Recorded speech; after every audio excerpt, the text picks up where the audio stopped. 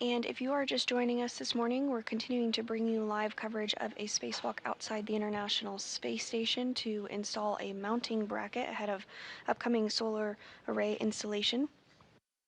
Today's spacewalkers are NASA astronaut Anne McClain, who will be wearing the spacesuit with the red stripes, as well as Nichole Ayers, who will be wearing the unmarked spacesuit. This will be the third spacewalk for McClain and the very first for Ayers.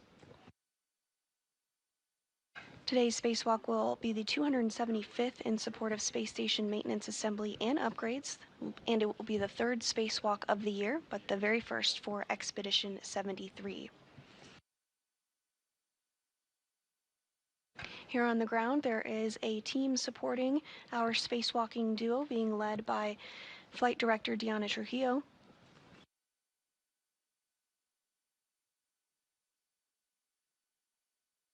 At this time, McClain and Ayers are suited up in their spacesuits and are preparing for depressurization here shortly. We are in a brief handover period between our satellites, but we'll get views again of the crew here shortly.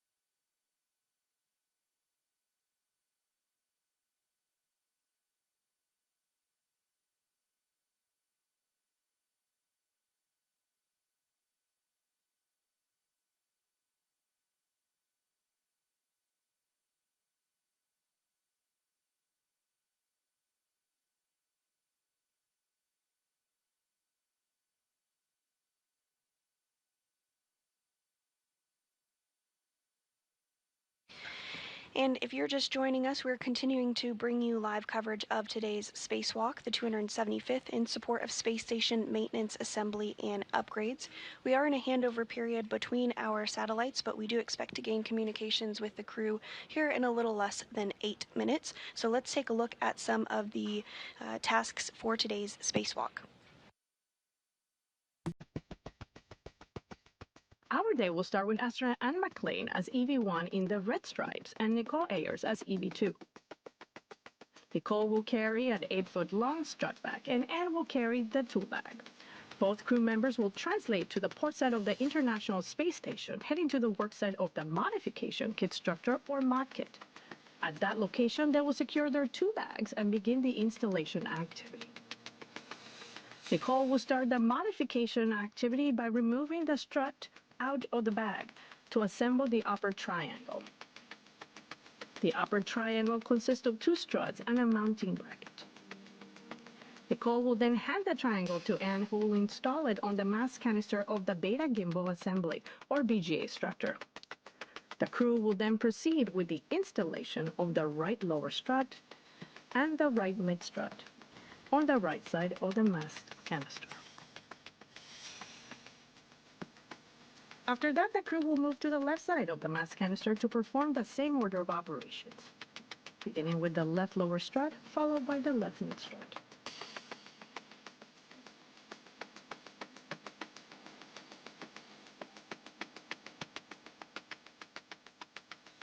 Once all the struts are installed, the crew will cover both mid struts with multi-layer insulation, or MLI, and route the cables of the roll-out solar array in support of future spacewalks.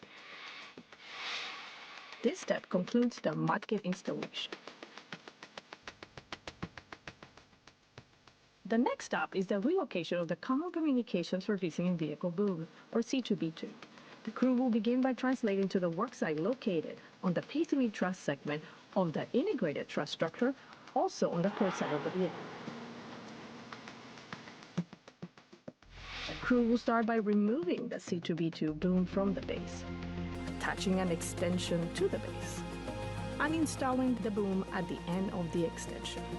This action shifts the antenna boom by 1.5 feet, clearing the antennas from structural blockage. These steps complete the relocation of the C2B2.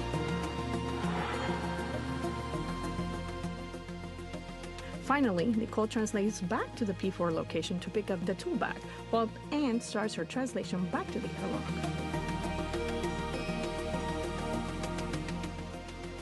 Shortly after, Nichole begins her translation back to the airlock as well. Both crew members will ingress the International Space Station through the airlock, completing their planned 6 hours and 30 minutes spacewalk.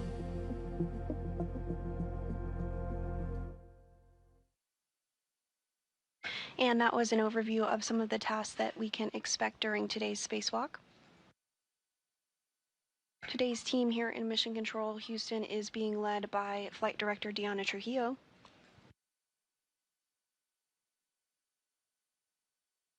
The International Space Station is currently flying 271 statute miles off the west coast of Africa.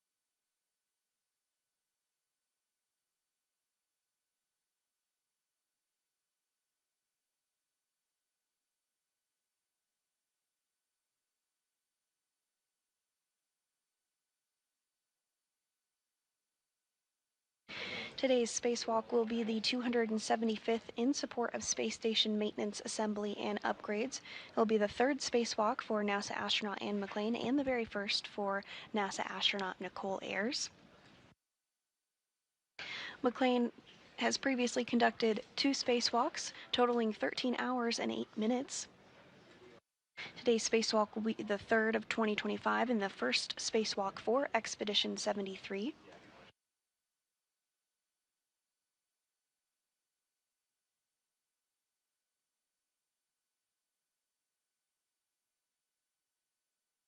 McClain and Ayers arrived to the International Space Station on the SpaceX Crew Dragon Endurance on March 15th, following their launch the day prior. They are currently suited up and stepping through procedures ahead of exiting the airlock today. And there on your screen you do see a graphic of some of the spacecraft that are currently docked to the International Space Station.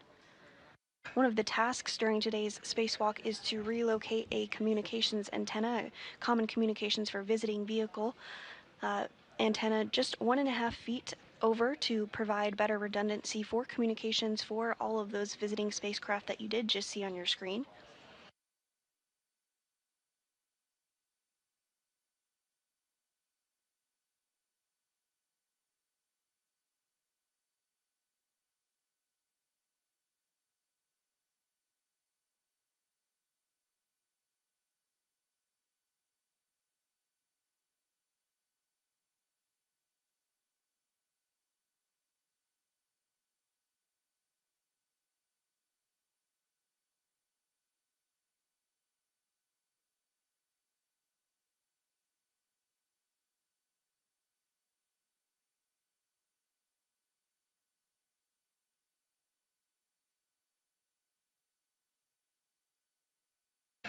Again, we are in a handover period between our satellites, but we'll regain communication and views of the crew here shortly. And right on cue, we do have a view inside the International Space Station of our spacewalkers today. NASA astronaut Anne McClain is wearing the spacesuit with red stripes, and NASA astronaut Nichole Ayers will be wearing the unmarked spacesuit today.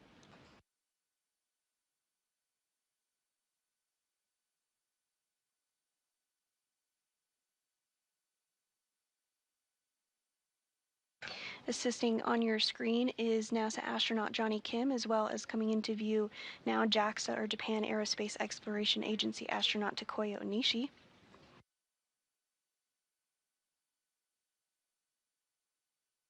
They've helped to get McClain and Ayers suited up and get their SAFERs, or Simplified Aid for EVA Rescue, installed onto their spacesuits, and have performed checks to ensure that everything is as it should be ahead of depressurization.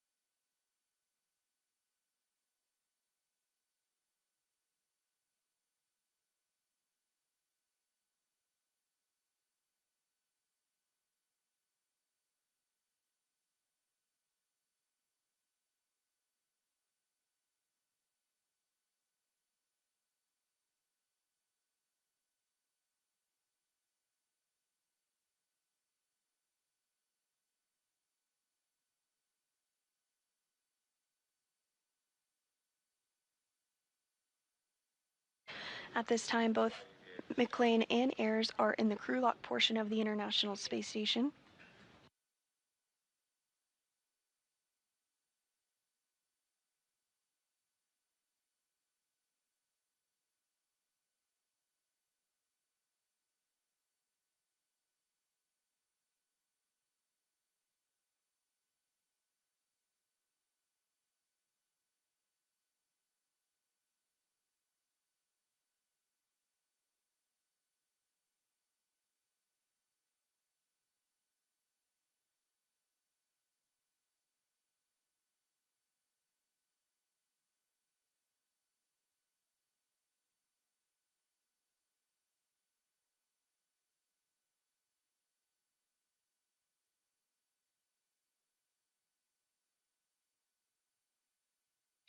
And as Onishi and Kim continue to step through procedures ahead of depressurization, the crew is about 25 minutes down on the timeline today, so we are expecting the spacewalk to begin around 7:40 a.m. Central Time this morning.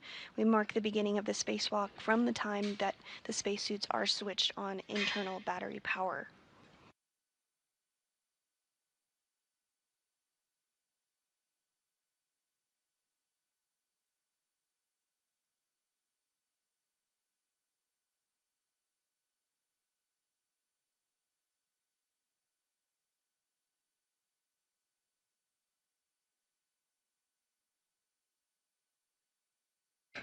And we are seeing Onishi prepare to close the hatch. Some waves goodbye.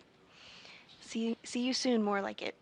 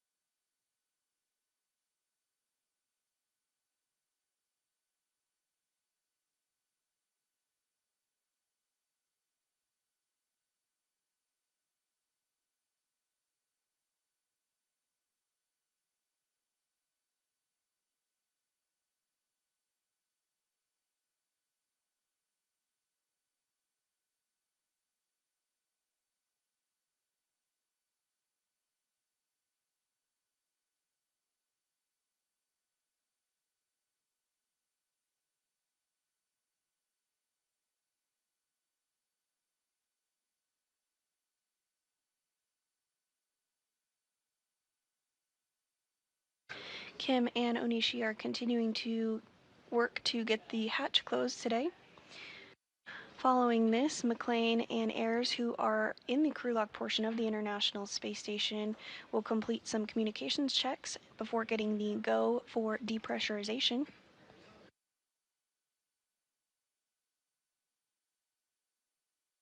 Inside the crew lock, the pressure is about 14.4 pounds per square inch. That eventually needs to get down to vacuum before the hatch outside the International Space Station can be opened and the crew can float out to begin their spacewalk. We are anticipating today's spacewalk to begin around 7:40 a.m. Central Time this morning and last approximately 6.5 hours.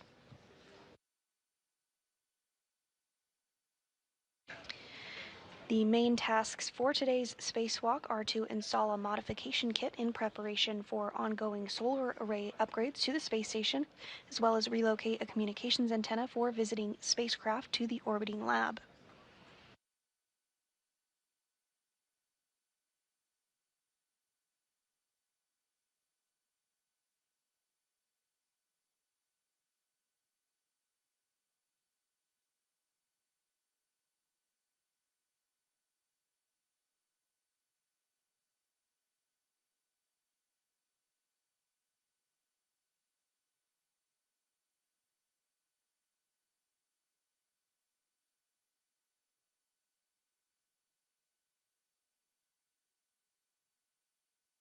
Houston Air, for EMA privilege, 76 and 77 complete. We copy. We'll put 78 through 80 in work.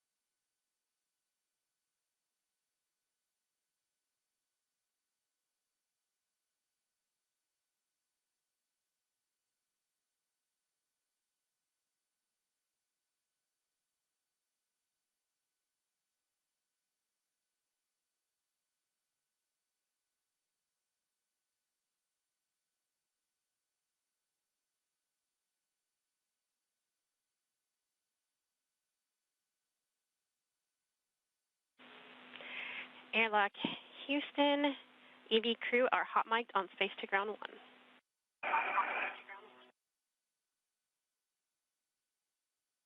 Hello, copies.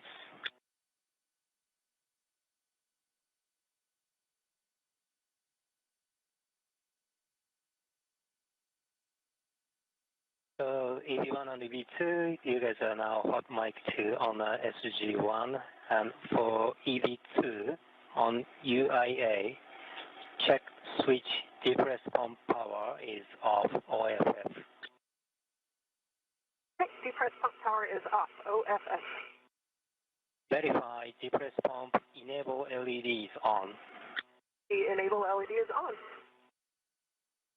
It's on airlock looking for go for step 84.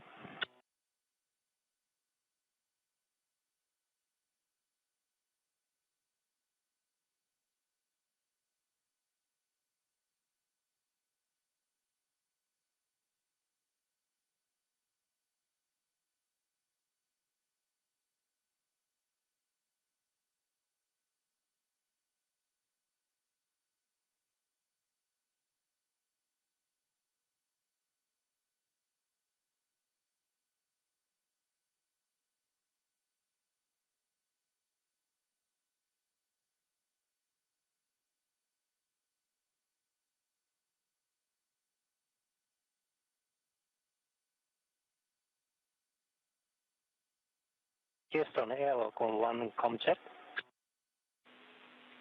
We have you loud and clear. How us talk? Okay, loud and clear. Looking for go for step 84. An excellent job this morning. You are go in step 84. Copy, go to transition to the crew lock depress Q card.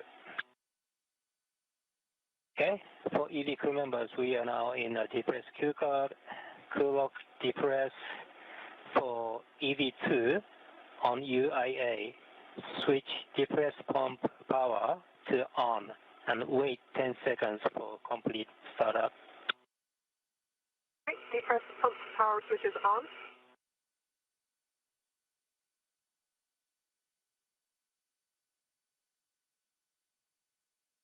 And Okay, for EV2, you can open depress pump manual isolation valve and EV crew expect alert tone.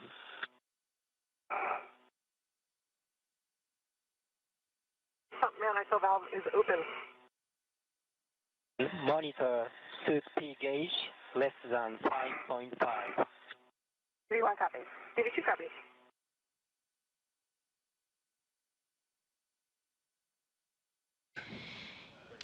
And McClain and Ayers did get the go for depressurization, so they're stepping through procedures with Onishi as well as the team here on the ground.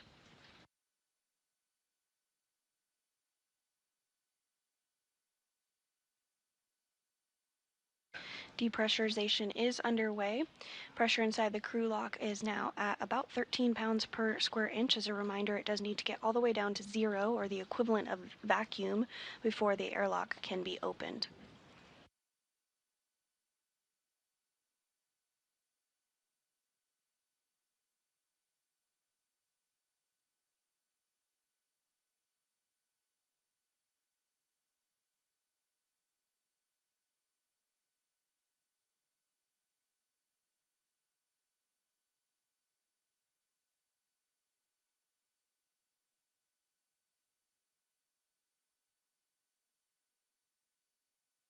Depressurization does take place in a two-stage fashion.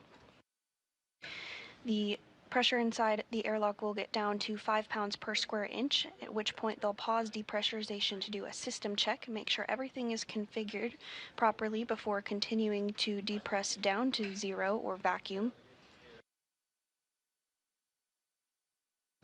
Once it does get to vacuum, McClain and Ayers will conduct another suit and communication check with Mission Control Houston before they put their... Houston on 1, can we read the star block in step 2 of the Q card?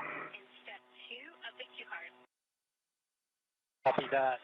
So for both EV crew, if suit P gauge is greater than 5.5, stop, depress, and check MCCH. EV1 copy, suit gauges 5 and steady. EV2 copy and same, 5 and steady.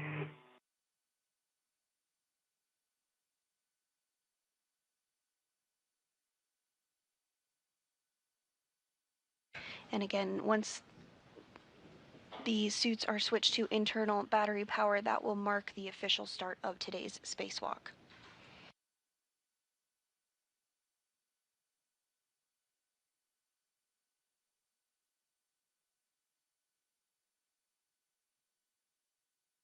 Depressurization is continuing as expected inside the airlock. The pressure is now approaching 10 pounds per square inch.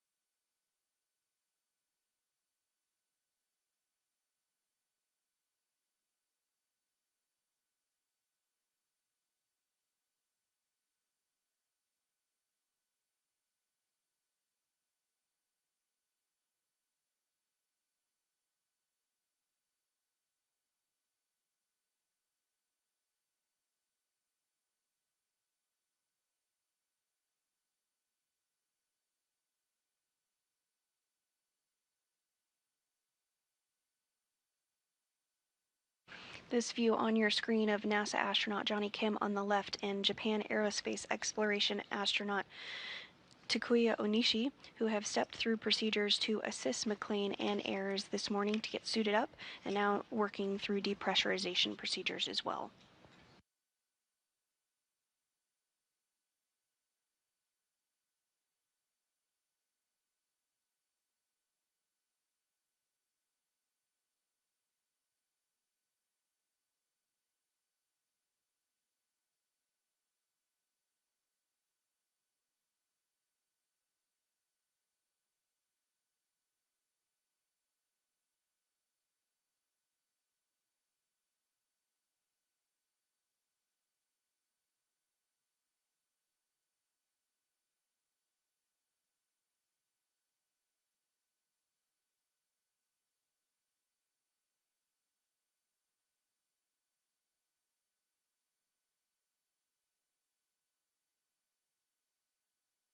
For both crew members, when crew lock at 6.0, EV crew expect alert tone.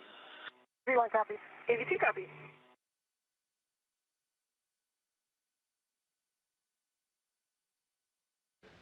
Pressure inside the crew lock now approaching 8 pounds per square inch.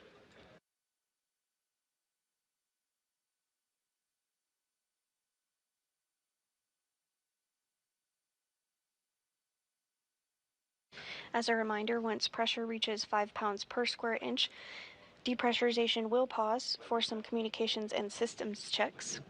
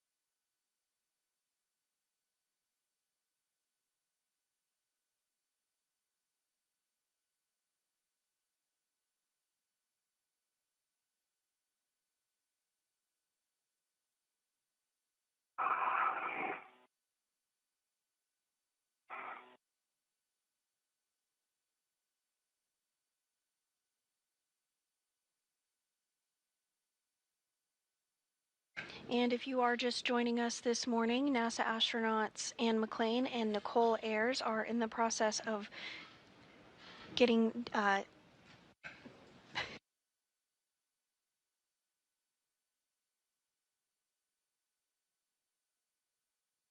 Again, if you're just joining us this morning, NASA astronauts Anne McClain and Nichole Ayers are stepping through procedures to get the crew lock down to vacuum.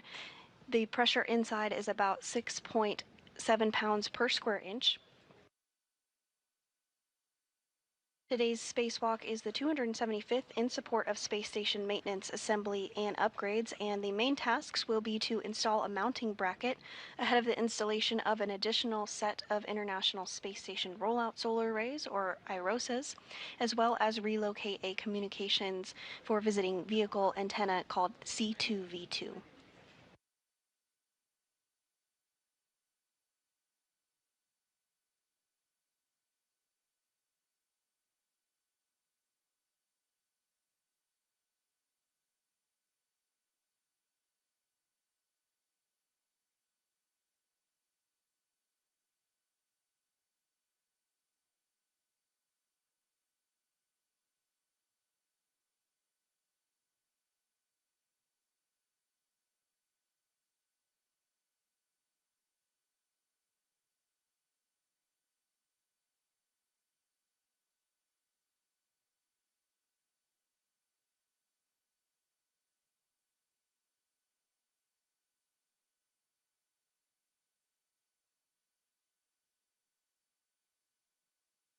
The next step is for EV2. When crew lock pressure is at 5.0, you can close depress pump manual isolation valve and EV expect alert tone. Copy.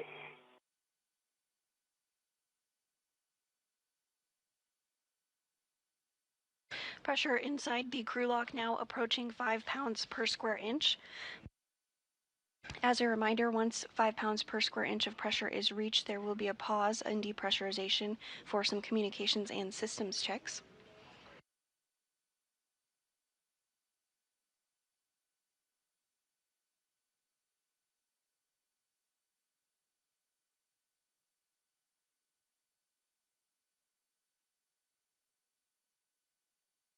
For EV2, I'm not seeing the airlock key on my DCS anymore, so can you let me know when it's at 5?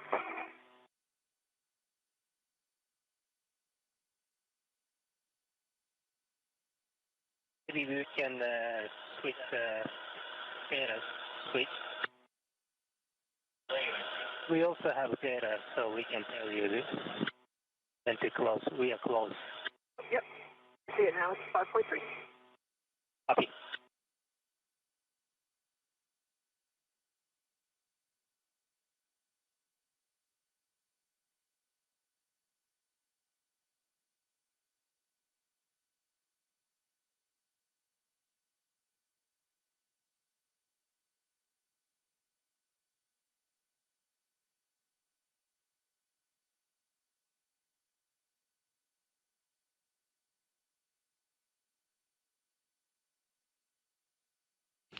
And we are seeing that the crew lock is now at 5 psi. And ISO valve is closed. Copy that. For both crew members on DCM, switch display switch to status until leak check question mark displayed, and hold yes for 2 seconds and follow displayed instructions for leak check. Okay, EV1 is starting leak check. And leak check wait.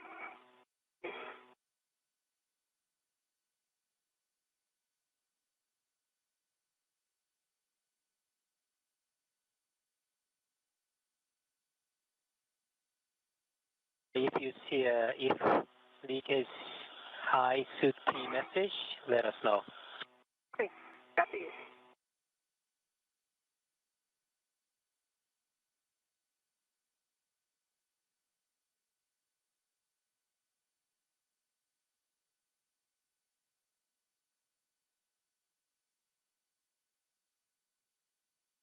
And Ayers and McClain are now working through some procedures to do a leak check ahead of continuing depressurization down to vacuum.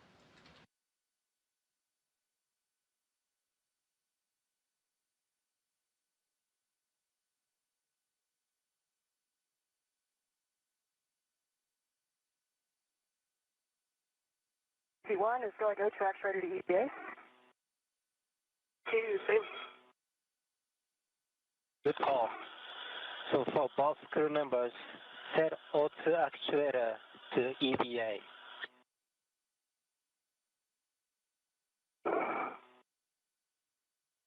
EV1 is an EVA.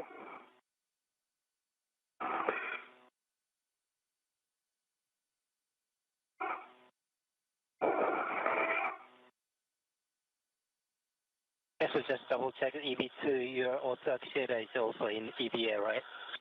Yeah, by one in work.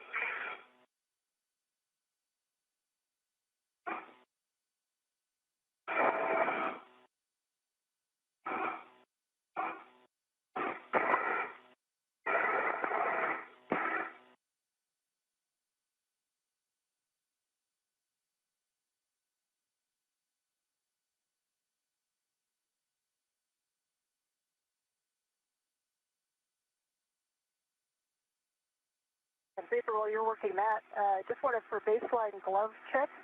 On my right index finger, I just noticed a small slice about 2 millimeters long in the RTV. And through it, I can see one single white string.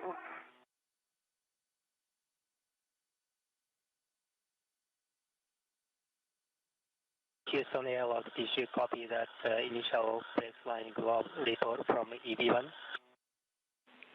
And we copy talk right index finger on ED1, 2 to 4 millimeters long on the RTV, one small white string. Is there a length on that string? No, it's kind of inside, so if I kind of open up, it's directly a straight slit. And if I open it up, I can kind of see a few strands. They're not sticking out. I can just see them kind of separated within the slice or within the cut. Houston copies.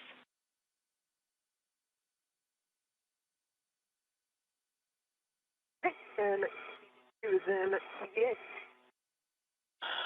Nice job, Beck. And for next step is for EV2. Stand by.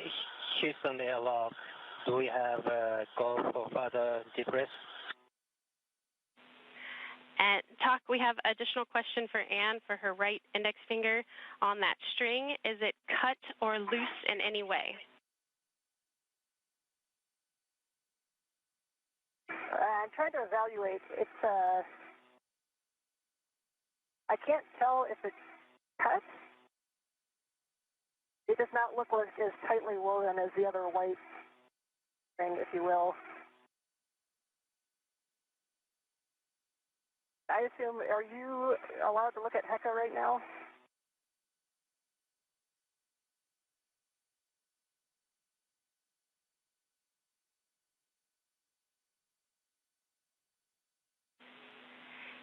And Anne, we copy. We are go for you to turn on your HECA. We would like to take a look at that. I thought so. My HECA is on. I have a green light. Let me know when you're seeing it, and I'll try to give you a good view. And we copy. We're putting that streaming in work now. Copy.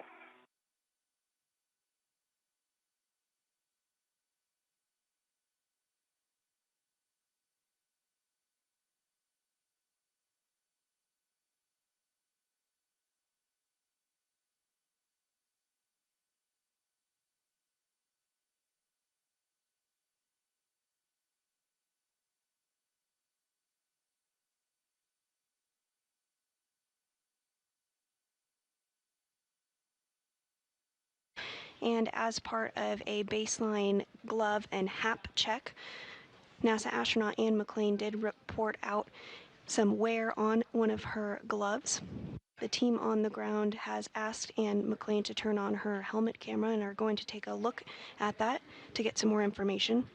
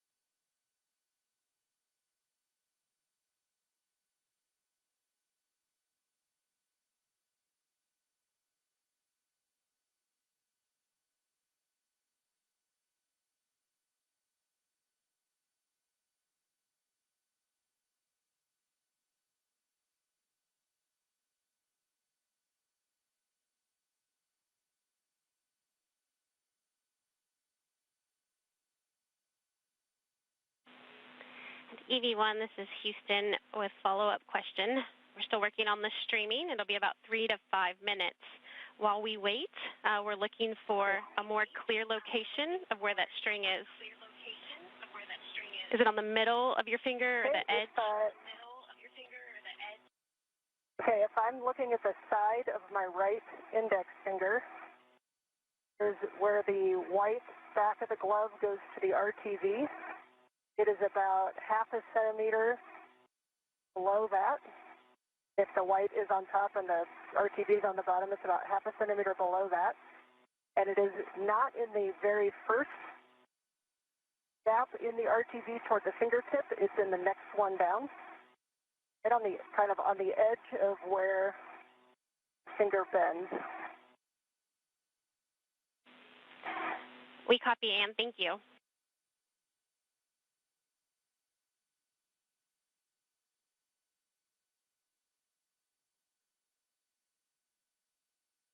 And Houston for Sandy, if it helps, when I bend it, it's kind of right at the corner of where the finger bends.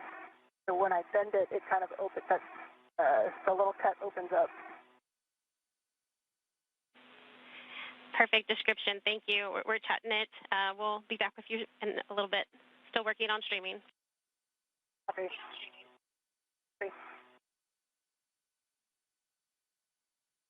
And again, the team here on the ground is working to configure helmet cameras to get a better look after NASA astronaut Ann McClain reported a slice in her right index finger glove.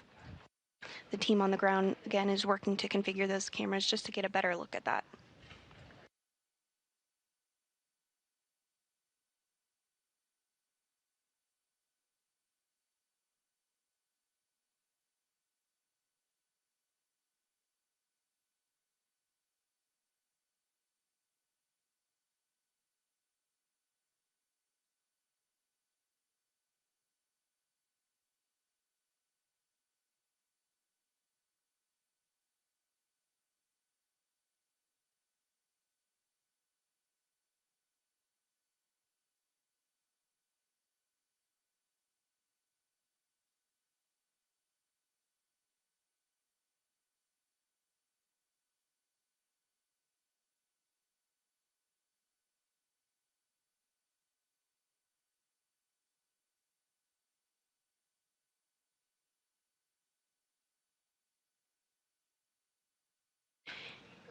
And we are getting views now of NASA astronaut Ann McClain's glove. We are holding pressure at 5 pounds per square inch so the team on the ground can get a better look at that reported slice on her right index finger glove. AV1, this is Houston. We do have streaming and we can see your glove now. If you want to move it a little closer, we can maybe get a closer view. Okay, and I can kind of see it's right at the bend. If I'm putting it in the wrong place, just let me know which direction to move. When it's straight, it's... If you could move closed. it away from the light, it's kind of bleaching it out, so more across your body. Perfect, and stand there.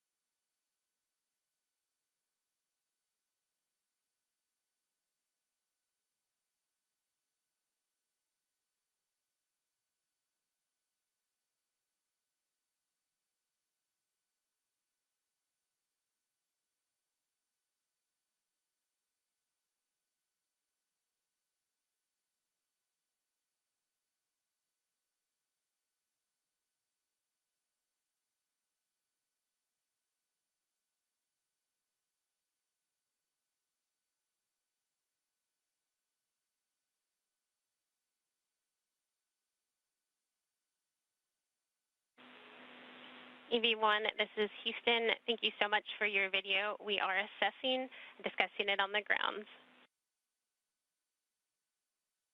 Copy, thanks. Let me know if you need any other views.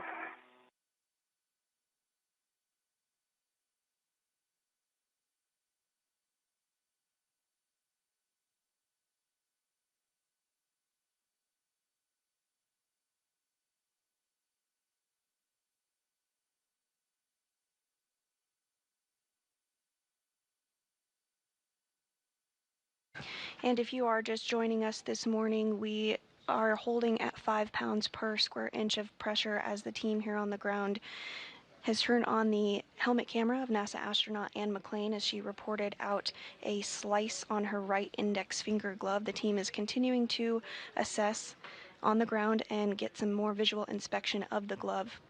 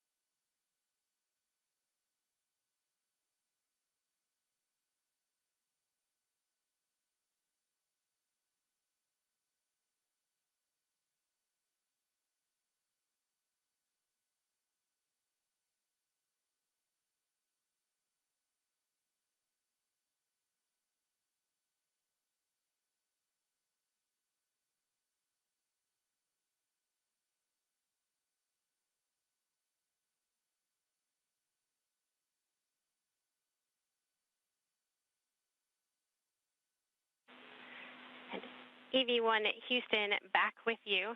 Thank you so much for that video. Taking a look, it is a string from the turtle skin along your finger, along the seam of your finger. So we are go to continue with that being the case. Please check and keep an eye on it during your glove checks, but no additional checks needed other than keep reporting if you see anything more off nominal. When you are ready, we are go for you to turn your HECA off. Thank you. Okay, I will turn that HECA off. Thank you. HECA is off.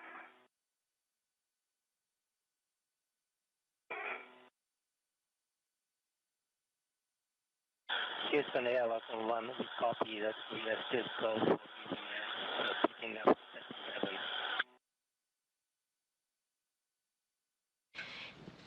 Airlock Houston, we are ready for you to resume the depress.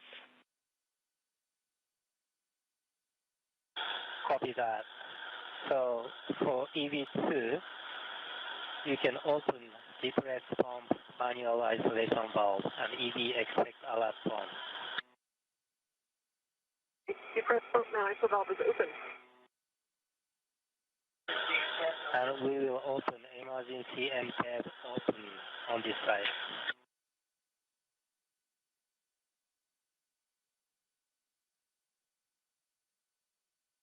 For post crew members, monitor 50 gauge less than 5.5 gauge shows greater than 5.5. Spot stop, depress, and check Houston. V-line copy. ABC copy.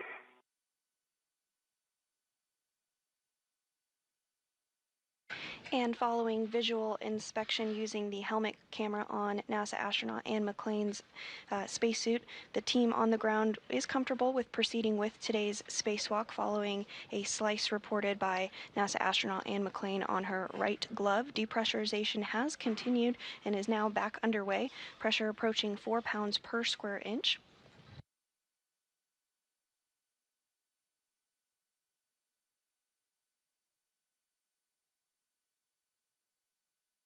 The team on the ground did discuss having some additional checkouts of the glove throughout the spacesuit. That is part of the normal procedure. We have glove and what is called HAP, or helmet absorption pad checks, regularly throughout the entire spacewalk.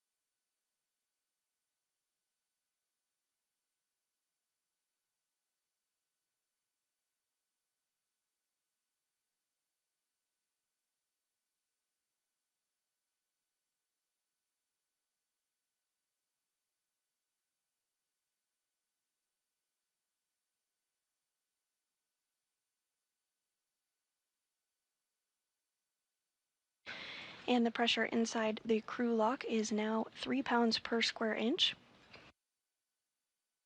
Once we do reach vacuum, or 0 pounds per square inch. Step is for EV2.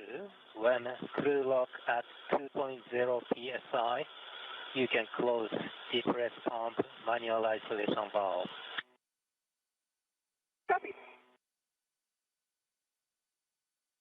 Once vacuum is reached, some additional checks will take place with the ground before the spacesuits are switched onto internal battery power, which will mark the official start of today's spacewalk.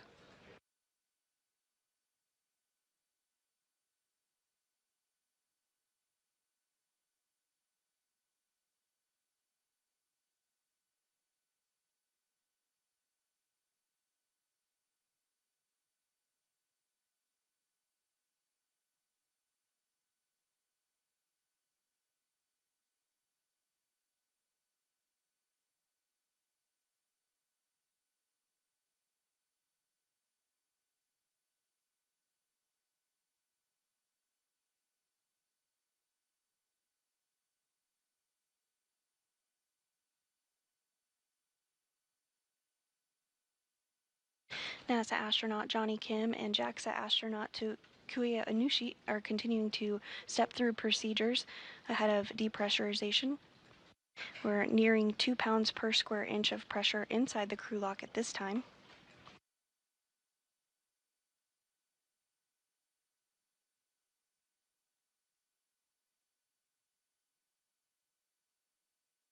Press pump man isolation valve is closed. Copy, and the next step is for also EV2. On UIA, switch depress pump power switch power to off OFF. Press pump power is off. OFF. With that, and I will hand you guys over to Marcos on the ground for the deadline configuration check. Copy. Great job today, Talk and Johnny. Thanks for getting us ready. We'll wait for you guys. Thank you so much. Yeah, thank you guys. That was awesome. And in great vapor, 10 what a great way seconds, to start. so I'll hand over. We'll catch you on the other side. See you, Marcus.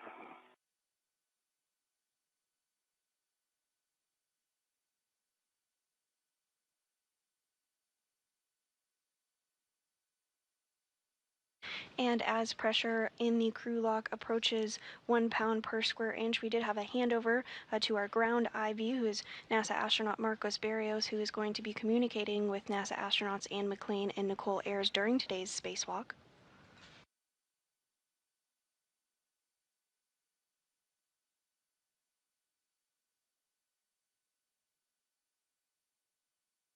Again, the goal of today's spacewalk is to install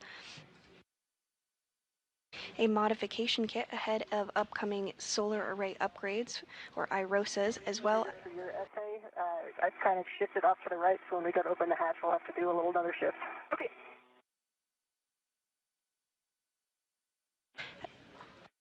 Good morning, Anne and Vapor. The sun is shining outside the airlock right now, and we're ready to continue. So with that, we'll have you report our initial tether configuration.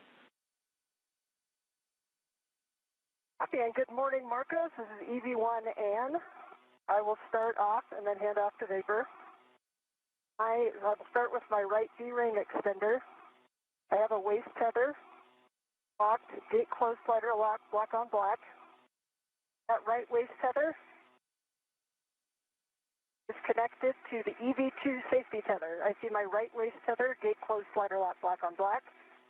That is hooked to EV2 safety tether anchor hook, gate closed slider lock, black on black. That goes to her green reel, which is unlocked.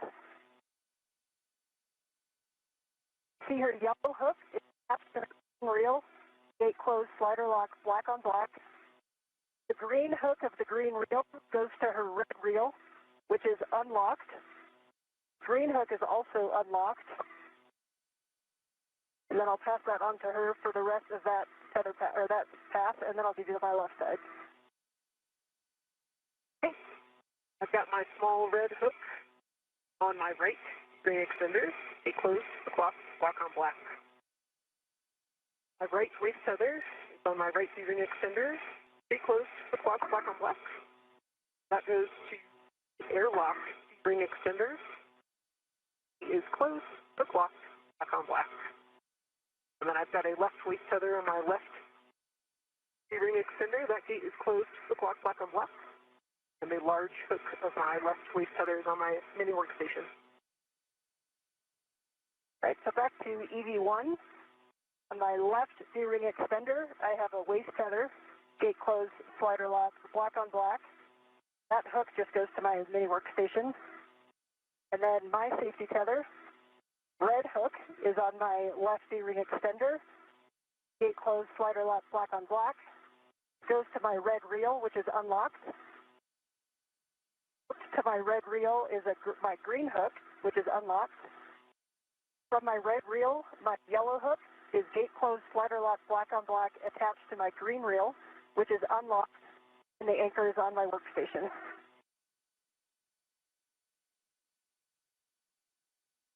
I also have a single waist tether hooked to the airlock D-ring extender, and that's just hooked back to a handrail.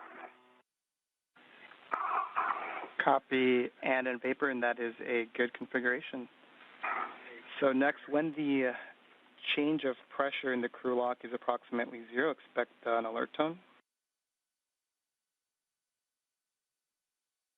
V1 copies. V2 copies.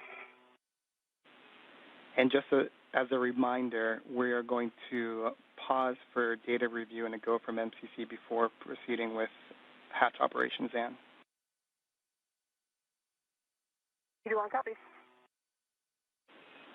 And then as the airlock pressure drops below 0, there are 2 messages that you might get, just for your awareness. The first one is suit P high. If either of your met rates are very low, that is expected, no action. And the other is H2O is off. If the switch is in the off position for over a certain amount of time, that's also expected, no action needed on your part. V1 copies. Thanks, Marcos. V2 copies.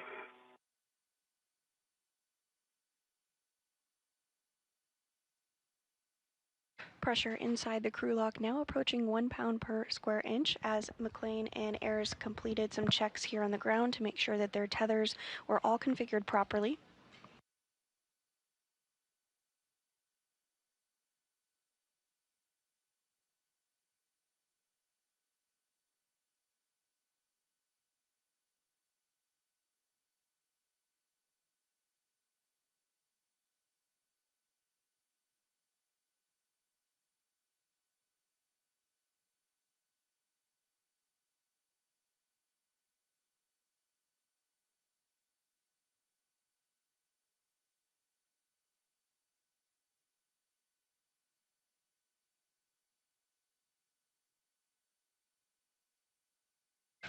Pressure now less than 1 pound per square inch inside the crew lock with NASA astronauts Anne McClain and Nichole Ayers. Once the crew lock does reach vacuum, the duo will get the go to switch their suits onto battery power, which will mark the official beginning of today's spacewalk.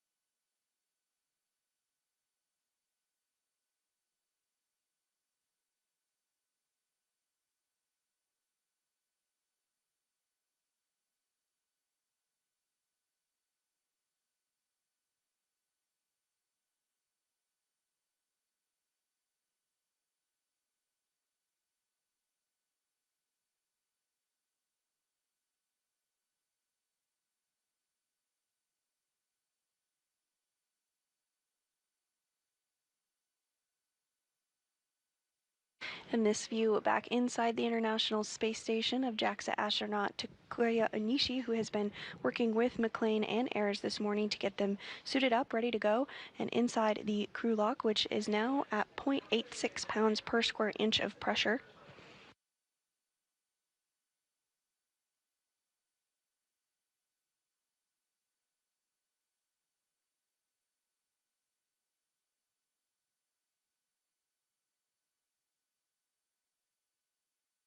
Today's spacewalk will be the third for McClain and the first for Ayers, and the 275th spacewalk in support of space station maintenance, assembly, and upgrades. During today's spacewalk, McClain and Ayers will complete tasks to build and install a mounting bracket on the 2A power channel in preparation for the next delivery of ISS rollout solar arrays, or IROSAs, which will be delivered on a future flight. Additionally, they will relocate a communications antenna for visiting spacecraft to the International Space Station.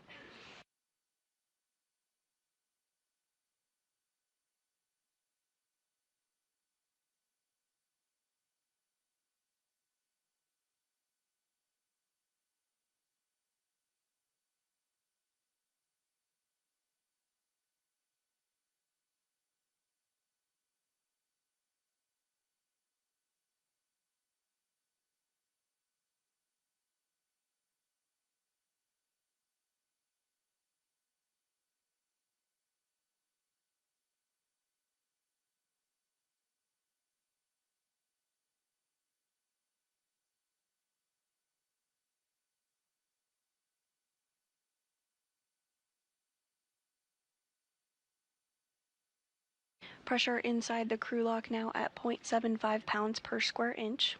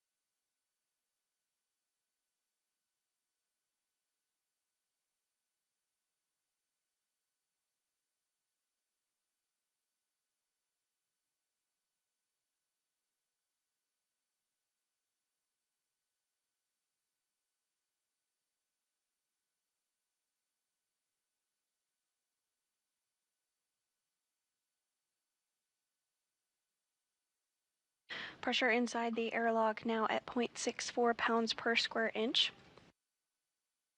Once pressure does reach a vacuum, which is 0 pounds per square inch, the crew will be able to turn their spacesuits onto battery power, which will mark the official begin of today's spacewalk.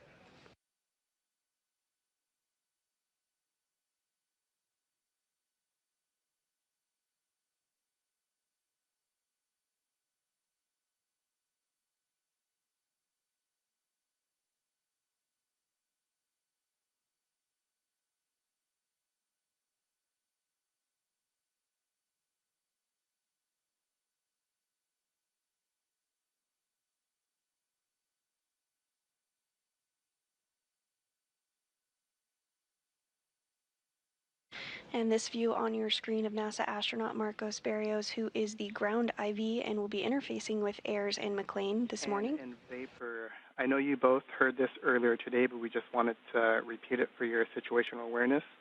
Throughout the EVA, we're going to have 4 prolonged KU band loss of signal. And so the impact there is that we will not have your HECA or station camera views. We will have S-band during that time, so we will be able to talk to you. That first one is coming up in about 30 minutes. Do you want copies? Copy. But Marcos, how long are those expected to last? And anywhere between 20 to 35, 40 minutes. We'll give you a heads up as to how long. The first one will be approximately 20 minutes.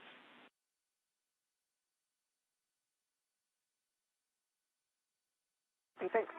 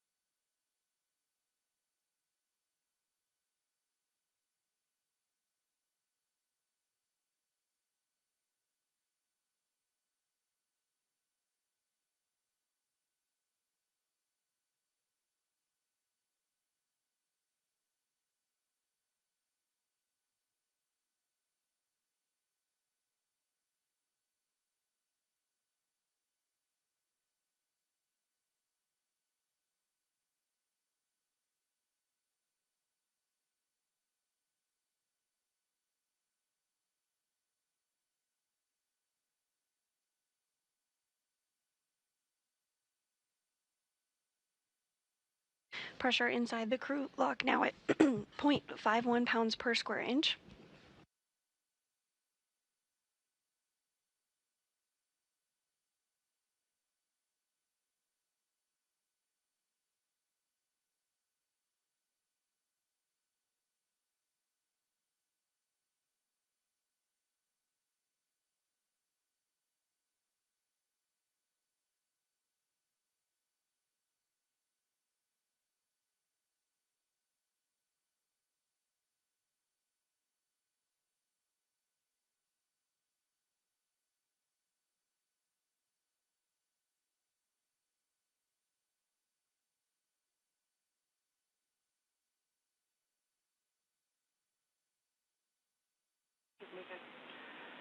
And in Vapor, we're showing the crew lock pressure less than 0.5, and we have a go from MCC to proceed with hatch operations. Copy, I see the hatch gauge is reading 0.5. Copy, and hatch gauge is less than 6 psi. You can open the EV hatch and stow it. Copy and work. All right, great. I'm going to shimmy your way a little. Yep, you got room.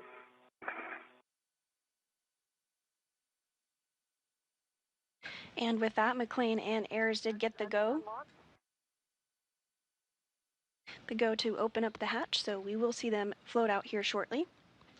First, they'll remove the cover of the hatch, and then we'll see them come out from that point.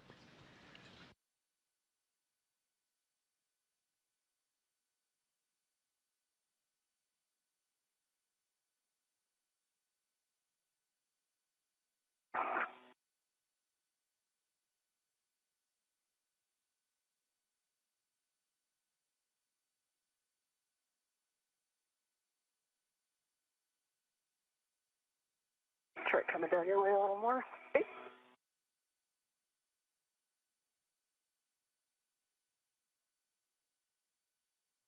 Okay, the EV hatch is open. Hatch is in the hatch key. Copy, and TOC, you can close the emergency MPES.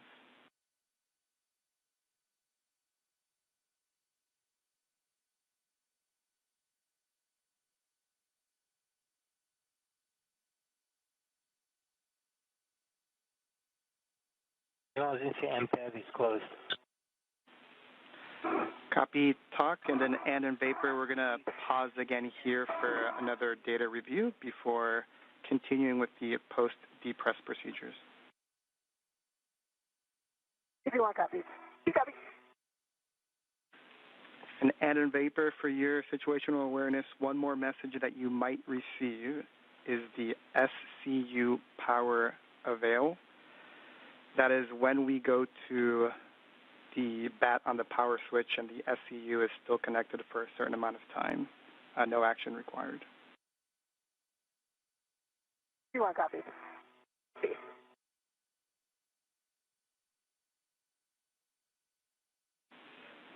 And in Vapor, data review is complete. We have to go to continue.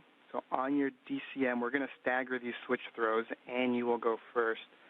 Take your power switch to bat. Expect a warning tone. Expect a warning tone. Power switch to bat. And I got the warning tone.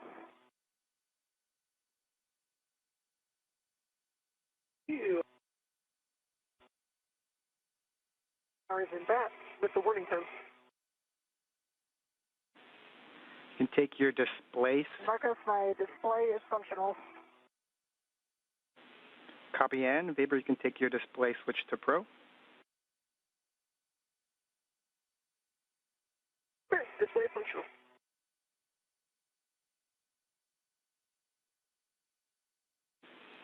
A copy Vapor on the UIA power EV 1 and 2 switch to off OFF, and you will check that the 1 and 2 LEDs are off as well.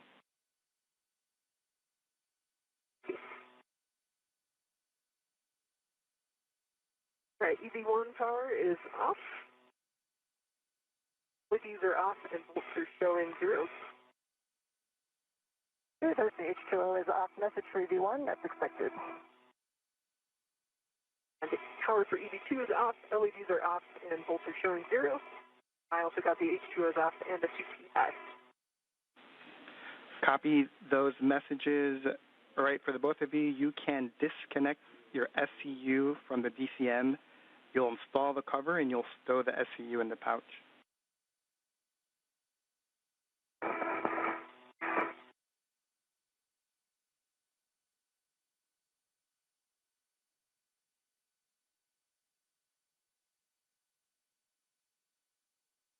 V1, SCU is removed in the pouch. My cover is back on my DCM. Copy in.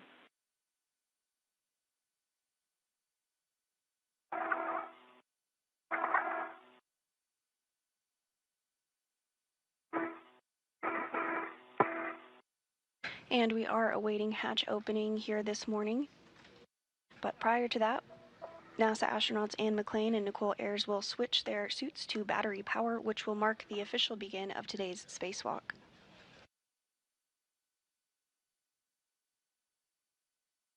Okay, EVT SC is removed from the DCM in the pouch and cover is on. Copy you both. Vapor, you can take the depress pump man ISO valve to close. That'd be a check, Vapor. And Marcos for EV. Yeah, the depress pump and ISO valve is closed. And for EV1, I have a TCV 6. TCV 6 for you, and copy. Both of you on your DCM, you can take your temperature control valve to max hot.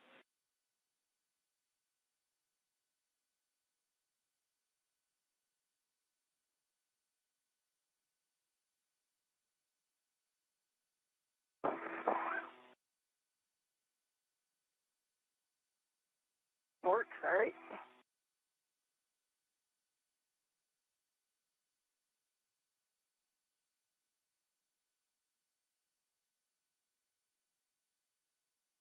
All right, EV1 has temperature control valve and max hot. EV2 safe. Take your water switch to on. EV1, water is on. Water on. Check that your DCM is blank, bites off. DCM is blank for EV1, no bites.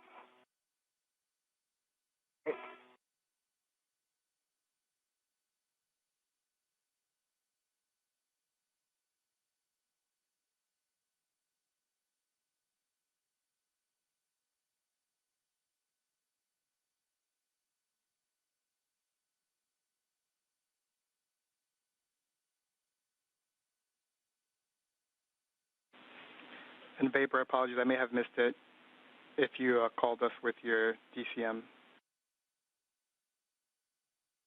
I'm sorry, the DCM is blank by lights off. Copy. You can both of you take your temperature control valve as desired and let us know what it is, and then please keep us informed if you make those any TCV changes during the EVA.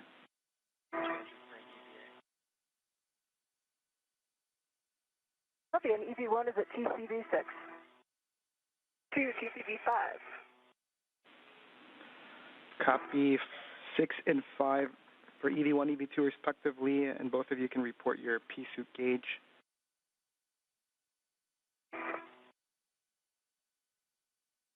EV1, CP gauge 4.2. Here's gauge 4.2. Copy 4.2 for the both of you. Visors as required. The sun is out for the next 28 minutes.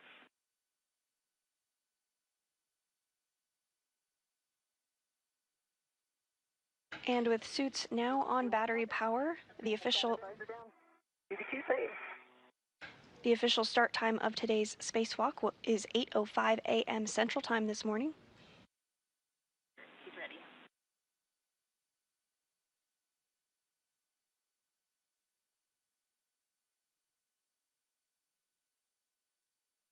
First out of the hatch today will be NASA astronaut Anne McClain.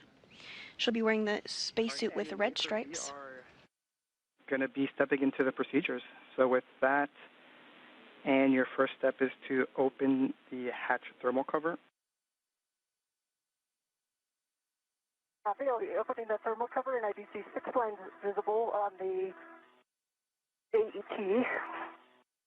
Okay. Copy those. And I'll be stowing it on the ring. Good words. Once the thermal cover is open, you'll egress the airlock and turn your HECA on. Copy.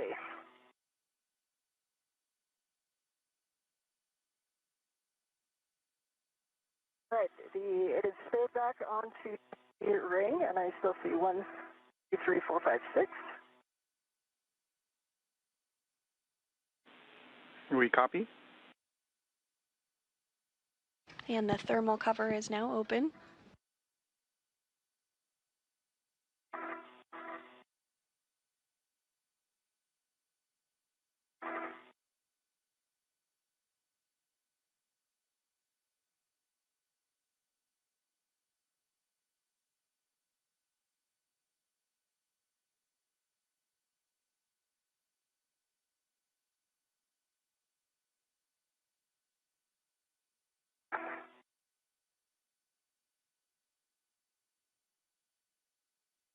EV1 is partially out of the airlock. HECA is on. Copy, and HECA is on. You're going to start by attaching your anchor hook to the aft airlock external V-ring. Copy, that's in work.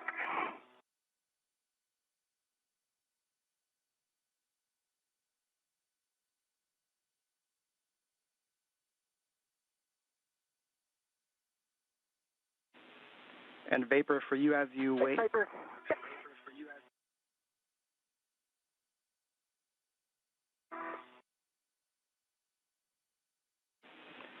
And then once you have your anchor hook, Vapors is going to go on the forward airlock external D-ring, and Vapor, as you wait next for you, is going to be handing out either the cable bag or the strap bag. You just let us know. All right, Marcos, my safety tether is attached to the aft D-ring extender and gate closed slider lock black on black. I'll be working on Vapors. Copy.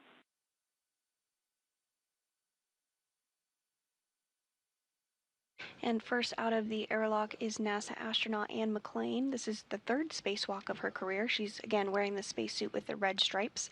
Next up will be Nichole Ayers, her first spacewalk today. She'll be wearing the unmarked spacesuit.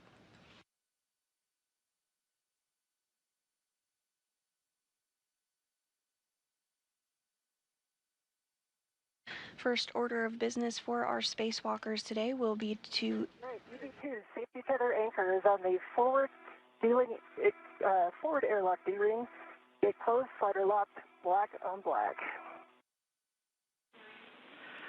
Copy. And you can give Vapor a go to release her waist tether from the airlock D-ring extender when it's applicable, and then next will be to receive the bag from Vapor. Okay. So Vapor, you can do your waist tether anytime you want. You have a good tether path. Okay, copy that. I've got the cable bag. I see it. Out, ready for you. I'm coming into a good position to grab it here. Stand by one. First order of business for McClain and Ayers will be to get the 8-foot-long strut bag out of the airlock, as well as the tool bag that will be utilized during today's spacewalk. They'll then translate to the port side of the International Space Station, heading to the work site of the modification kit structure, or mod kit. Okay, firm cable bag first. Firm. Copy.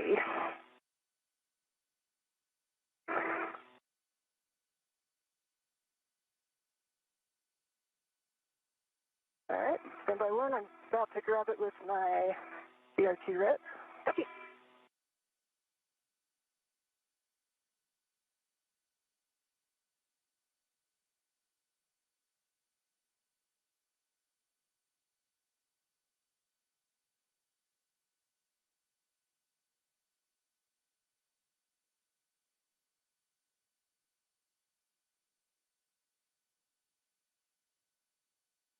All right, my BRT rep is on the cable bag.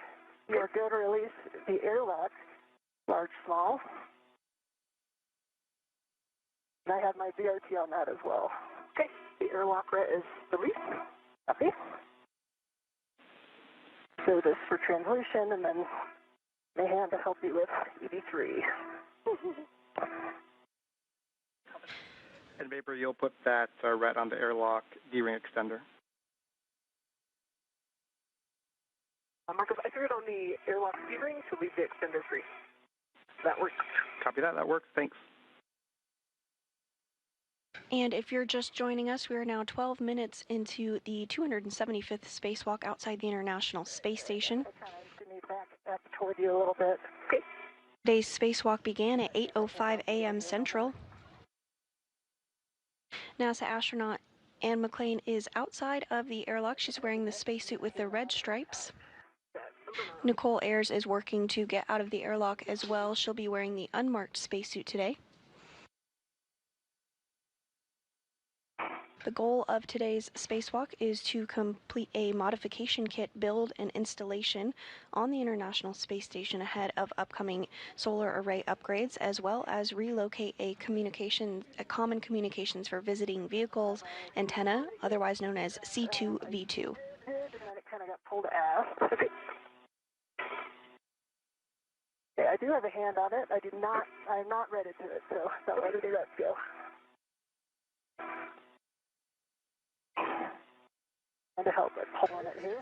At this time, McClain and Ayers are working to remove the strut bag from the crew lock, as well as the tool bag that will be utilized during today's spacewalk. So if you just stabilize visualize it, I can get my ret on it. Okay.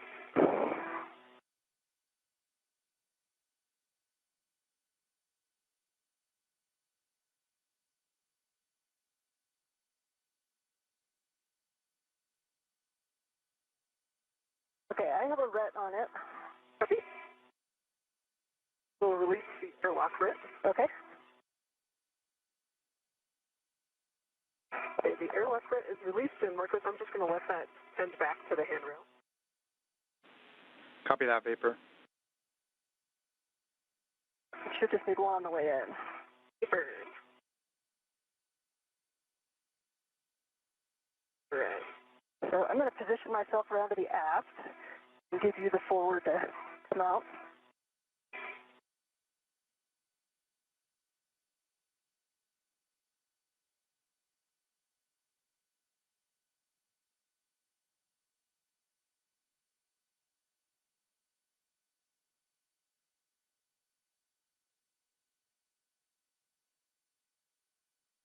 The strut bag that McClain and Ayers are working to get out of the airlock is about 8 feet long, Okay. and it contains the pieces of the modification kit that will be assembled during today's spacewalk.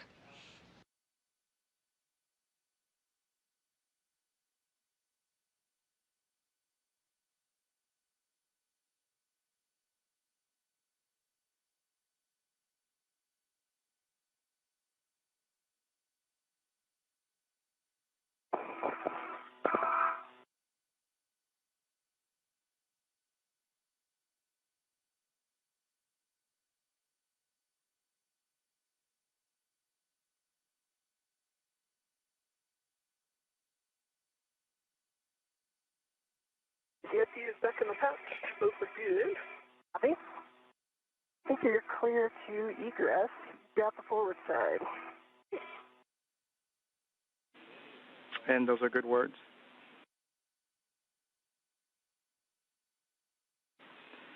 And Anne, if you have a free hand, it looks like your HECA was turned off, so if you can turn it back on for us, we'd appreciate it. Okay, it's back on. Green light. Copy.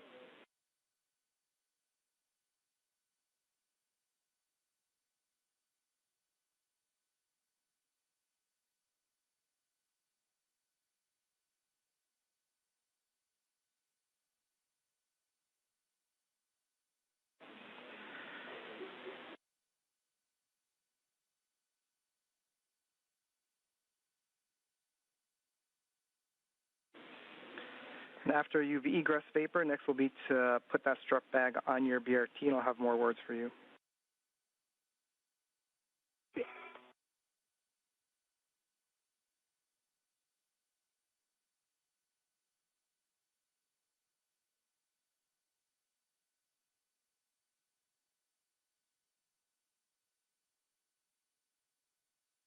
And now out of the hatch is NASA astronaut Nichole Ayers. Again, today is her first spacewalk, and this is the third for NASA astronaut Anne McClain in the suit with the red stripes. Hazard and everything get situated before we hand off. And a Vapor question for you, whether or not you wanted to do the translation adaptation with or without the strut bag.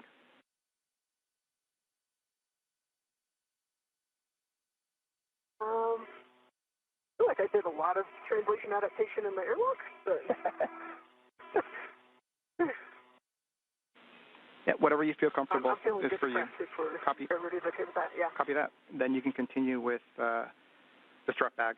Tape towards your head. All right, you can kind of GCA me because I can't totally see the handrail. Okay, so the is towards my head. Tape it a little bit. We'll get your ret to the non-taped end of the handrail stanchion, Vapor. Copy.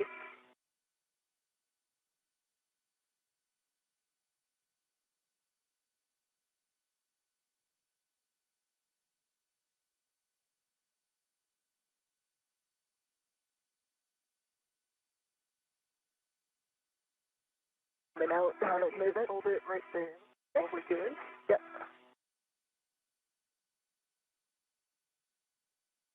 Okay, my ret is on the non-takedown, the hammer. Okay, you have a ret on it? I do. Okay, before you pull it your way, I'm going to take my ret off. Copy. Okay, my ret's off.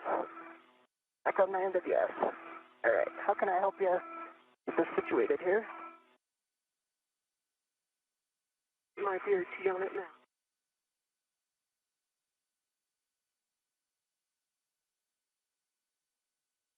T is on it. Basically, the end that's by my feet is up towards my back. I get mine back where it was.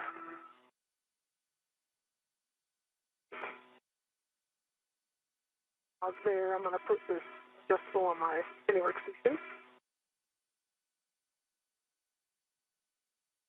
Okay. And now out of the airlock is also that strut bag, that long 8-foot long strut bag that has the pieces of the modification kit that will be assembled and installed during today's spacewalk. Okay, nicely done. And we are getting a view from NASA astronaut Ann McClain's helmet camera here. Okay. Nicely done. Good job, the both of you. And Vapor will have you turn your HEC on.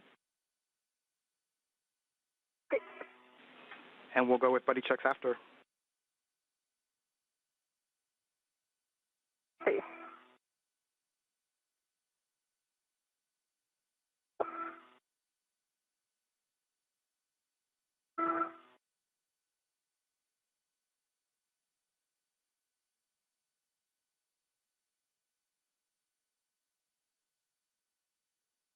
With the strut bag and the tool bag out of the airlock, Vapor, I can see McClain and Ayers will now work to translate to the port side of the space station. I can see your spacer handle is down. I can see your HEC light.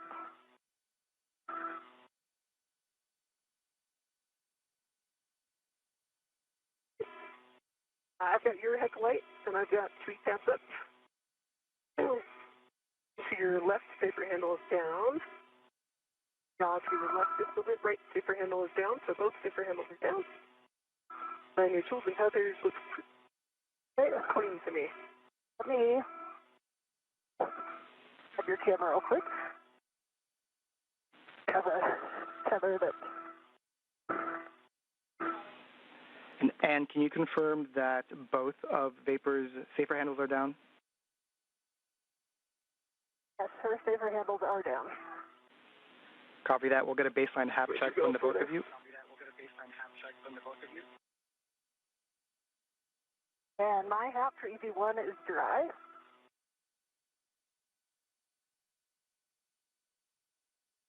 Yep, can you lean forward a little bit?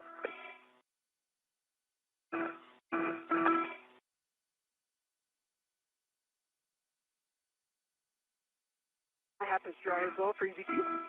All right, back on. Nicely done. Copy that. Nicely done. We can close the thermal cover now, and as that's being closed, I'll read 2 cautions before you start translating.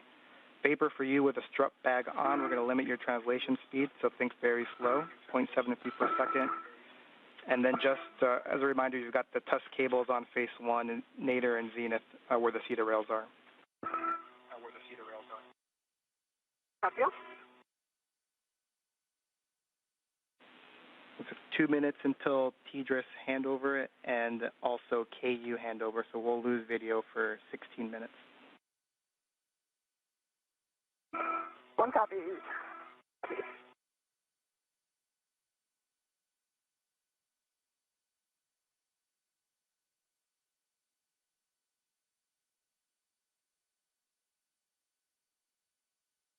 Thermal covers closed.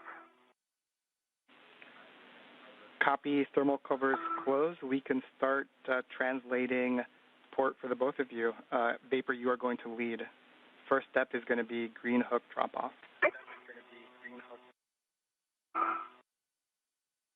Okay, didn't work.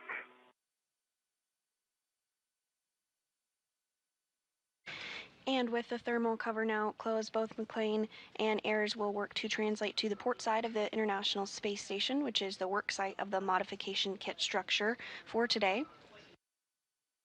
You also heard the duo perform what is called buddy checks. This is essentially a check to make sure everything on their spacesuit is working and looking as expected.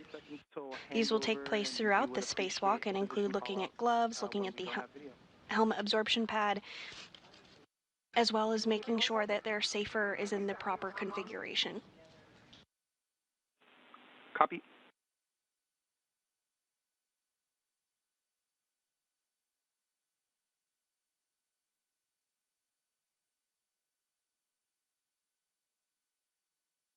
We are approaching a period of time where we will not have visual of the crew during a longer handover period. It will last about 16 minutes. However, we will be able to communicate with them still during this handover period. These handover periods are expected and occur due to handover between satellites.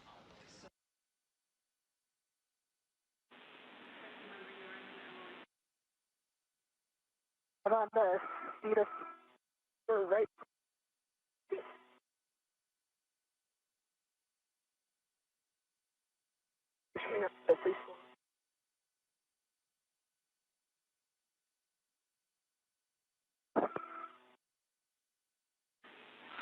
And can we have you pause for a second, take a look back at the airlock and see if the thermal cover is still on? We believe it may have popped open.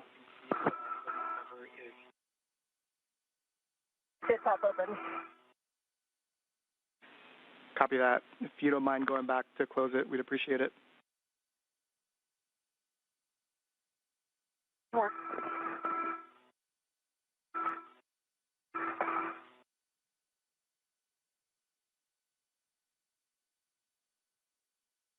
Down on the feed rail, transiting port.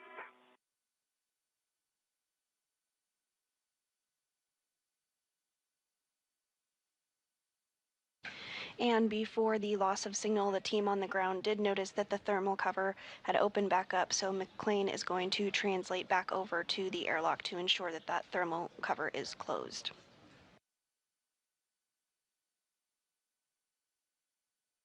Thermal cover is back closed. Copy, yeah, appreciate it.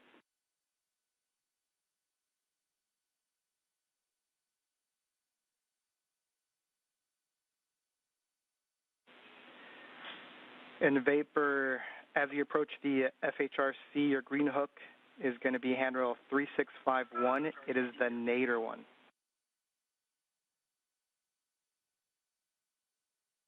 Nadir handrail at the FHRC.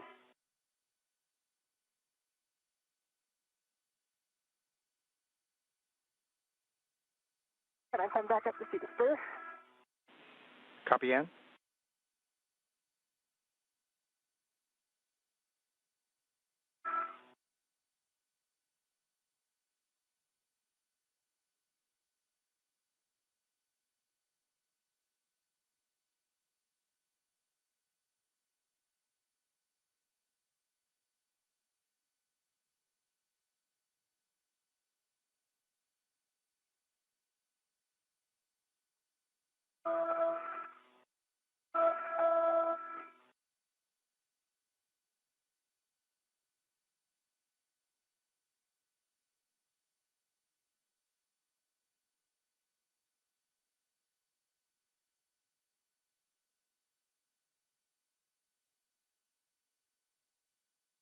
EV1's on phase one.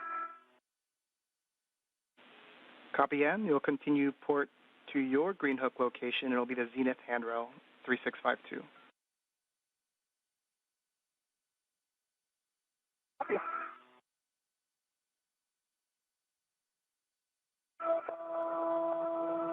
Vapor bag's looking good.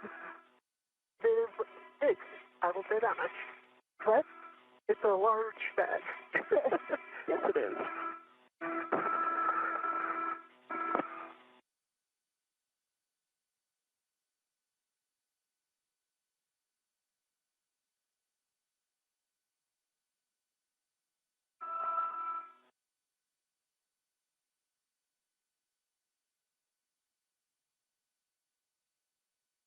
And if you're just joining us today, we are in the midst of a spacewalk. We are now 28 minutes into today's spacewalk to complete a modification kit installation on the 2A location of the International Space Station shown there on your screen. Previously, we have installed other International Space Station rollout solar arrays, or IROSAs, on the other locations that you see. At this time, NASA astronauts Anne McClain and Nichole Ayers, who are doing their third and first spacewalk respectively, are translating to the 2A location, where they will begin to build the modification kit and attach it to that location that you see on your screen.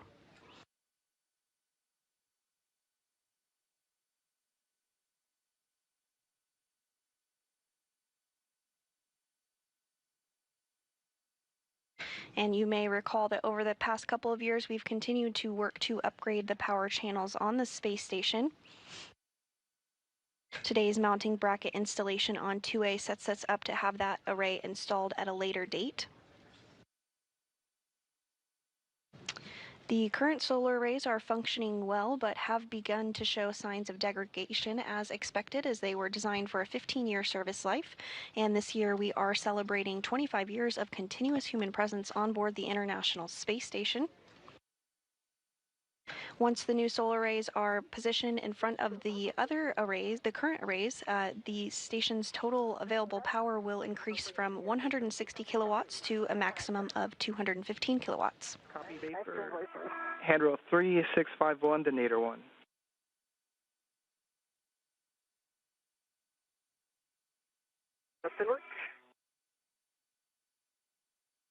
Additionally, during today's spacewalk, McClain and Ayers will work to relocate a common communications for visiting vehicle antenna, or C2V2, 1.5 feet over, to provide better redundancy for visiting spacecraft at the International Space Station.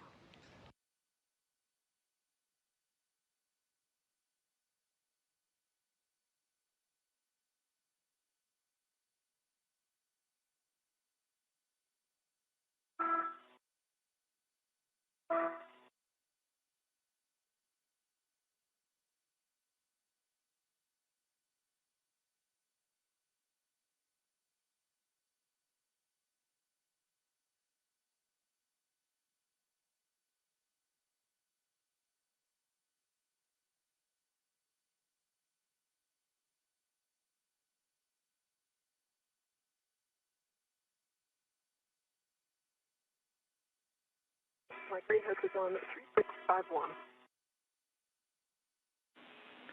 Copy vapor. Once that's complete, you'll continue port to the work site. Just make sure your gauntlets are in place prior to crossing the Sarge.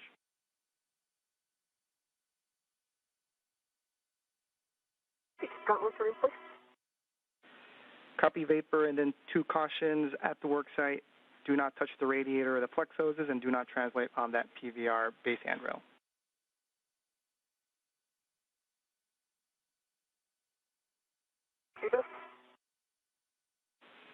And I'm at 3652 and working on my green hook. we copy, and thanks.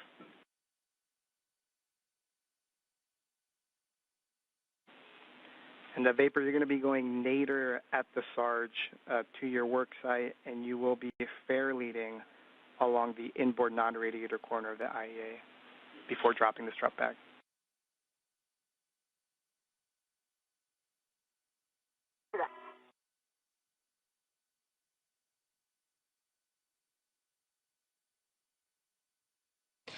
At this time, McClain and Ayers are continuing to translate to the port side of the International Space Station, heading to the work site of the modification kit structure for today. Once they are at that location, they will secure their 2 bags, the tool bag and the 8-foot-long strut bag, and begin the installation activity. Ayers will start the modification activity by removing the strut out of the bag and assembling what is called an upper triangle, consisting of several pieces. It consists of 2 struts and a mounting bracket. Ayers will then hand that assembled triangle to McClain, who will install it on the mass canister of the beta gimbal assembly, or BGA. The duo will be utilizing the pistol grip tool, or PGT, to secure it to the beta gimbal assembly.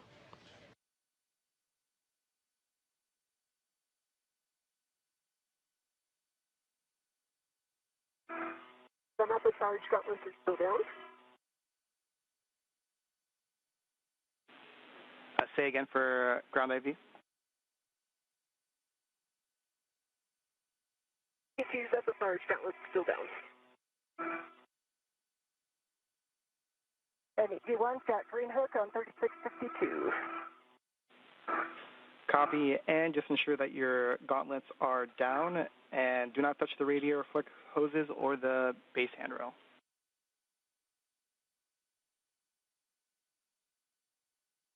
ED1 copy. Gauntlets are down. Copy gauntlets.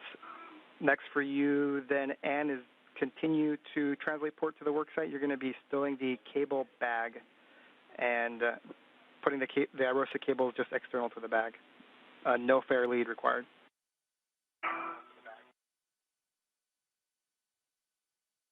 ED1 copy. Visiting aft on the IEA. Copy.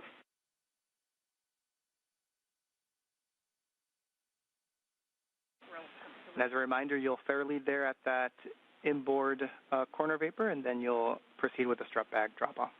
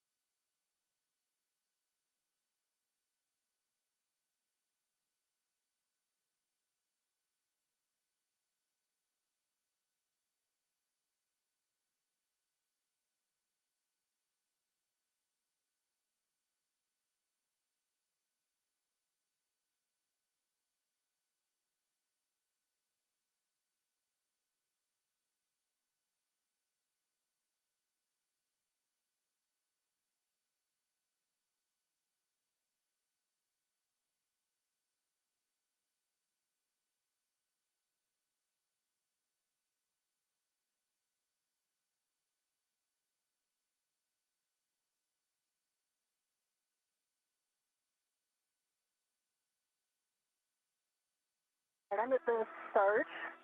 Gauntlets are in place. Copy, and you'll go nadir to your worksite. Nadir.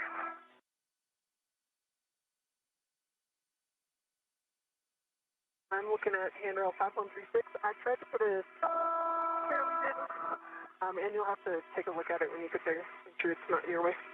Okay. Sounds good.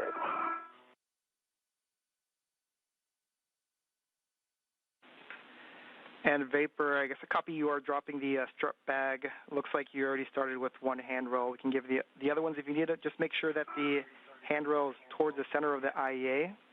The tape is towards the mass canister and that it's flush with the outboard edge of the IEA. Okay, copy that. If I did view on your safety tether vapor, that's a good spot. I'll make sure I don't tag it down with a bag. Okay. And Ann, so next for you is stowing the cable bag. I've got handrails if you need them, and then tending the IROSA cables external to the bag.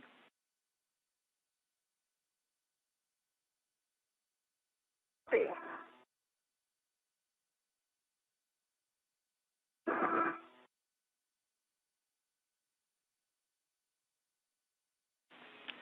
And the vapor, once you're complete, you'll open the strut bag, secure the straps, and let us know we can get started. See that?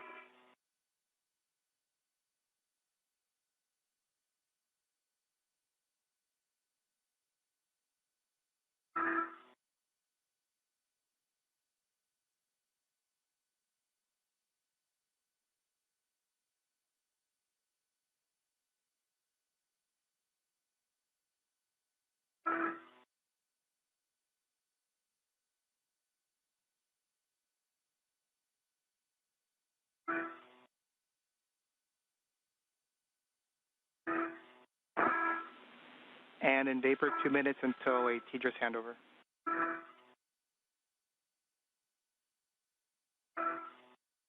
V1 copy. Copy.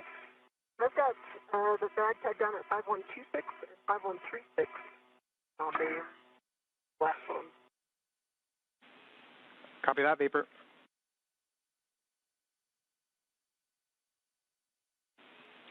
Vapor, after opening the bag, you will retrieve the mounting bracket and the right upper strap.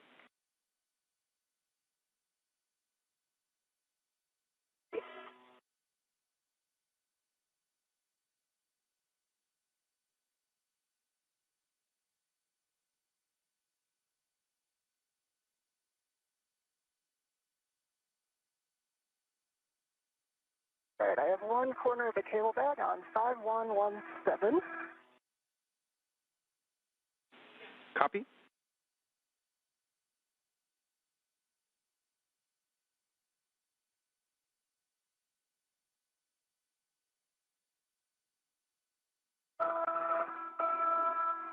And if I verified your tether is still free.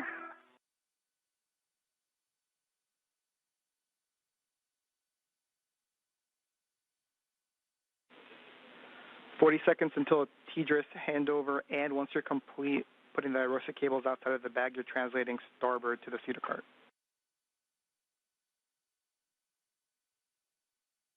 Copy.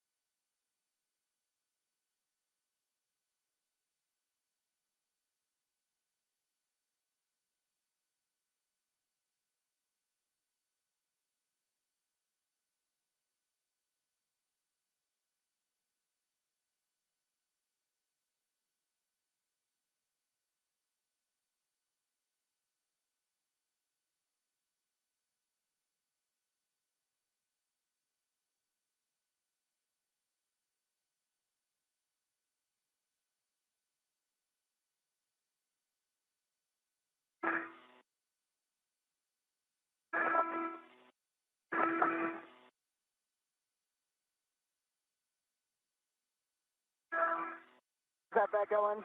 Okay, I just cinched down the tie downs just to hold it a little bit better. Okay.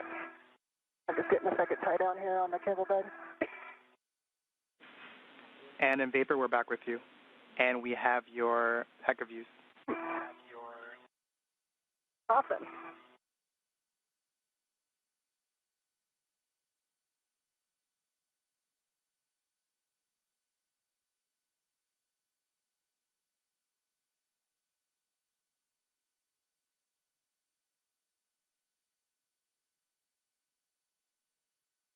Okay, I have a second corner of the cable bag on 5109. Get the cables out here. And again, vapor your tether is free. Okay. The bag open, I'm going for the upper strap. Copy, and after the cables are outside the bag, you'll translate starboard to pick up your green hook prior to going to the starboard pseudocart. Copy.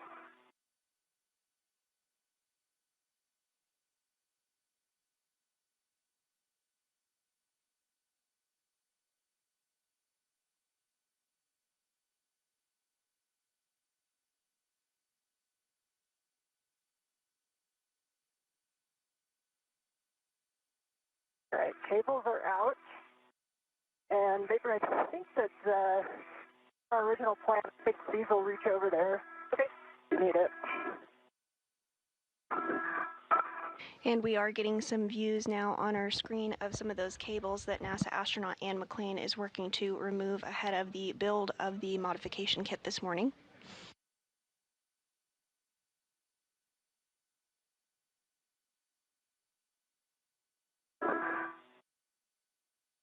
We are 43 minutes into today's spacewalk, which began officially at 8:05 a.m. Central Time. Today is the 275th spacewalk in support of space station maintenance, assembly, and upgrades.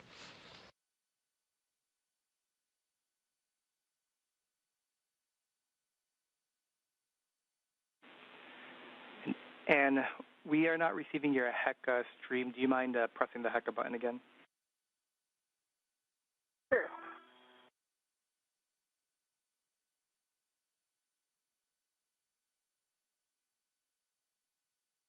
Okay, let me know if you see it.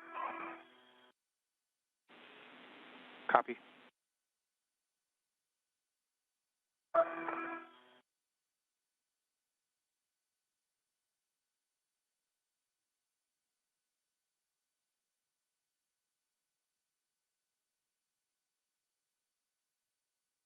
All right, Vapor, I'm going to go on a little walk. I'll see you shortly. All right, have fun.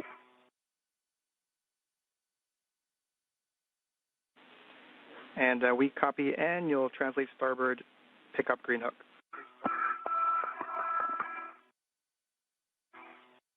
Copy and work. Okay, so I've got the right upper strut out. 13 and 14. And my gauntlets are in place, Marcos. Copy, and appreciate that. And just remember the TUS cable's on phase 1. Copy, Vapor, you've got the mounting bracket and the right upper strut. Make sure that the EV3 PGT is available for you, and you're going to be aligning the right upper strut with the mounting bracket. Is nearby. And Vapor, there should be a groove on the mounting bracket where the alignment tab is going into, and then on the side of the mounting bracket, you'll have black lines to let you know that you're aligned.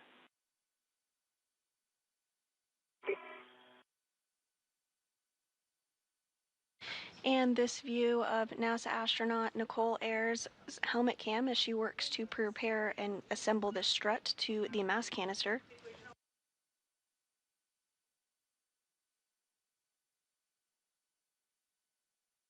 The upper triangle consists of 2 struts and a mounting bracket. Ayers will use the pistol grip tool, or PGT, to secure these pieces together before installing it onto the mod kit structure.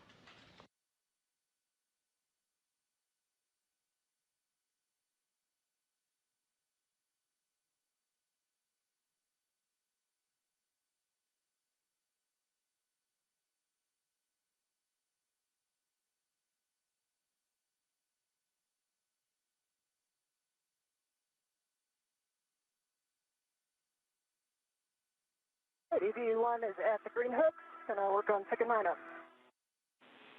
Copy, and after you'll go to the starboard cedar cart to pick up the bundle. It's WIF 1. It's inboard and nadir, down and right.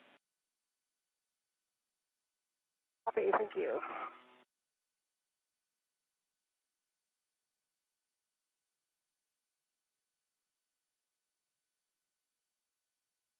Marcus, I have, for EV2, got 4 turns on M13 and M14. Copy, good turns, M13, M14. Next, you'll grab your PGT, and I'll have settings when you're ready.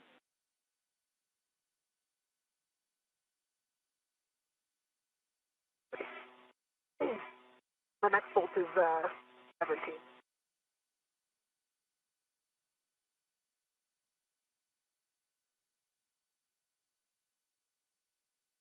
And a good view inside of the bag there with the remaining pieces that will be assembled today. You can actually continue and retrieve the left upper strut. It's a Velcro's straps 1 and 2. That's it. All right, EV1 has my green hook, and I'm going to continue translation. All right, we copy, and starboard cedar cart, WIF 1.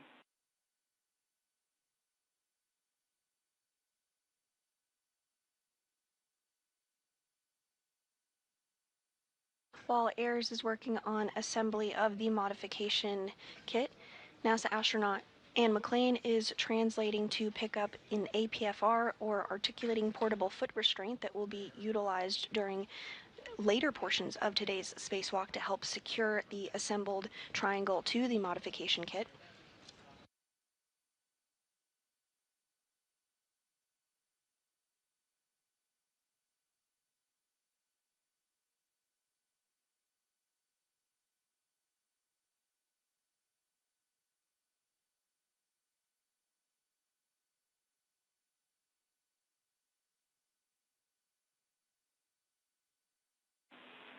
And Vapor, with that left upper strut, you are going to align it with the center pad.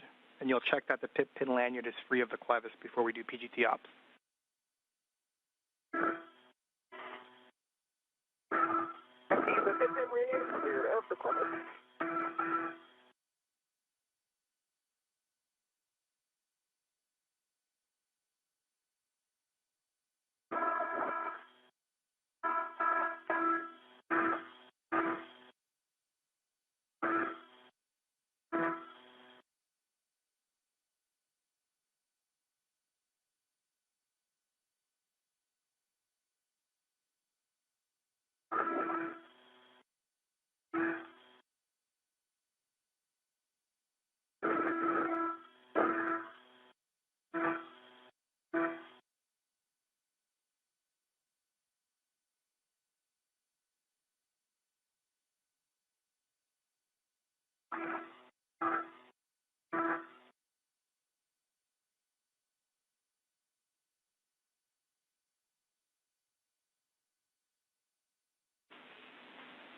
And we have your heck of view again. Sorry, I didn't tell you.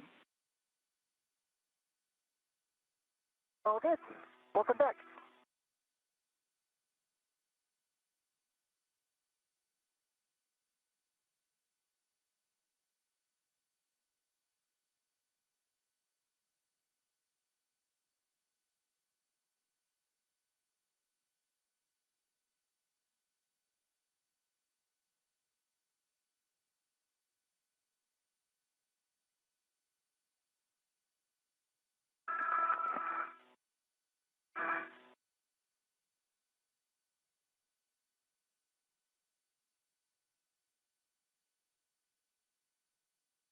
Just passing the seat of spur. Vapor, I watched your tether all the way in. It looks great. And we copy.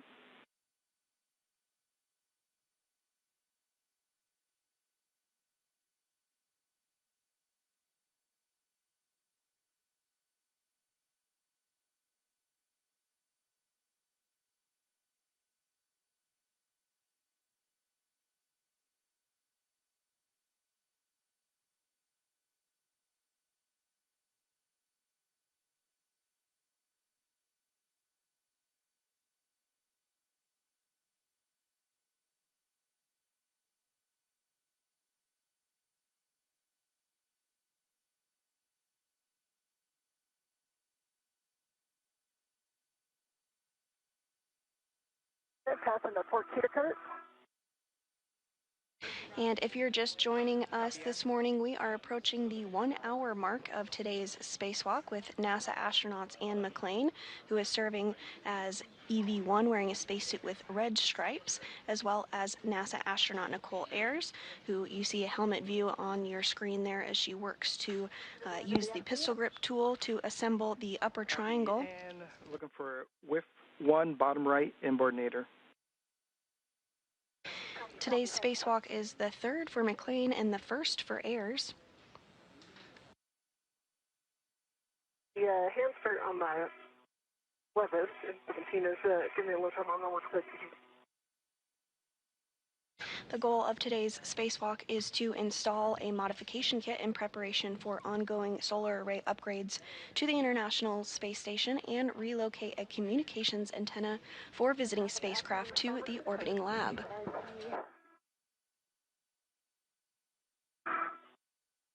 A whiff extender and an APFR.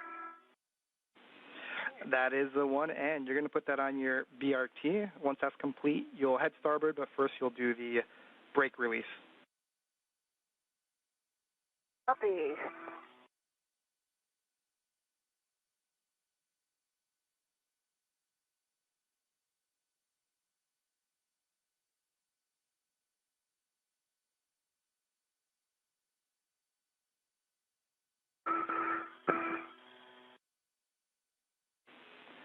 And Vapor, from your HECA view, it looks like there may be a ret that is situated in a way that it's making it difficult to hold the upper triangle in place. So a recommendation is for you to lock the ret if you think it's necessary. And on the screen here now, we see views of both NASA astronaut Anne McClain and Nichole Ayers' helmet cameras. Ayers is continuing to, on the right of your screen, is continuing to assemble the upper triangle portion of the modification kit. Meanwhile, NASA astronaut Anne McClain on the left of your screen is working to translate to a SETA cart where she will install the articulating portable foot restraint that she picked up previously. Copy that, Ann.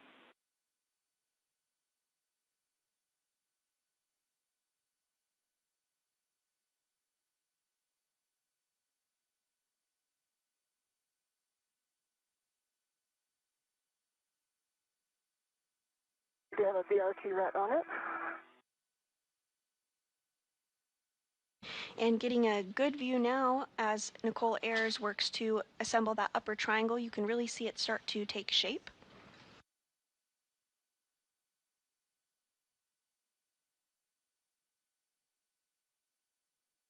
The upper triangle does consist of 2 struts and a mounting bracket.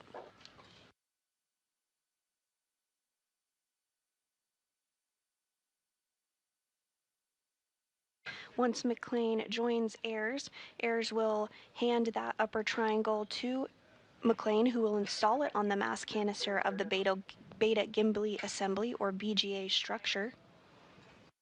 Say again, vapor. So EVT has 2 turns started on the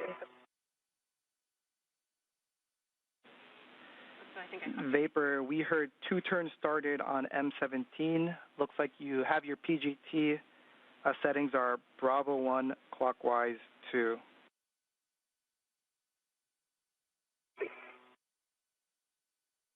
And Mark, as I set Golf on the pitch on the WIFX. Copy Golf on the WIFX. Appreciate that. Copy Golf on the WIFX. Appreciate that.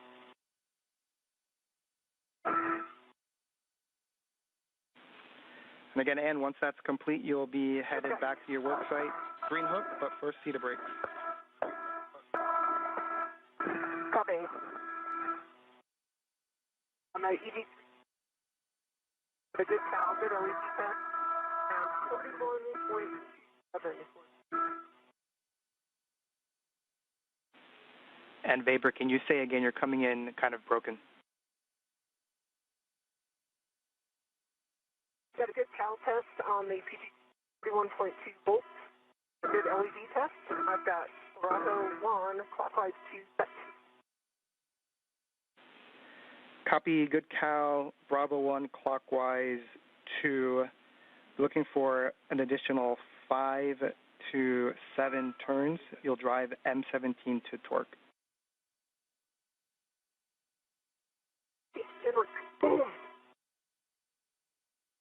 Marcos, I have 2 good pumps on the port SETA cart. Direction starboard. Copy that, and next will be the port SETA cart. And Ayers is using the pistol grip tool, or PGT, essentially a space drill, to help assemble that upper triangle we discussed. Marcos for EVT, that was 6 turns. Got a green light. 11.9 on the. Back under the MT. Copy Vapor, if you can confirm that the black line is flush. Keeper, black line is flush.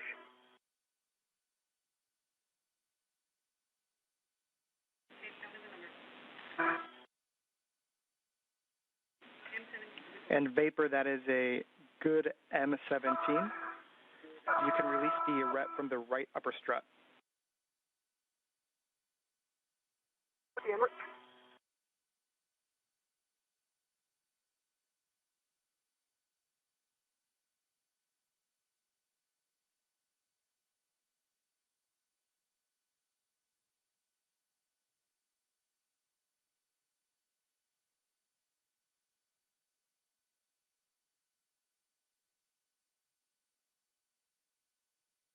Because I have 2 good full pumps on the port SETA cart, because you know what they say, pumps a day keeps the murder away.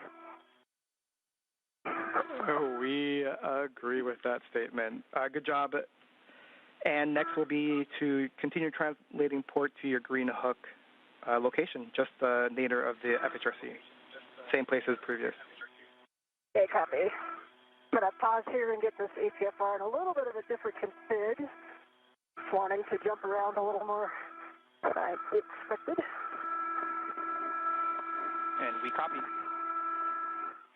And this is a view of NASA astronaut Anne McClain. She is serving as EV1 during her third spacewalk today, as you can tell by the spacesuit she's wearing with the red stripes. She is working to readjust the APFR, or articulating portable foot restraint. And Vapor, just catching up with come you. Back out your way, Vapor. She will utilize this to help install the upper triangle that Ayers is building as we speak. McClain will need to use the APFR to help install the upper triangle on the mass canister of the Beta gimbal assembly. To the center pad grounding block. I did not. I got it. Copy. After the pip pin, I'll have instructions for MLI, so just let me know once that's done. And I'm going back by the seat of spur. Copy, Ann.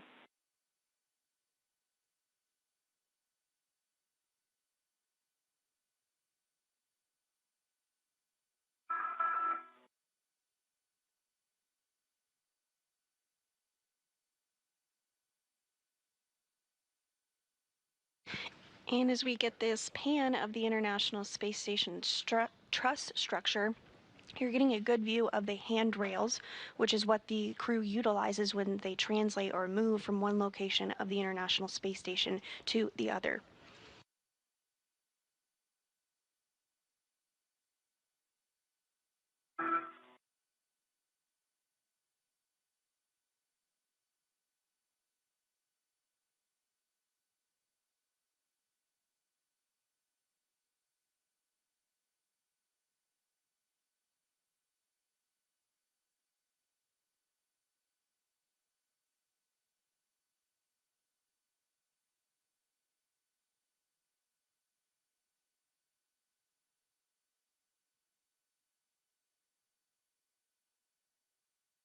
Marcos, the pin is installed.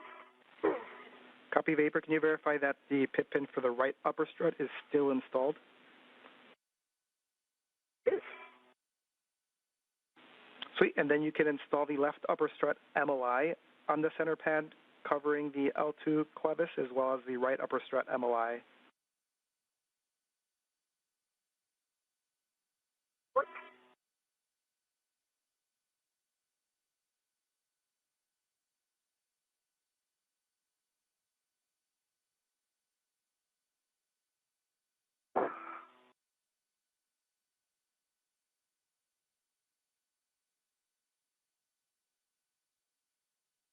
All right, Marcus, I am back at 3652.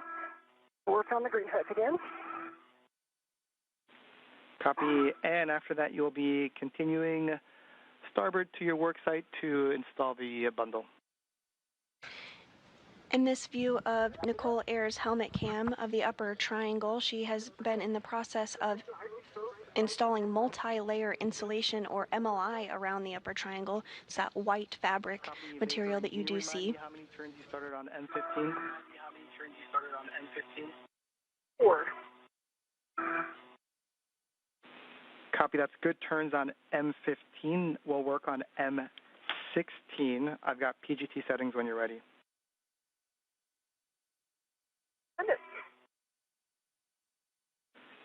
Bravo 3 clockwise 2 on EV3 PGT. Yeah,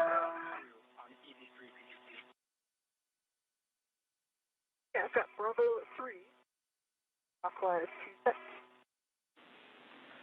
Copy. You're going to be driving M16 to torque. Expect 24 to 25 turns, and we'll get the black line flush call.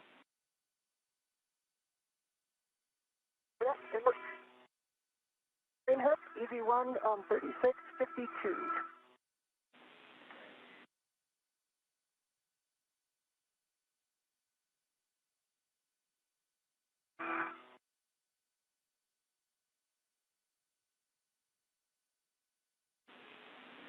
And I copied your last, and just ensure that your gauntlets are down prior to crossing the Sarge.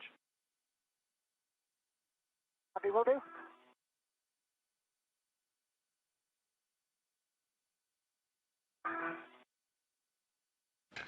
McClain is continuing her translation or movement over to where NASA astronaut Nichole Ayers is. Once there, she will assist her in finishing up the build of the upper triangle portion before they work together to install it on the mass canister.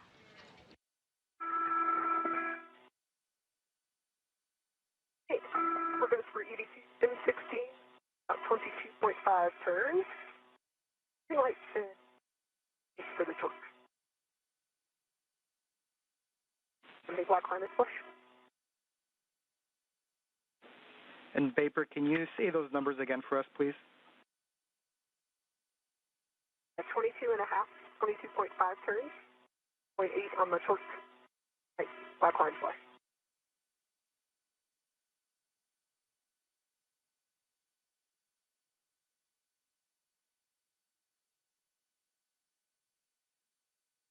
For EV1, my gauntlets are in place. I'm approaching the Sarge. And Vapor, we're talking here on the ground real quick, and copy your gauntlets are down. You're proceeding to the work site. Just note you've got the radiator and the PVR handrail. Do not touch, and you'll be dropping off the bundle on with 25. 20, actually.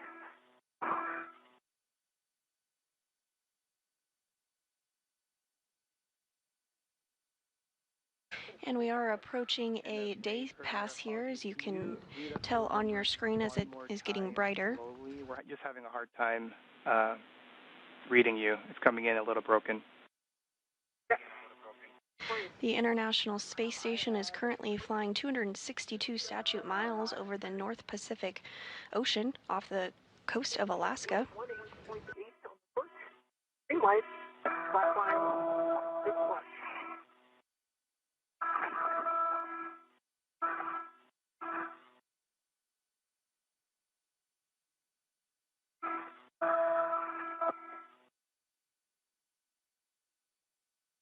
All right, I'm back on the IA with you. With you.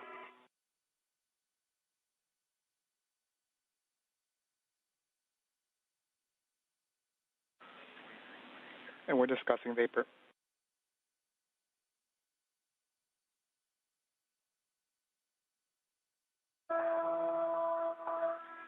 And a Vapor, we're expecting 24 turns. We got about 22 and a half. So we'd like you to hit M16 one more time to torque. Okay. And a really great view here of NASA astronaut Ann McClain as well as NASA astronaut Nichole Ayers. Ayers is on the left and building that triangle. McClain is on the right in the spacesuit with the red stripes, and you can see the articulating portable foot restraint that she brought over to assist in the build.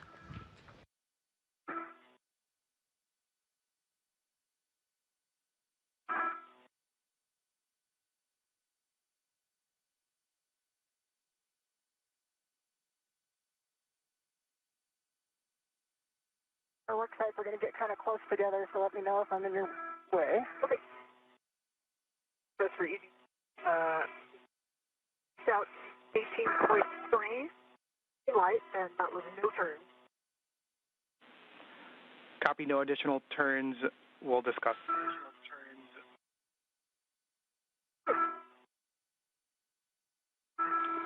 And for you, look like it's in work with 25. The clocking is 6. You already have the pitch at golf, so expect the handrail to be facing towards the IEA. Copy.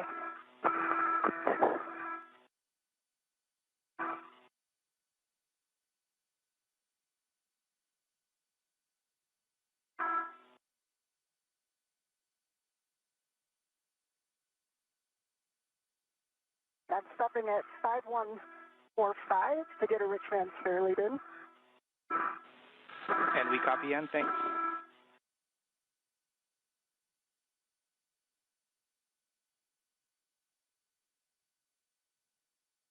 Coast EV2, for your SA, the PV during count is 22.98. That's my base.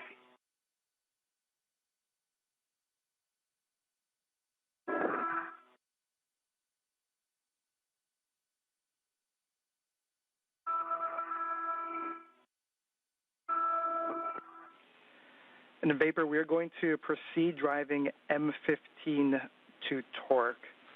So expect an additional 20 turns.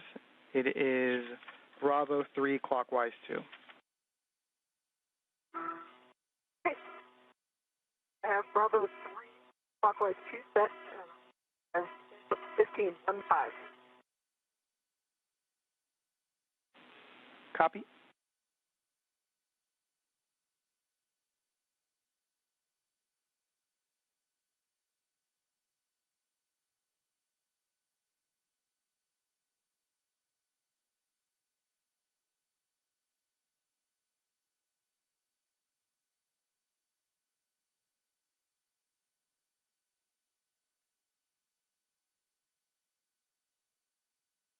If you're just joining us this morning, you're looking at a live view of two NASA astronauts outside the International Space Station performing a spacewalk. On your left of your screen is NASA astronaut Nichole Ayers completing her very first spacewalk today.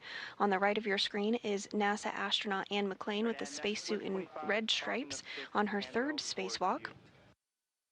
The primary tasks for the spacewalkers today is to install a support bracket called a modification kit, which will prepare the site for future installation and deployment of the fourth of 6 new International Space Station rollout solar arrays, or IROSAs.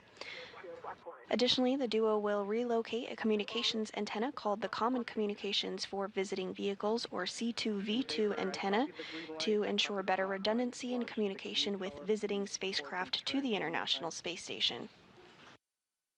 And this view of McClain and Ayers helmet cams showing them at their respective work sites.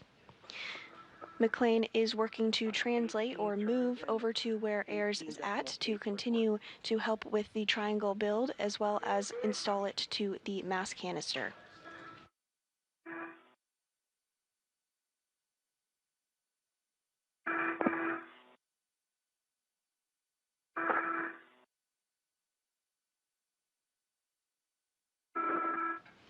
And through McClain's helmet camera on the left of your screen, you do see the Earth as the International Space Station flies 262 statute miles overhead.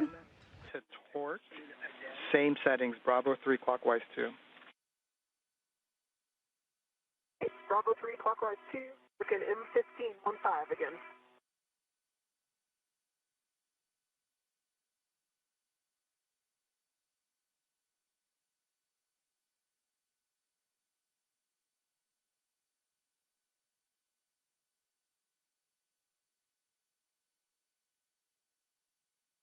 Goes for M15 15. Had a green light already up, but I had a green light with 18.4 on the torque and no additional turns. Copy, no additional turns, Vapor, we're discussing.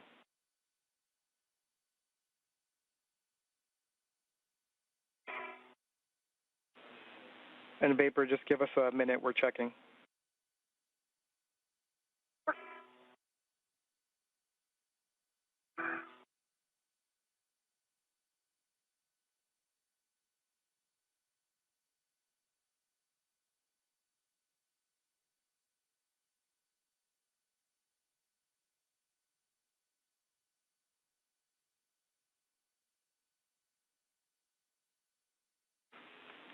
And Vapor, we have a troubleshooting step for you. Can you look at the interface of the struts and just make sure that nothing is caught in between, no MLI, and that it is flush?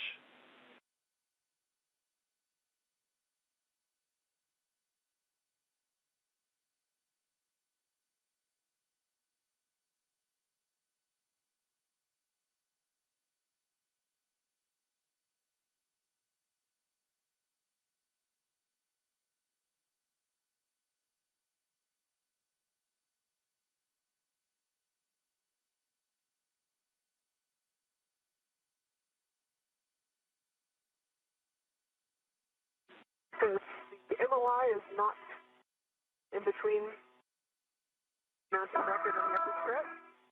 These black lines are aligned. Oh, it's flush. We copy all vapor, and the reason we're asking, we're just expecting one more turn on each of those bolts, so we're discussing.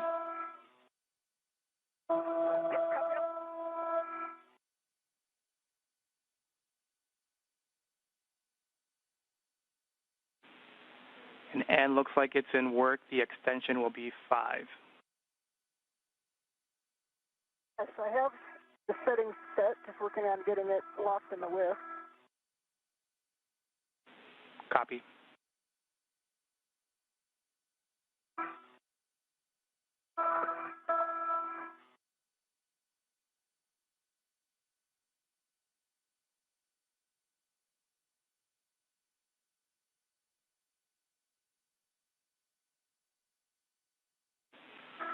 Now, vapor, good news. We are calling both of those bolts, M15 and M16, good. We will proceed.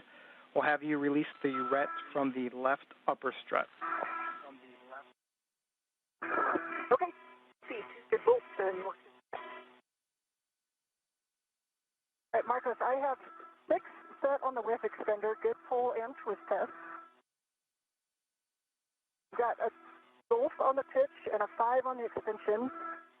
And I've got 12 Tango Tango Fox 12 on the APFR.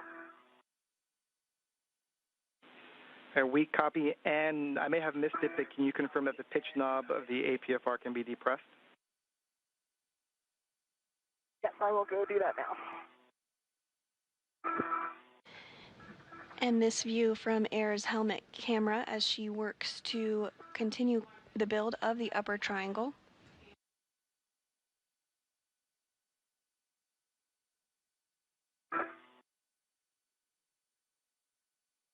Marcos, the ret is off of the left upper strut.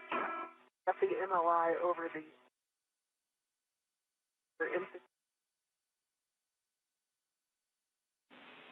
And vapor, I think I heard you say that you released the ret from the left upper strut. And this view from McClain's helmet camera, we're getting a really breathtaking view of Earth. The International Space Station just flew over Grants Pass, Oregon. It's flying 261 statute miles overhead. And I've got TGT settings for you, which should be Bravo 3 clockwise 2, so no change. Let me know when you're ready, and I'll give you more words. Okay, I'm ready for your words. Are you going to be driving M13 and M14 to torque, and we expect an additional 20 turns. The M13 and M14 to torque. And for both Ann and vapor, yes, the pitch knob can be depressed. Copy Ann, pitch knob can be depressed. It's about 1 minute and 40 seconds till Tidra's handover. Copy. And I've got Bravo 3 clockwise 2 set. Copy Bravo 3 clockwise 2, drive M13 and M14 to torque. And work. And then, Ann, for you, looks like you're setting up the APFR, and if that's complete, you can assist vapor as needed. We might have some more words for you. Copy. How's it going, vapor?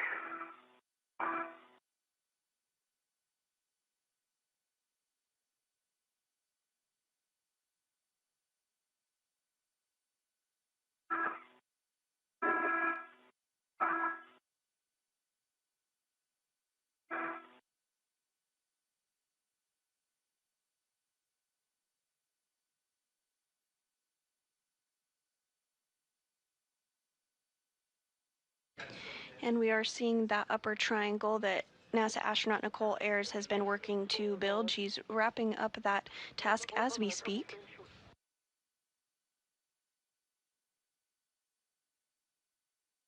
Are you still with us? I am with you. Say again. M13 was 8 additional turns.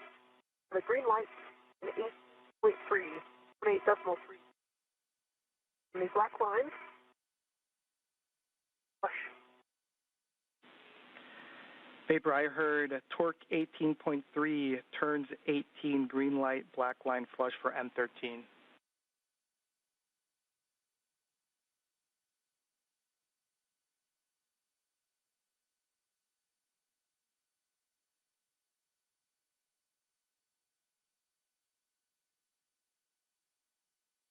And we are in a brief handover period between our satellites, but we'll regain views here shortly.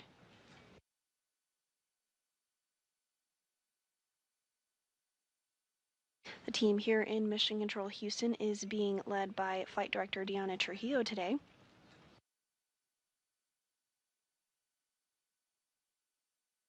You see a view of her there on your screen, as well as the ground IV, NASA astronaut Marcos Barrios. Barrios is interfacing with Ayers and McClain during today's spacewalk. We're now 1 hour and 20 minutes into the spacewalk today. And in Vapor, we're back with you. Vapor for M13, we copied 18.3 on the torque, 18 turns and a green light. Vapor.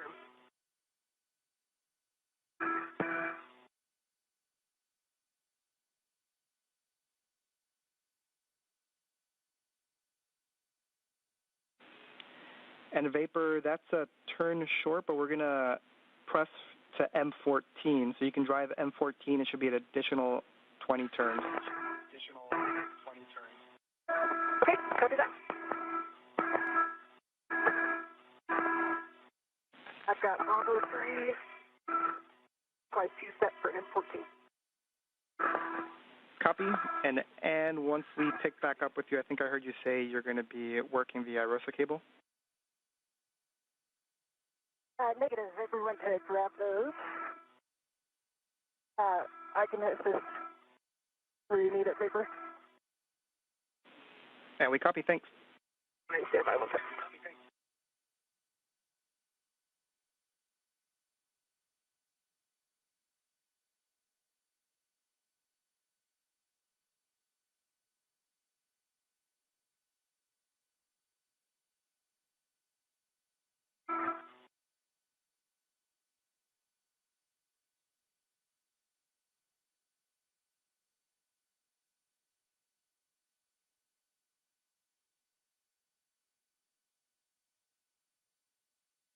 Marcos, for M14, I've got 18 additional turns, 1/8, 8.4 for the actual torque and the green light.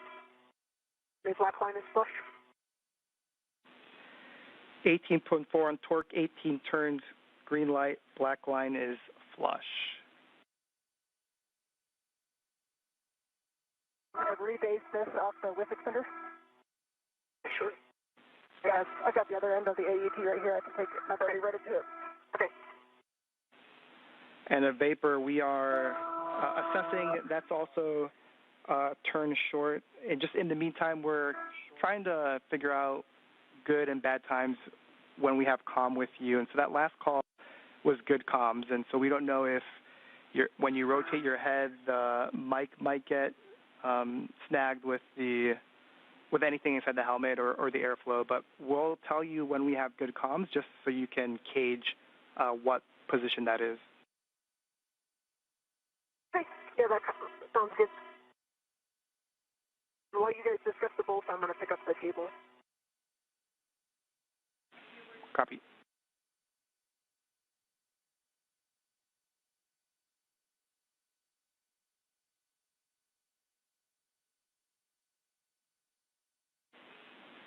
And Vapor, those are good bolts for M13 and M14. So next for you is to just tend the EV3 PGT back to the strut bag unless you are moving it to the WIFX.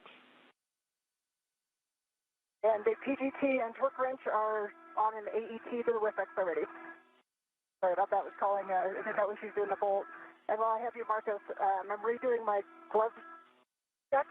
It has no changes, and the one spot has had no changes to it. And my half is dry. Copy, good glove and hat check for you, and we copy that you've already transferred the EV3 PGT and torque wrench to the WIF-X. So next will be to copy the ROSA cable. Copy, and Vapor is grabbing those right now.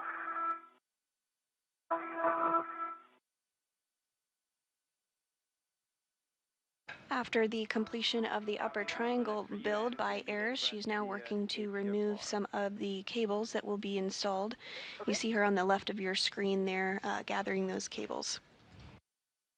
Okay, come this triangle back to this first. And a bit of a better view there of those cables, specifically from Ayers' helmet cam. Cables on the mounting bracket, there's an oval cutout that has a adjustable free hook, and that's going to go on the D-ring on the adjustable that's on your cable. Copy that.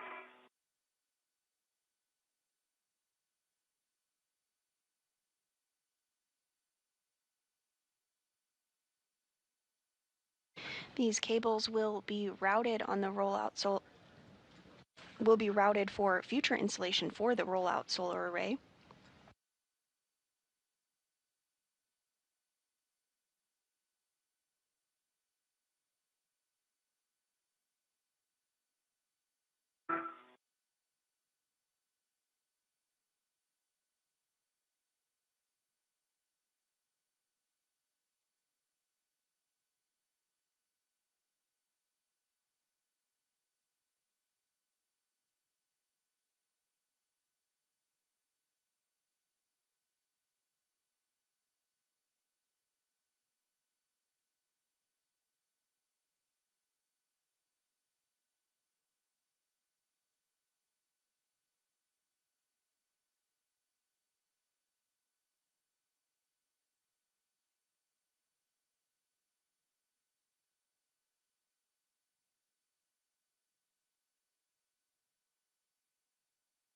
Okay, the cables are on the adjustable, that's on the oval. Okay. Copy, Vapor, and if you can, you can get. And we were just getting a view of the solar arrays that the IROSA will eventually be placed over, so we'll stand by and potentially get another good look of that solar array location.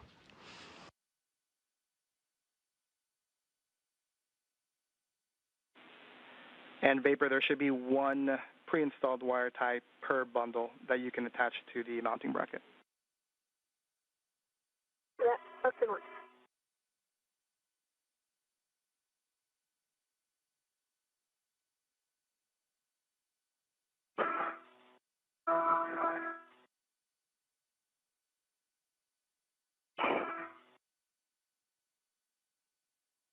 And there we are getting a bit of context there of the solar arrays that are currently installed on board the International Space Station. The ISS rollout solar arrays are quite a bit smaller, but will actually provide more power for the orbiting laboratory once fully installed. And Today's spacewalk is occurring on the P4 truss of the International Space Station. Yeah, I just moved. I'm going to put my safety tether, or waist tether rather, somewhere else so it doesn't do that again. Once the modification kit is wrapped up and installed, the Duo will translate to the P3 truss to complete the relocation of the Common Communication for Visiting Vehicles antenna, or C2V2 antenna, to ensure better redundancy for visiting spacecraft to the International Space Station.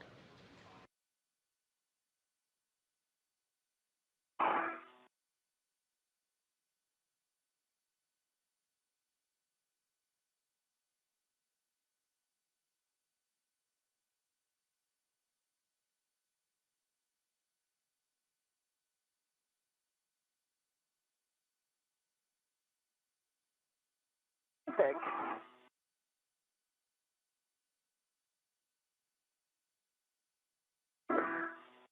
And you do see there in the center of your screen NASA astronaut Anne McClain. She is at the location where the triangle and mounting bracket that has been built will be installed. That's the mass canister of the Beta Gimbal Assembly, or BGA structure.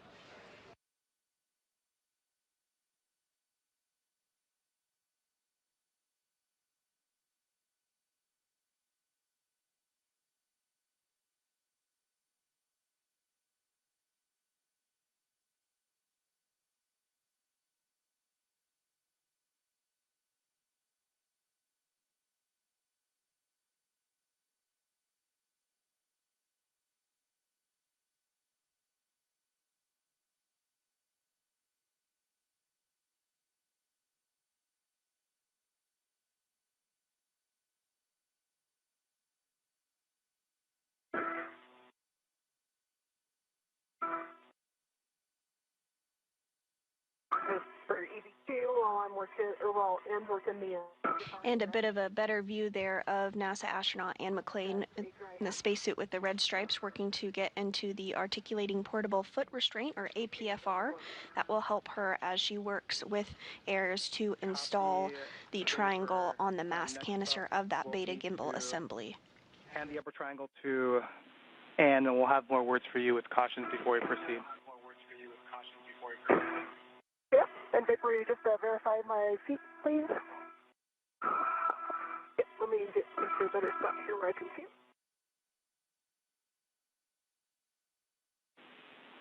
And Anne, let us know when you have ingress. We have some more words for enhanced glove check. Copy, and I'm just having vapor verify my feet. I believe I'm in. Yeah, they both look good from here. Touch to see your left heel, but your right heel is in. I'm sorry? Your left heel is touch to see, but your right heel is in. And I'm sorry, one more time on the left heel. Tough to see? Oh, tough to see. I see. Okay.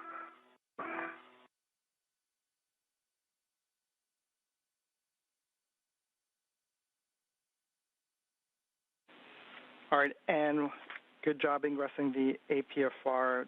Just make sure that the ingress aid is tucked in towards you so it doesn't get in the way with the upper triangle. And once that's complete, let me know and I'll have words. Yes, definitely. It's tucked right now, but don't hesitate to remind me over and over again. That thing has a way of moving around. Copy, will do. So, Anne, for you, so right now what we would like you to do on your gloves, we'd like you to take your right glove palm up. We want you to flex your right index finger away, so overextend it, and provide that view to us via the HECA camera. Okay, let me know. Is that a good view in the HECA? That is a good view at the HECA. Okay, and you can see the spot. Now I can see it even when I'm not moving it. When I was in the airlock, it was only when I was moving it, but there's flex down. Flex back. Copy, Anne. If you can maybe bring it closer to the HECA camera. It's a good relative position, just closer. How's that? That's a good view.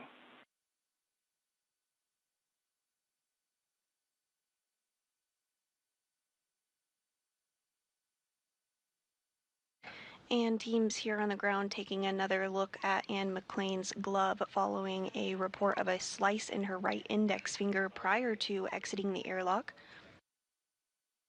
The team on the ground. Copy, Anne. We appreciate that view. We are good with that glove inspection. We do ask that you perform the same type of inspection every time you do your glove check, but you do not need to show us on the HECA. You can just perform it yourself. Understand. Thanks. I'll let you know if there's any changes. Copy that. Okay, vapor. And the team on the ground reports that the glove is looking good. McClain is in the articulating portable foot restraint and will receive the triangle from Ayers next. Thinking very slow, so slower than when you were translating with a strap bag on the BGA. Avoid cyclic loading on the mass canister in BGA. Max lateral loads is 40 pounds. And do not impart any forces into the mod kit struts before they're fully installed. Give me one copy. See. All right, next vapor, you can present the left or non-tethered end of the upper triangle to Anne. So let me know. I can't really see. We're going to land off here. Yeah, just 1 second. I'm getting my workstation. Okay, out of the way here. Walk up. Okay. Go up about another 12 inches, I think. I have a hand on it. Okay.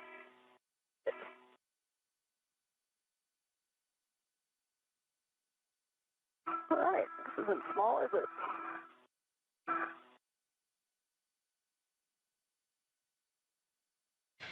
And Ayers has handed the upper triangle to McClain following her build of it. Installing the center pad on the mass canister, arrow up. McClain will now install it on the mass canister of the beta gimbal assembly, or BGA structure. Your mini workstation tabs And for soft engagement left to right, which is what you're doing, and once that's complete, you can rotate the upper triangle so it's neutral and you have access to the bolts.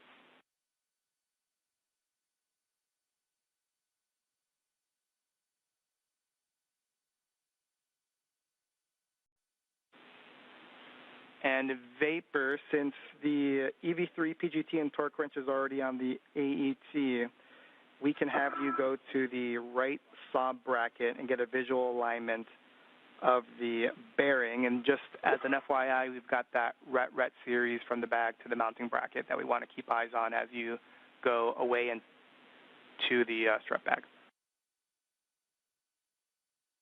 Yep. Center pad is soft dock. I'm going for my PGT, I believe 2 turns on each. It'll be alpha 2 clockwise 2 and is exactly 2 And turns this view of Anne McClain's helmet camera as she positions the upper triangle on the beta gimbal assembly. All right, for the Fairchild fasteners. If you're just tuning in with us this morning, we are 1 hour and 35 minutes into the 275th Spacewalk in support of space station maintenance, assembly, and upgrades. This morning, the spacewalking duo, which consists of NASA astronaut Anne McClain and Nichole Ayers, worked to build the upper triangle portion that you do see on your screen there. That is going to be installed on the mass canister of the beta gimbal assembly.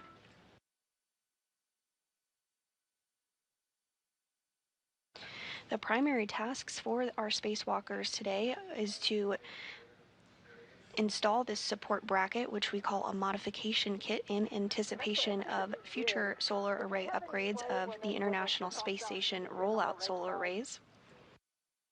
The duo will also work to relocate a communications antenna called the Common Communications for Visiting Vehicles, or C2V2 antenna, to ensure better redundancy in communication with visiting spacecraft to the space station. So you have a go to continue. Okay, that's helpful. Okay. Alpha 2 clockwise 2, and it's exactly 2 turns on all those bolts. Alpha 2 clockwise 2, 2 turns.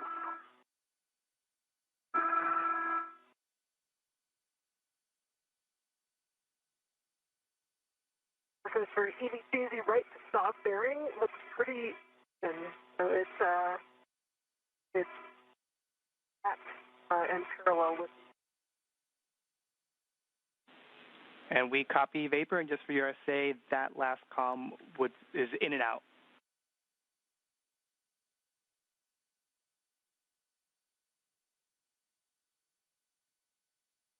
Marcus, I have Alpha 2 clockwise 2 set, and for 2 turns on each. Good words.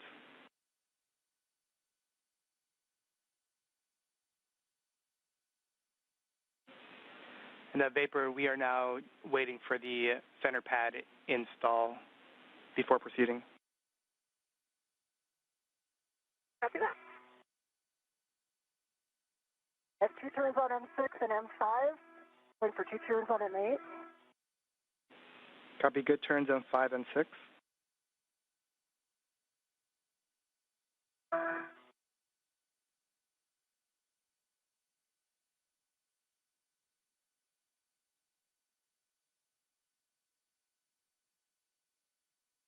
McClain now using the PGT or pistol grip tool to install the upper triangle to the mass canister. Settings on the WIFX and the APFR.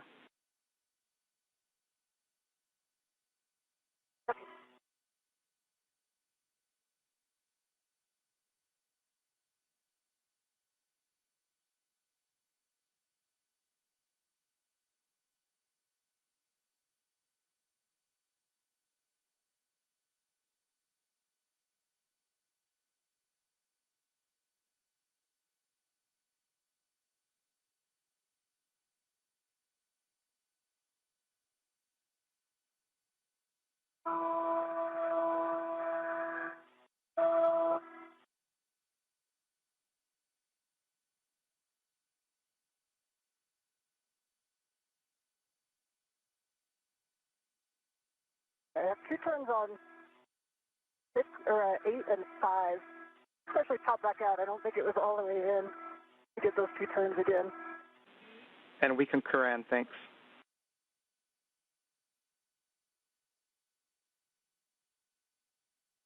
Okay, I believe 6 now has 2 turns.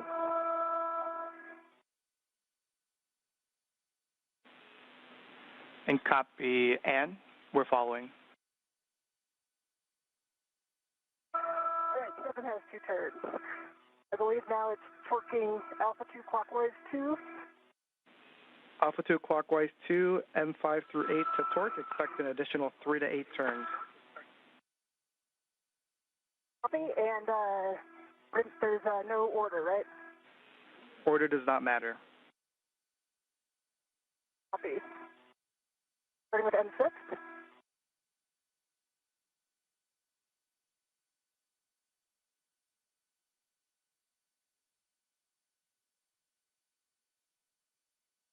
Okay, M6 got 5 turns, 3.6 torque, green light.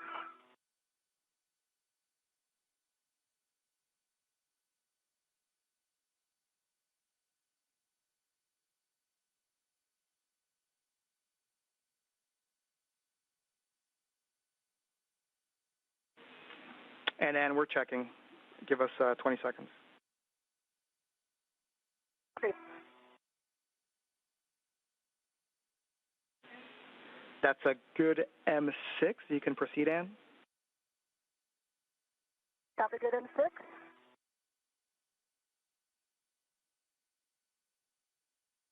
And Marcos, I have 3.7 torque, green light, and 5 turns on M5.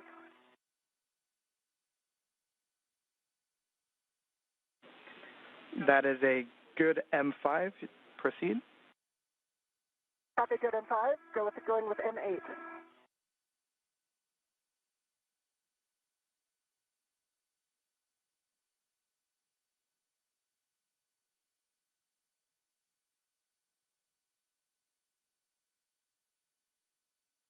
There's 4.5 turns on M8, green light, 3.6 torque.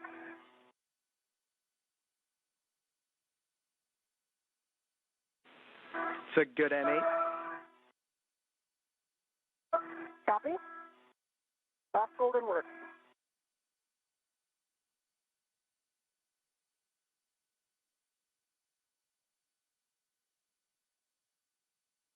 Okay, got exactly 4 turns on M7, 3.8 torque, green light.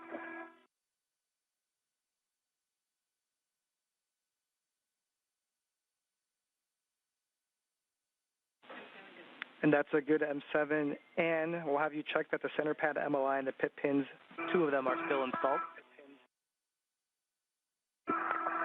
Copy, in work. All right, I see 2 pit pins in.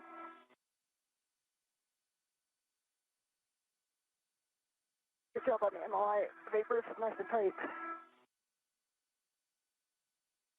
And with those 4 bolts being driven by NASA astronaut Ann McClain on the mass canister, the next steps will be to install the left and right lower and upper struts to continue to attach the triangle to the mass canister.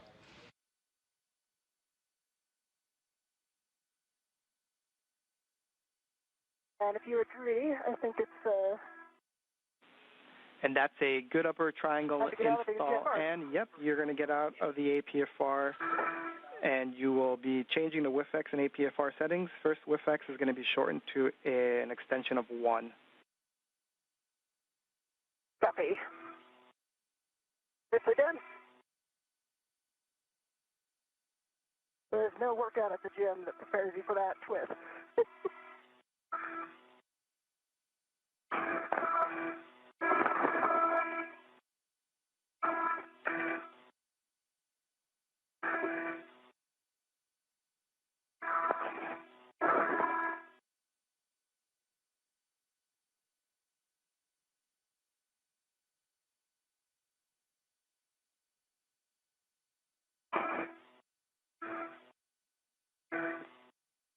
We are now 1 hour and 44 minutes into today's spacewalk. The crew is about 10 minutes ahead of the timeline. The upper triangle has successfully been installed to the beta gimbal assemble. we go. I'm free. And for the both of you, just be aware that you still have that ret going from the bag to the mounting bracket. The crew will now proceed with the installation of the right lower strut and right mid strut on the right side of the mass canister before doing the same on the left side.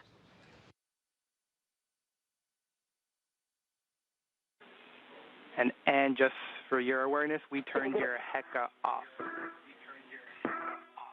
Copy, HECA off. Looks like you're working the extension of 1. Just verify that the ingress 8 is clear of the upper triangle after that reduction in height. Ingress 8 is sort of clear. Now it's clear. Copy, thanks, Ann. And then we're looking for a pitch of Papa Papa and a roll of Charlie for the APFR. Copy. 6 is at 1. Remind me, is the yaw still 6 or 12 rather? The yaw should still be 12, correct. Okay.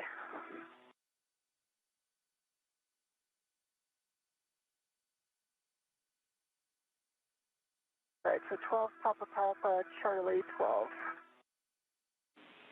Good words.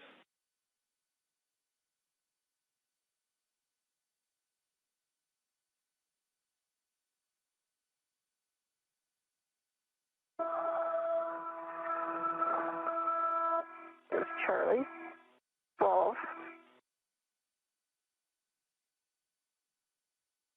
And you can see the... And this view from Nichole Ayers' helmet camera as she works to get the right lower strut out of the bag. Papa Papa. There is a right lower strut and a right mid strut which will be attached on the right side of the mass canister to further secure the upper triangle that has previously been installed.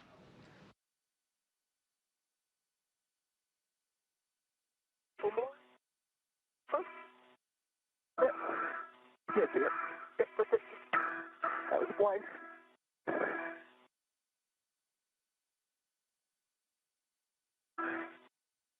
All right, Papa Papa is set on the pitch on the UPFR, and the button can be depressed. Copy, those are good settings. And in Vapor, appreciate that. And next for you is going to be a socket swap. You're going to swap to the 5/8 by 2 inch, which is in your trash bag. Copy that. And then Vapor, we are going to wait until Ann does that socket swap. She's going to ingress the APFR, and then we're going to verify access to certain locations on the mounting bracket before proceeding with the mid-strut and lower strut handoff. Okay.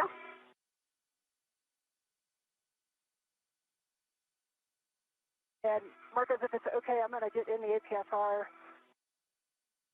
and then do the socket swap while I have 2 hands. Sounds like a great plan, Ann. And just another reminder on the ingress 8 and the upper triangle.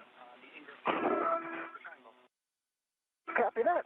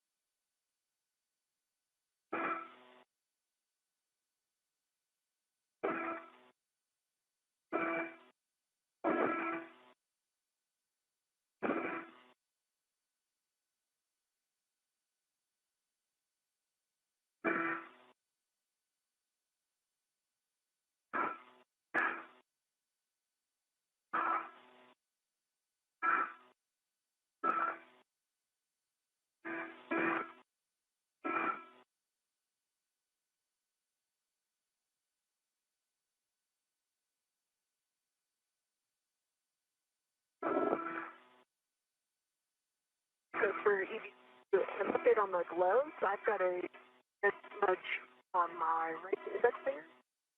It looks like the shirt mark at the bag. And I've got several other black smudges on the tips of several fingers. And Vapor, I think I heard you have several smudges, black smudges, on your gloves that you think came from the strap bag. Is that accurate? Paper, mostly black and one red. One black and one red. All right, we'll discuss you on the ground. Marcus, it's several black smudges. Copy. Several black smudges, and if you don't mind, if you can, one hand at a time, just put it over your heka.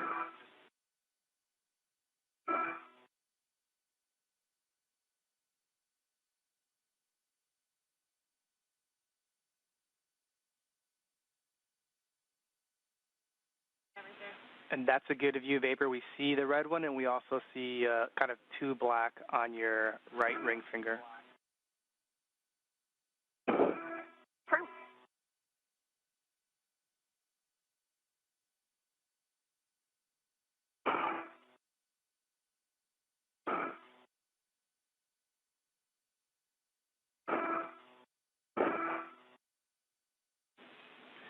And Vapor, appreciate those views. We are good to press. We're being told that it's not uncommon to get smudges at the IEA. We'll keep you updated. After that, thank you.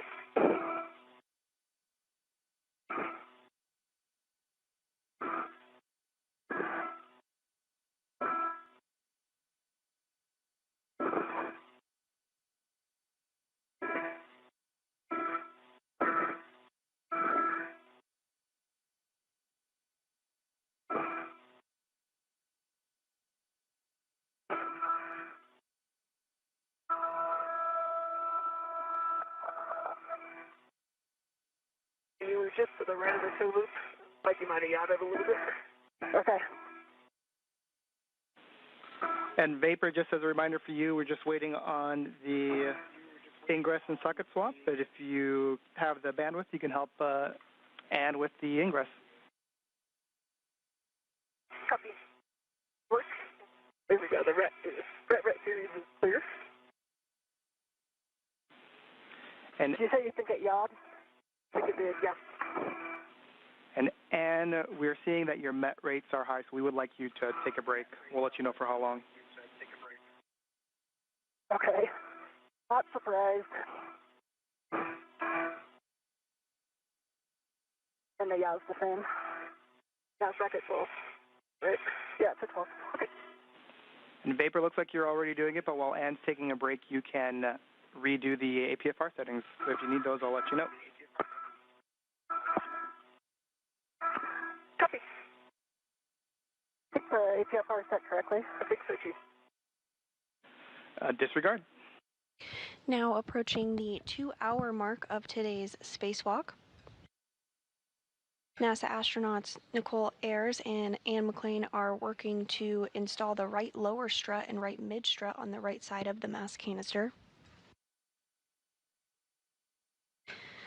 Ayers has completed the build of the upper triangle, and McClain installed it following her build.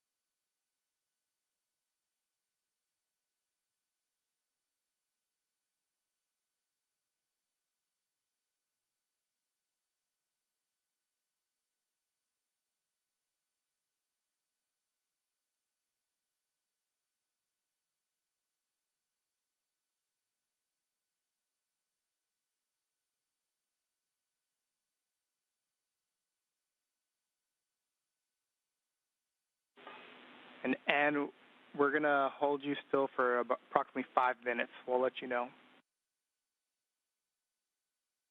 Okay, I understand 5 minutes. Is there anything useful I can do during that time?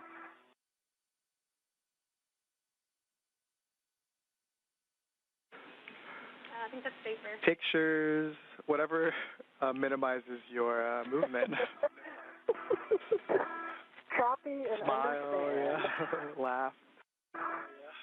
Back. So we'll take in the views.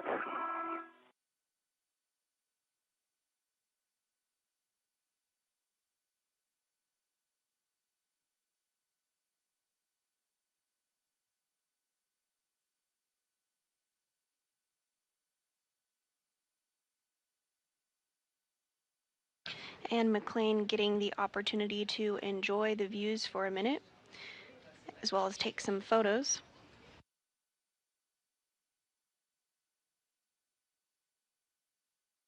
The International Space Station is currently flying 272 statute miles off the southern tip of Africa.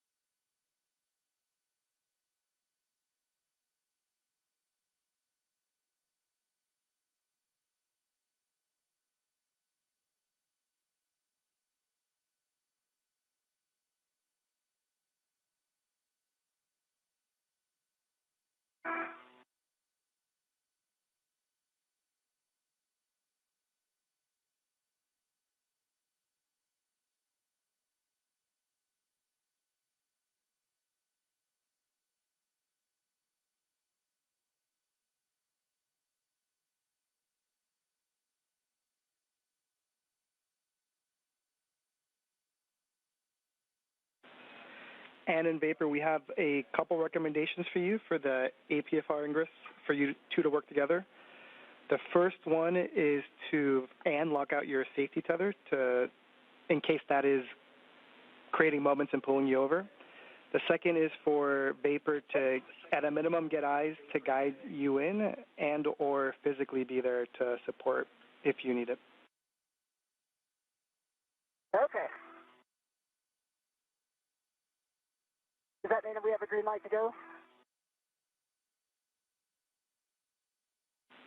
I'll give you how much time remaining here in 10 seconds.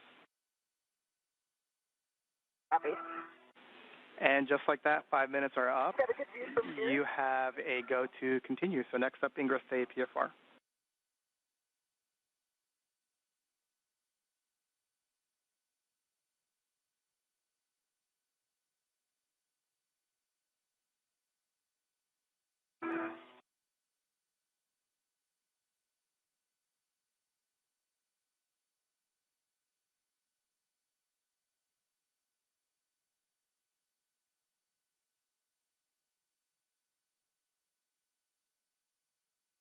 NASA astronaut Anne McClain now going to work to get back into the APFR, or articulating portable foot restraint, there in the center of your screen.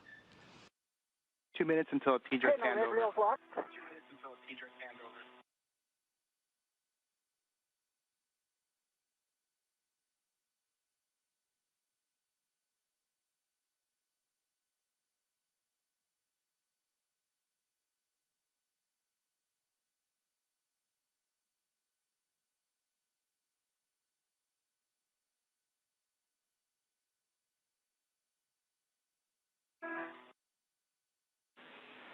And Ann and Vapor, for your I awareness, think that must have rolled because it's back in the center.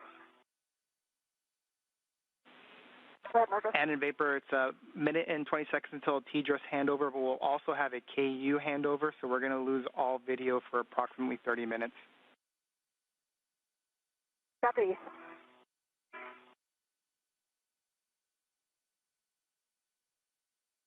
Tethers look clear on my legs. Apron. Yep.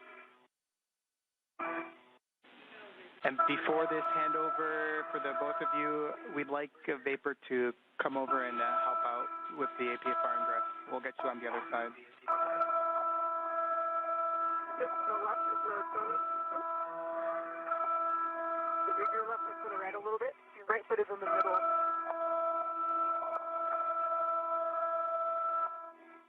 Maybe your right foot to the right a little bit.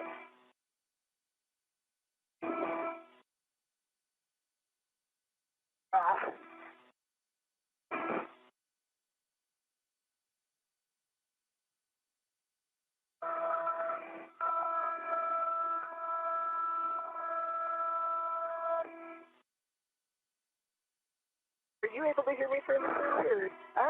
You come in a little broken. It kind of like takes a minute for your voice to break. Okay. I'll try yelling.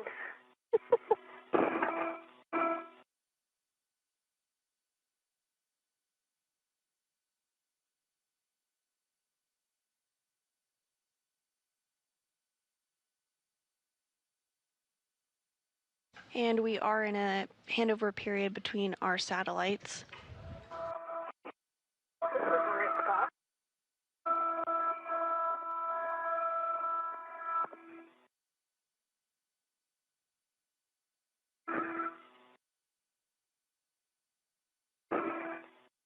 The team here in Mission Control Houston today is being led by Flight Director Deanna Trujillo.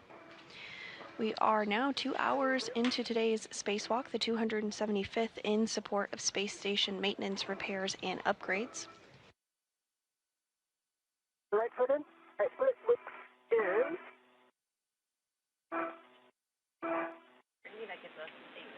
Ann and Vapor, we're back with you with left comms. Foot still out, or your right foot in? The left is not in? Copy. The left heel is on top of the hook. There it is. Left heel's in, both are in. Awesome. Very nice. Thank you. All right, I'm going to release this upper triangle right to you. Actually, before doing that, Ann, we'd like to do access checks. Okay. All right, and so I can access the L6. Sorry, go ahead. yeah, we're looking for you to be able to access the RET, which looks like you were about to do. The on the mounting bracket, you've got a clevis where the lower strut is, access to that, as well as the grounding block, as well as the mid-strut clevis that goes on the upper strut. Yes, I can touch all three, or all four of those. I see the L6, L7, bolts 20 and 24 where those go, and I see the fit-in and the red. Copy, that's great. And you can perform the socket swap as well as release the mounting bracket red. Okay, it's for the red. Ready. It's coming back.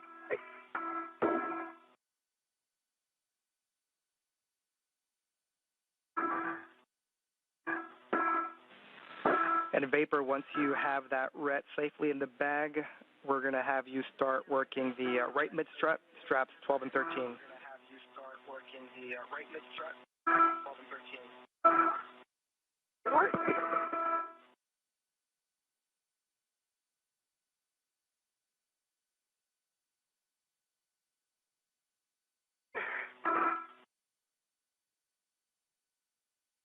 Are you working the socket swap right now? And during this handover period between our satellites, we will have communications with the crew. However, we will not have visuals of them. This loss of signal period has about 40 minutes left in it until we have visual of the crew again.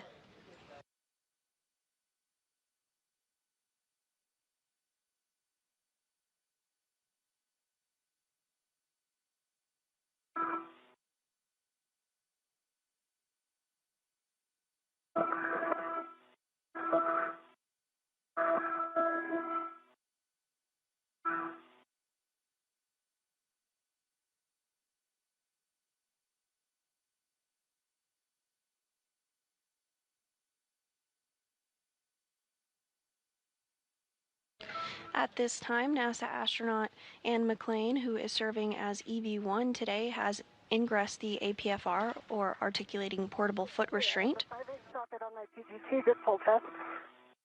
They will now work alongside each other to retrieve the right mid struts from the bag and install them.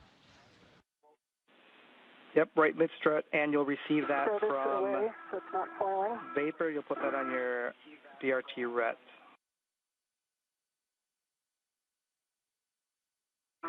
Copy. And that will be to the handrail stanchion that's closest to the side Getting pad. cleaned up in the socket top. Copy that, Ann.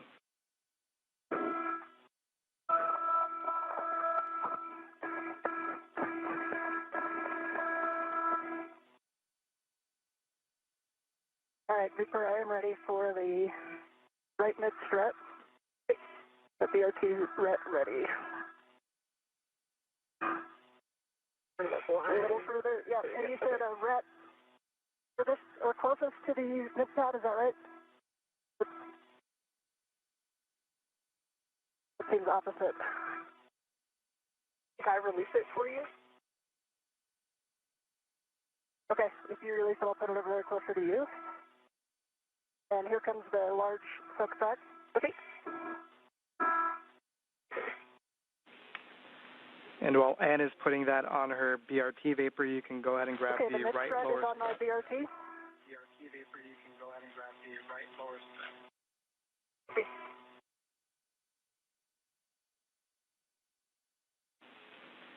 And you're going to receive the right lower strut, and you're going to leave the strut bag ret attached.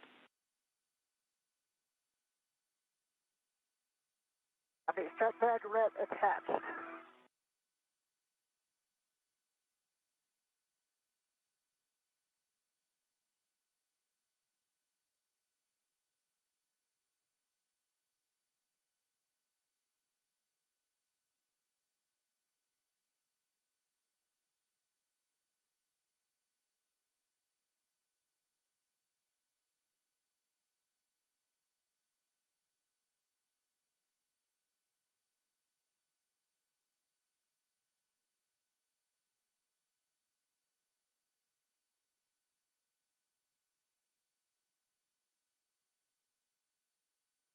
Okay, the right lower strut is in the Velcro.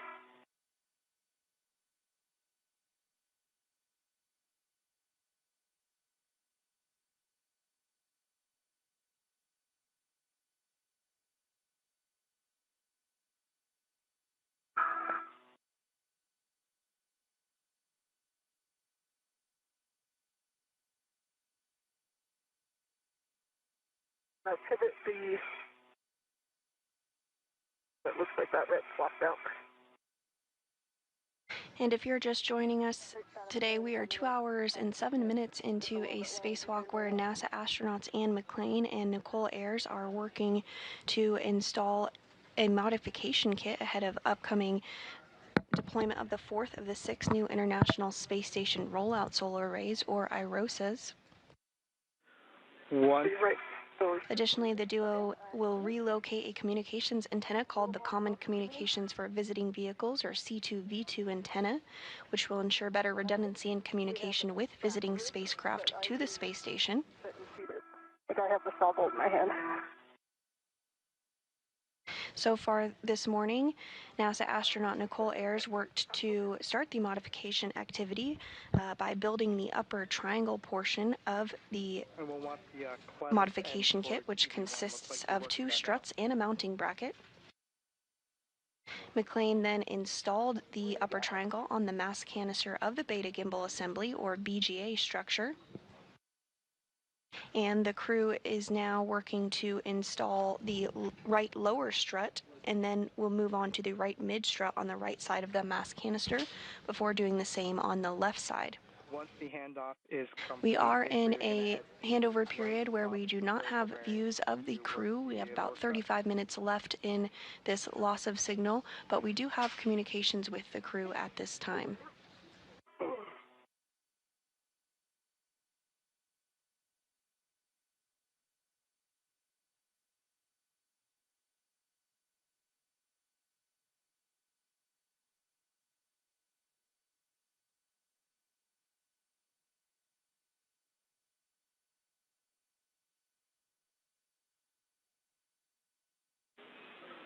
And for you, right now we're just waiting for Vapor to drive the bolt at the saw before continuing with your portion of the strut. Copy and understand.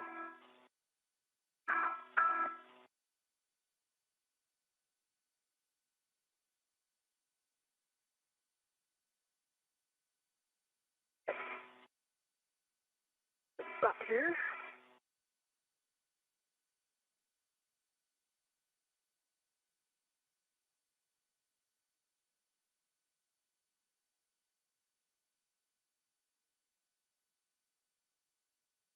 I'm ready to, okay. I'm going to try to be real light on it, but let me know if I can help you out at all. Okay.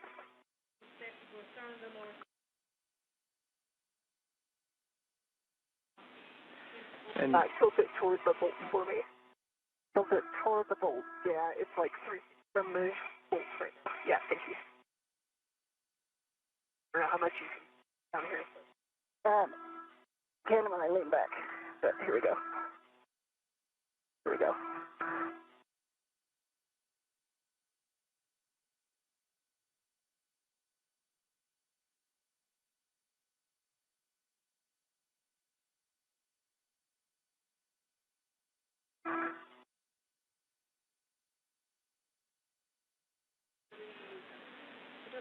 And in Vapor, just as a reminder, I misspoke that we will not have video for 30 minutes. It's actually 50 minutes.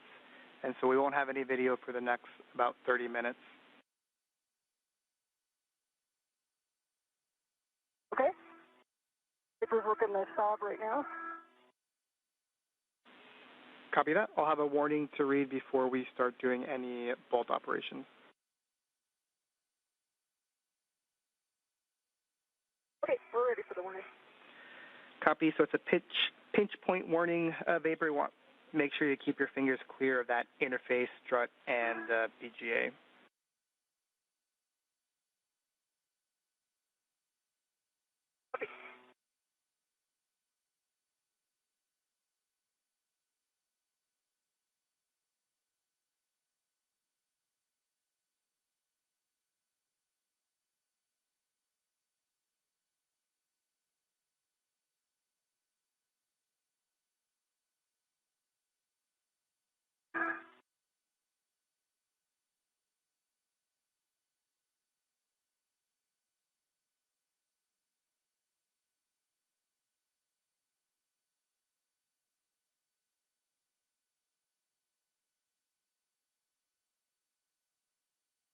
Good job. That's a hard angle. Yeah.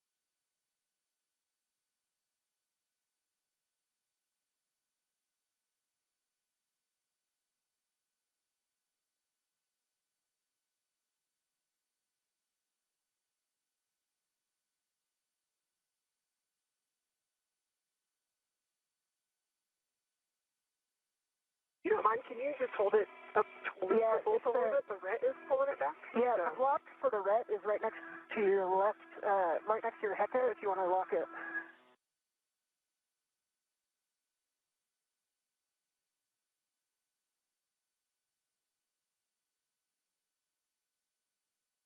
There we go. Now it's staying in place.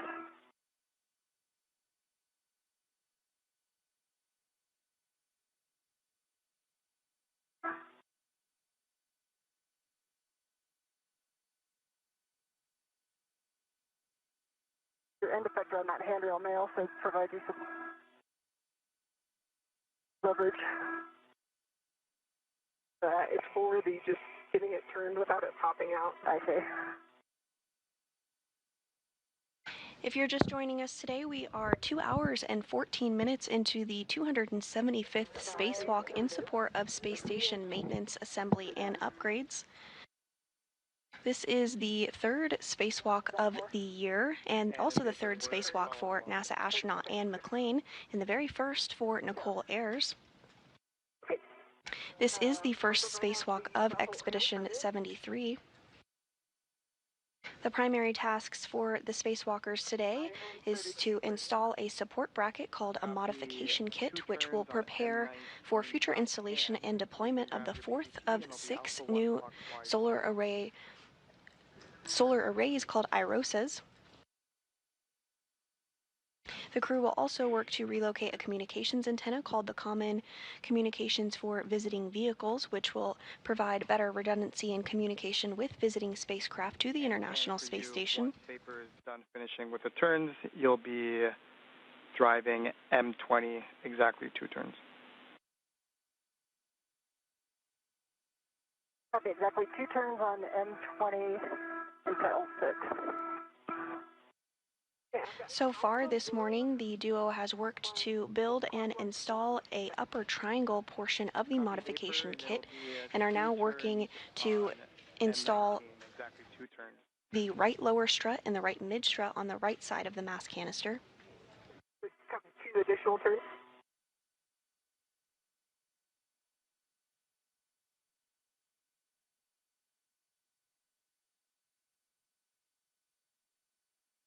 Four turns, right? Yeah, 4 turns total? Yeah. Marcus, did you copy her question?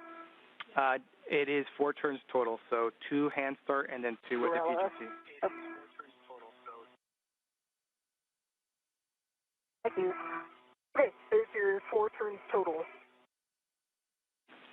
Copy 4 turns total. Vapor will have you hold tight and just want to make sure that the pit pin lanyard is free of the clevis before we start driving bolts. Copy. I will grab the pit pin out. I see the pit pin. It is free of the clevis. And I have M20 in 2 turns. Am I good to put the pit pin in? Can you repeat, Vapor? And did you say you've already driven M20 2 turns? No, so the pit pin is free of the clevis, and I've driven M20, not driven, hand started 2 turns. Copy. You hand started M20 2 turns. Is that correct? Vapor. That's correct. All right. Copy, Vapor. With that, PGT settings for you, Bravo 7 clockwise 2. Let me know when you have that. I'm set. Bravo 7 clockwise 2. And you're going to be driving M19 to torque. Expect an additional 10 to 11 turns, Vapor. Okay, driving a torque 10 to 11 turns. So Marcos, can I put the pit pin in? Negative, not yet, but you can take your PGT to Bravo 1 clockwise 2. Okay. But you can take your PGT to Bravo 1 clockwise. Bravo 1 clockwise 2.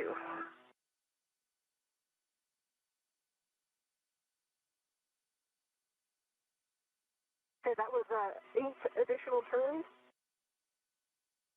on the stop bolt. Got the green light. 55.5 on the torque. I copied 8 additional turns. Stand by.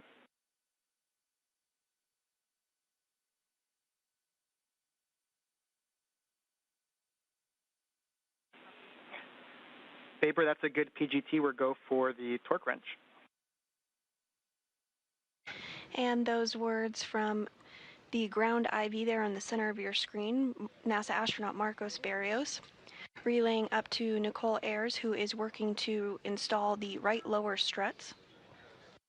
Last check, I've got a torque wrench. Ayers is using the PGT or pistol grip tool to secure the strut. And I'm ready to drive when you guys are. Copy. Thanks, Ann. We'll wait until we're done with Vapor's bolts and we've done all the checks. See, I am in a bye.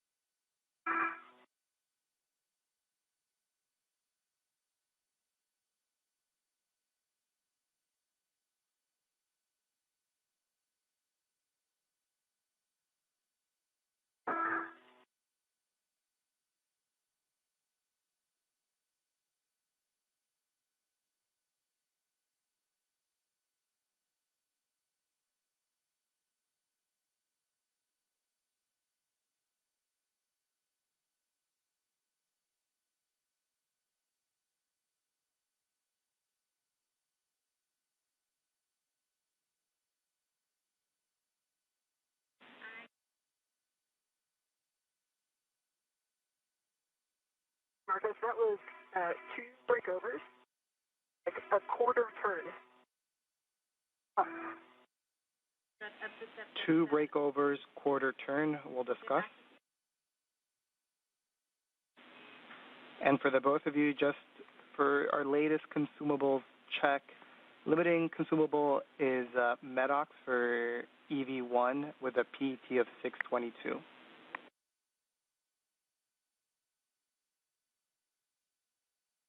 If you want copies. Copy. And what total time are we at right now, Marcos? We're at 221, and then we expect this number to get better, the limiting consumable, as time goes on. Copy.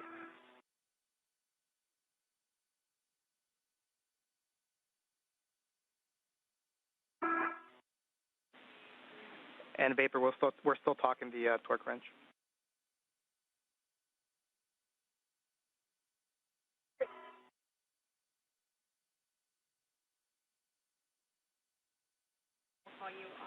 In Vapor, we're going to do the additional checks before calling it good. We're expecting 2 more turns. So with that, just let me know and we can go through some checks.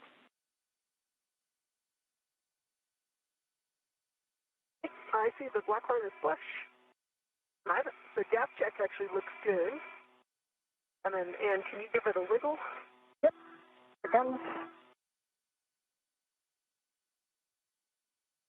Yeah, and the wiggle test is good too. Copy black line, no gap, good wiggle test. Just looking for the lower strut MLIs covering the strut pad.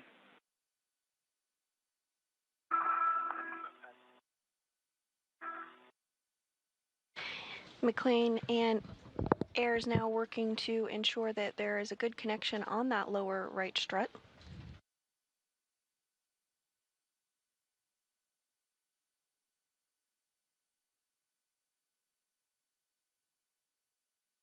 Okay, the lower MLI is covering the strut pad.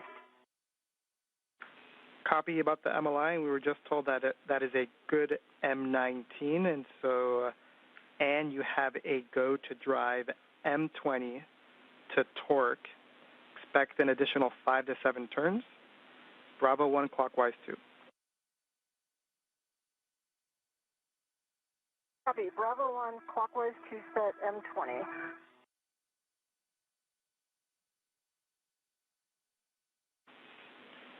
And Vapor, you can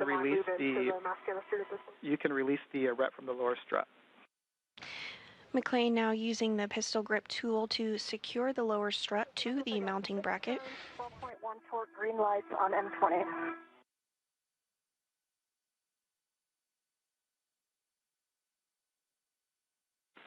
And we copy Ann, and we're checking. And Ann, can you confirm that the black line is flush? Following this, the next step will be to cover the strut with multi-layer insulation, or MLI, and then route cables of the solar array in support of future spacewalks. Until we get a heck of view. It is black line is flush. Copy, that's a good M20, and you can stow your PGT, and then you now have to go to install that pit pin to the grounding block. Copy and work.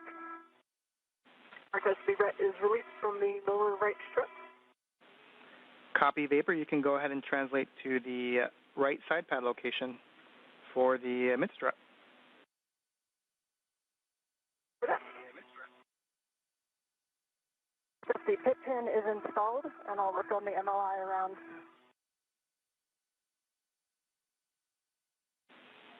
Copy, and just let us know.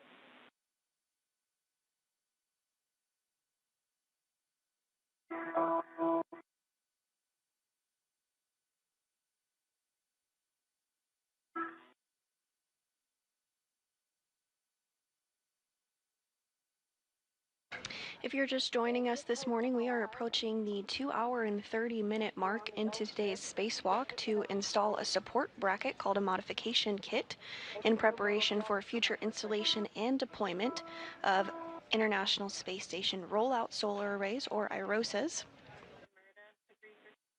NASA astronauts Anne McClain and Nichole Ayers are working to install lower struts on a mass canister that they have already built on the upper triangle of the modification kit. Edge, and it's up to 40 pounds. Okay. 16 inches from the outer. We do not currently have views of Ayers and McClain, but expect to regain views of them in about 18 minutes from now.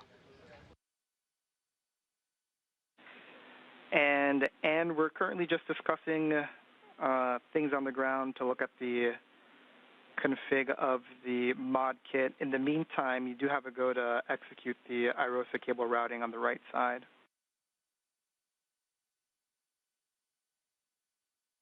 Copy.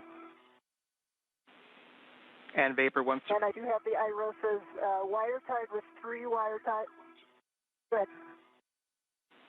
Nope, just going to give Vapor more words that once she's on that right kind of mid-strut location, just to hold still.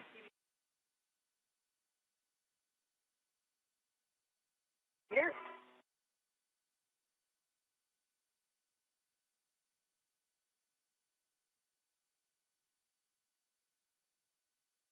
Marcus, the wires, IROSA wires, released 1 coil turn. So the black mark is now wire tied with 3 twists and set to low profile on the LR handrail at the lower strut. That's great, Ann. Appreciate it.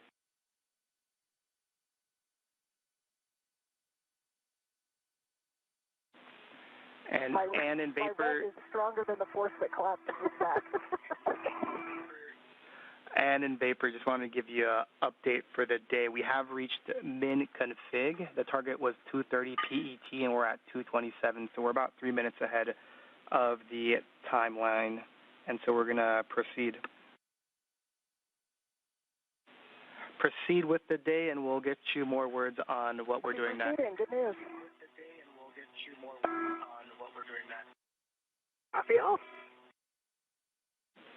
And just to be extra clear, we're going to pause right now to give you further words, but stand by. Okay, pausing.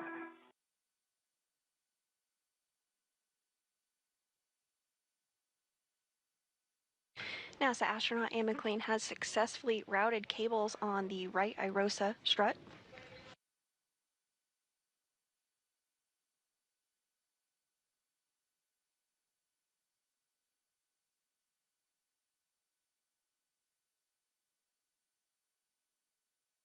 The crew is about 3 minutes ahead of the expected timeline for today.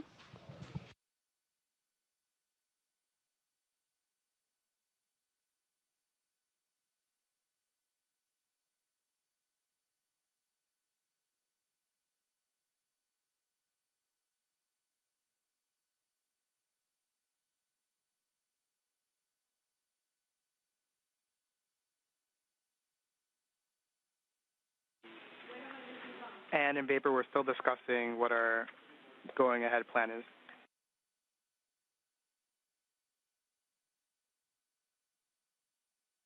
See.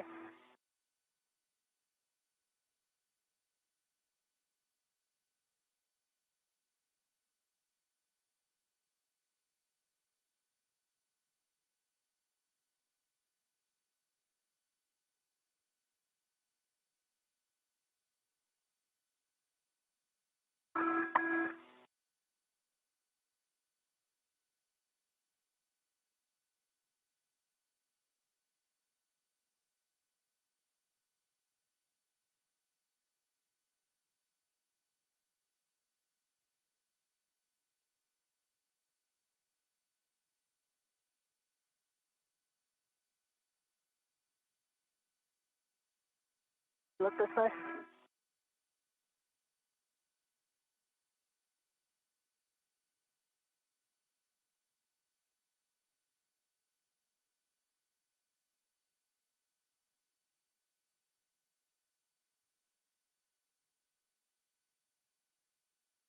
I can lock this right out so it's not pulling it. Okay.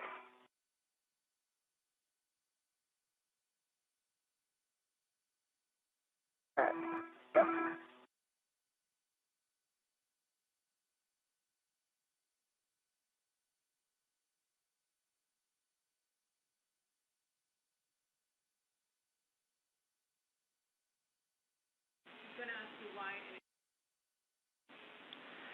and vapor, just an update. We have reached the min config. We have decided to clean up and prioritize the C2 V2, and we're going to get additional words to you soon.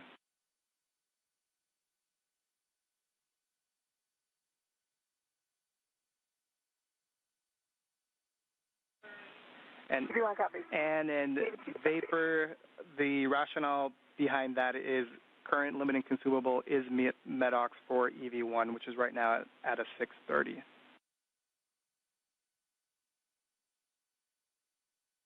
Understand.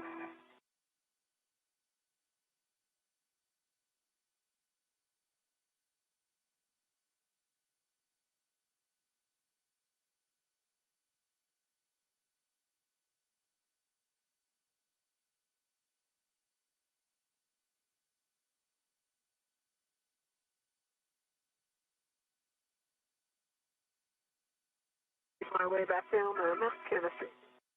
We are now 2 hours and 31 minutes into the 275th spacewalk outside the International Space Station. At this time, we'd like the mid-strut back in the strut bag, any free rets back in the cable bag, and the PGT and torque wrench in the cable bag.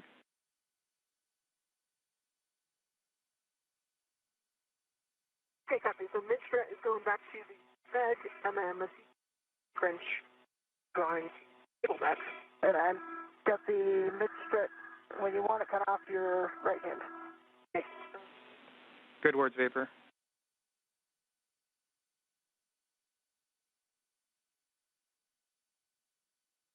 And I'm ready for it in. Got it. Okay, and my dirty ret's still on it. Okay. If I can get a red on it. Okay. And those words from the ground IV up to NASA astronaut Nichole Ayers, walking through some procedures to get the mid-strut cables and PGT put back in the cable bag ahead of the next steps in today's spacewalk. Got a bag ret on the mid-strut. Okay, I'm ready to send it back. I can just let go of it. Okay, I'll let it go.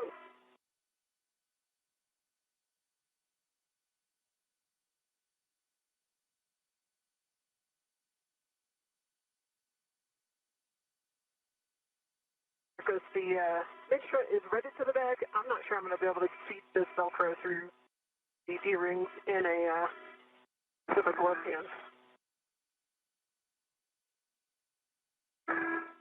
Make sure that's okay. Yeah, Vapor in it. The strut does not need to be inside the Velcro. As long as it's inside the bag and secure, we're good with that. Inside the Velcro, as long as it's inside the bag. Okay. And Marcus, I assume I'm not staying up here anymore. I'm going to hop off.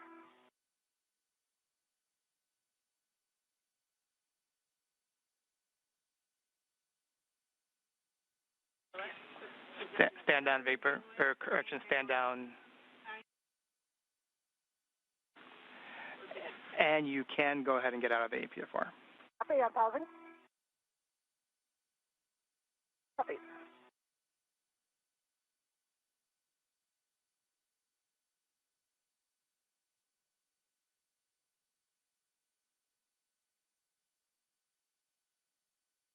Yeah, I'm out of the APFR. Nice. Only took 1 calorie to get out.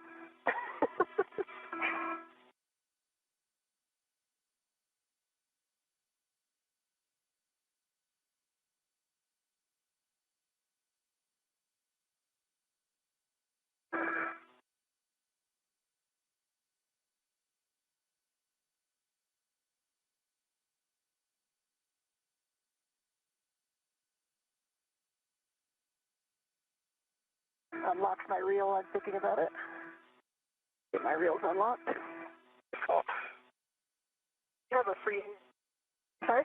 If you have a free hand, can you give me the end of that adjustable? Yes, I'm going to make my way down there now. Perfect.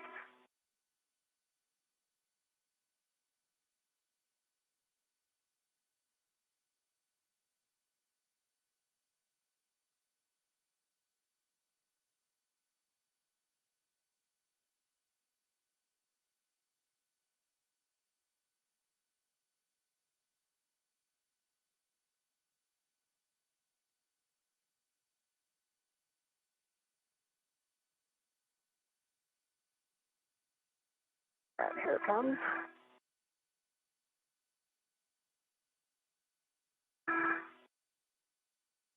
Going in the cable bag. And we are now 2 hours and 36 minutes into today's spacewalk. NASA astronauts Anne McClain and Nichole Ayers have completed the lower right strut installation, which is the minimum configuration for the mod kit. Given the high priority of the common communications for visiting vehicles antenna relocation, the team has been directed to stop working on the mod kit, clean up the IROSA work site, and move on to the C2V2 relocation task. Copy. Copy. And Marcus, I'm sure you're discussing what's going to go out and what's going to stay out and go in. We know we're putting the torque wrench and the PGT back in the strut bag. Those are going into the cable bag. So the PGT and the torque wrench into the cable bag. Going into the cable bag. So the PGT and the Copy cable bag. I think it'll be more helpful if I come around to the cable bag. What do you think? Sure. Yeah. So all I have to do is close the bag and then get these in the cable bag. Okay. Yeah.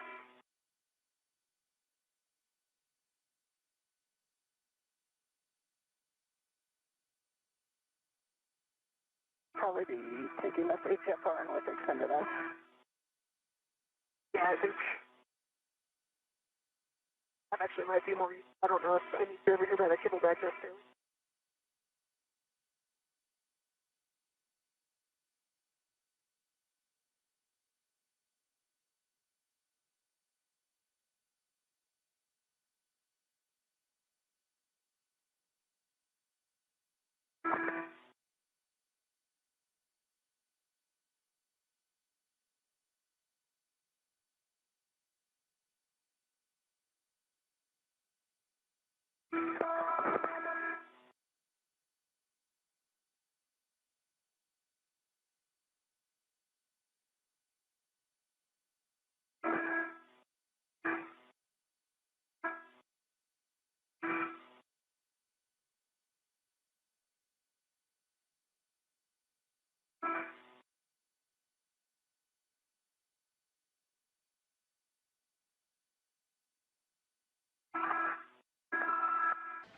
At this time, NASA astronauts Anne McClain and Nichole Ayers are working to reconfigure the work site, including adding the mid-struts, cables, and PGTs back in the cable bag as they clean up this work site and prepare for the common communications for visiting vehicle antenna relocation task.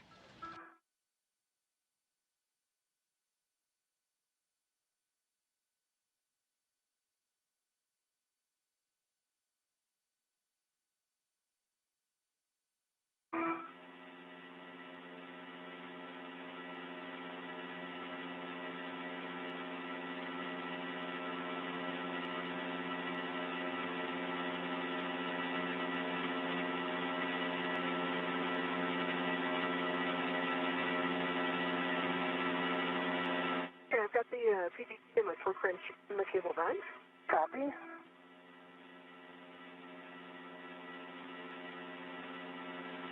Move it back to the strip bag. and in vapor in about 4 minutes. And the ATSR to lower profile for transmission. In about 4 minutes, we're going to have a TDRS handover of approximately 18 minutes. During this time, we're just going to ask you to enjoy the view and take pictures. If you both can right now, turn off your HECA, and we'll pick up with C2V2 once we're done.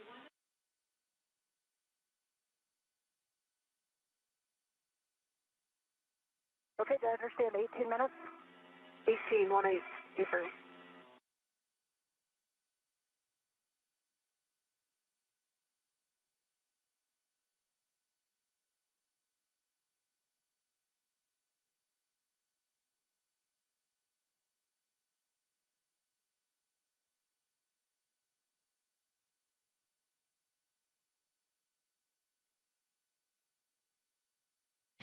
McClain and Ayers are continuing to clean up the ModKit worksite ahead of the C2V2 or Common Communications for Visiting Vehicle Antenna Relocation task.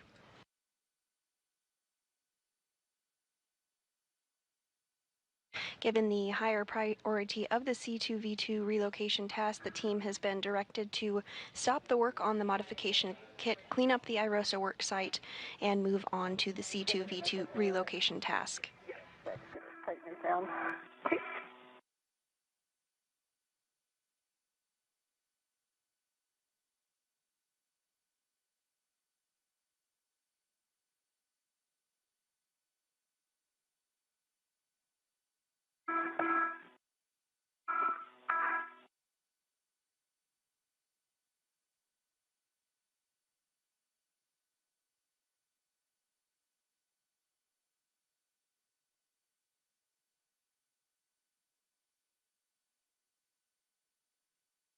You may want an inventory before we close that out. Okay.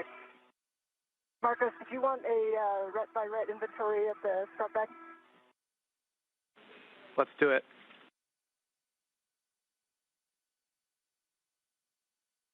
All right, I'll sit on this end. And we've got 2 minutes until that handover. That's going to last 18 minutes.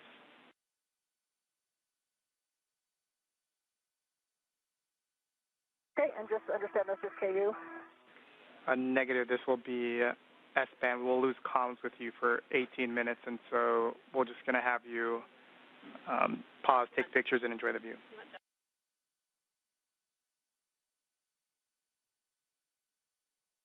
Okay, we have number 14 on the outside of the bag. We have number 10.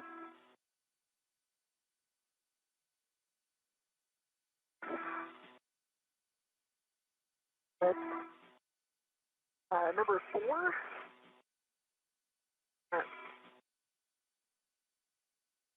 Number 1. Number 2.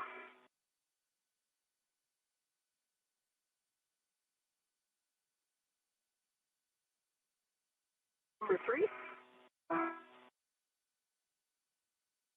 That's 13.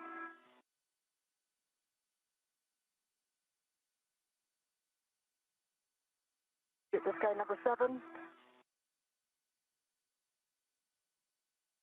Number 11.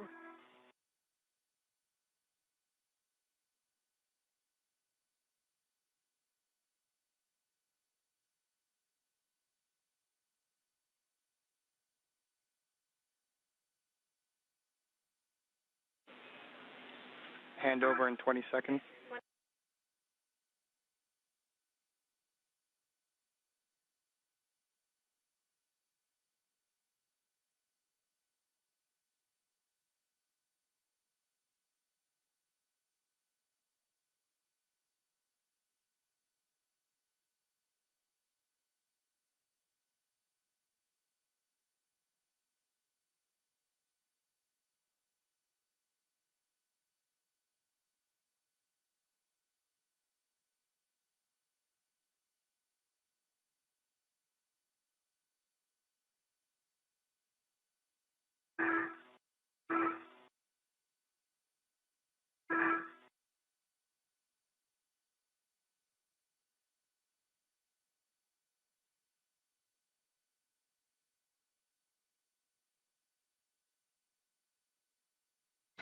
And at this time, we do have a approximately 18-minute long time period where we do not have communications or views of the crew due to a handover period between our satellites. So the crew has been directed to enjoy the view and hang tight, and we'll see them on the other side of this handover.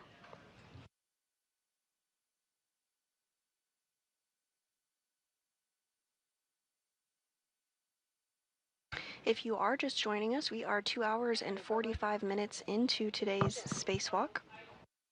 NASA astronauts Anne McClain and Nichole Ayers worked to install a support bracket called a modification kit on the International Space Station. As part of this, they installed and built the upper triangle and attached it to the mass canister and installed the right lower struts, and upper struts as well. This is what is considered the minimum configuration for the mod kit. Given the higher priority of the Common Communications for Visiting Vehicles relocation task, the team was directed to stop working on the mod kit, clean up the IROSA work site in this configuration, and move on to the C2V2 relocation task.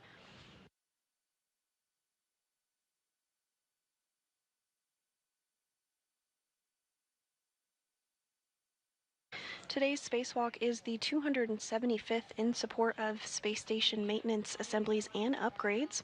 It's the third spacewalk for NASA astronaut Anne McClain, who previously has conducted 2 spacewalks totaling 13 hours and 8 minutes.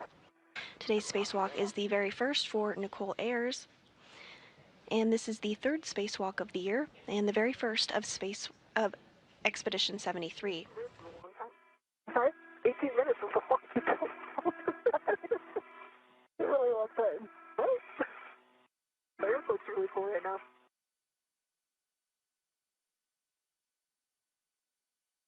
Ayers and McClain arrived on the SpaceX Crew Dragon Endurance on March 15th following their launch the day prior.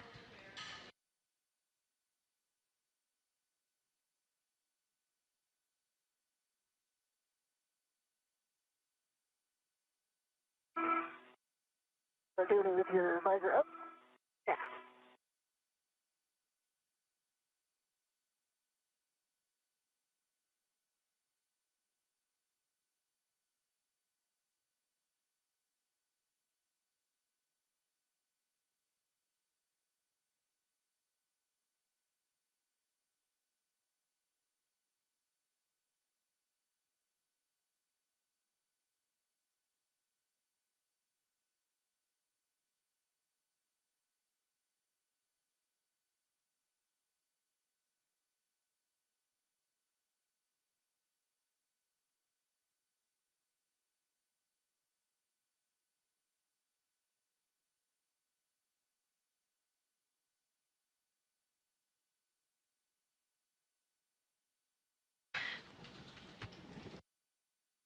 They're not too close, are they?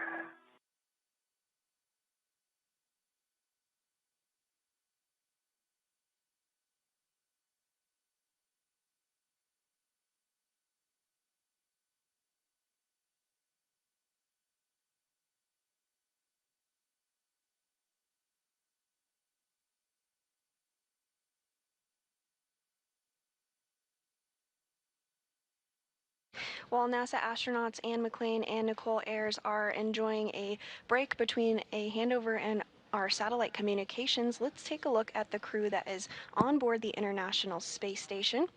Seated in the front row from left are, of course, NASA astronaut Nichole Ayers and Anne McClain, who are our spacewalkers for the day. In the back row from left are Roscosmos cosmonauts Kirill Peskov, NASA astronaut Johnny Kim, Roscosmos cosmonauts Sergei Ryzhikov and Alexei Zubritsky, and JAXA, or Japan Aerospace Exploration Agency astronaut Takuya Onishi. Onishi and Kim helped assist Ayers and Nichole Ayers and McClain this morning as they got suited up and stepped through procedures for depressurization.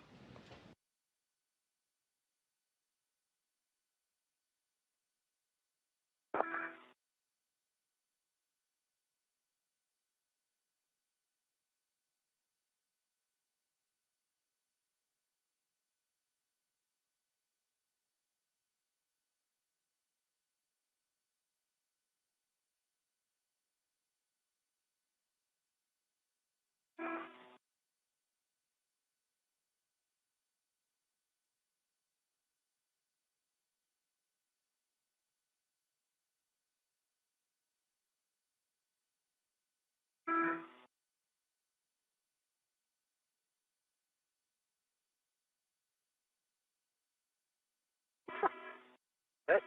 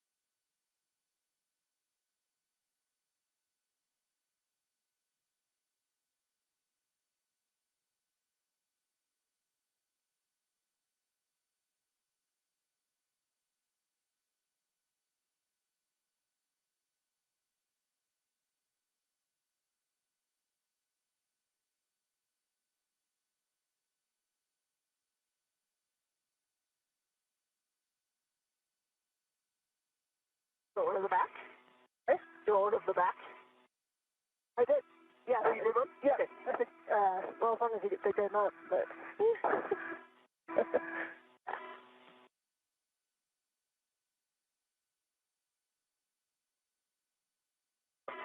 Roll it around. Is that easy to do?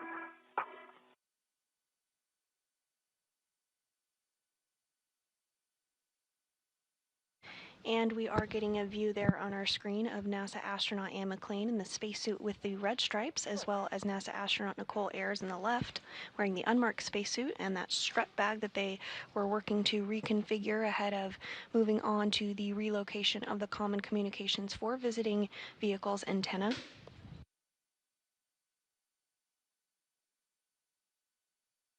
Towards the lower portion of your screen, you do see that upper triangle that Ayers built earlier this morning that is attached to the mass canister, as well as the lower strut that was successfully installed.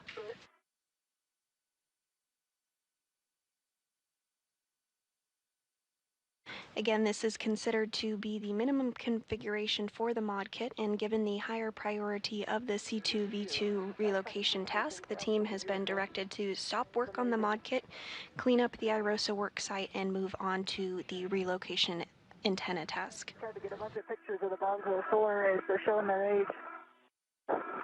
Yeah, they are.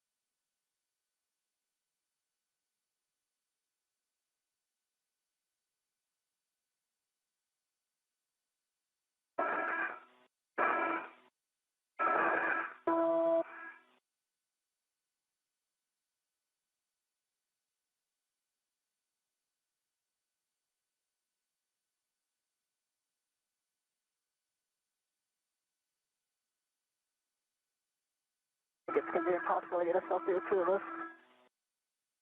Yeah, I guess. I think it might be impossible to get a selfie with two of us. You could peek over that bag. Oh, maybe not.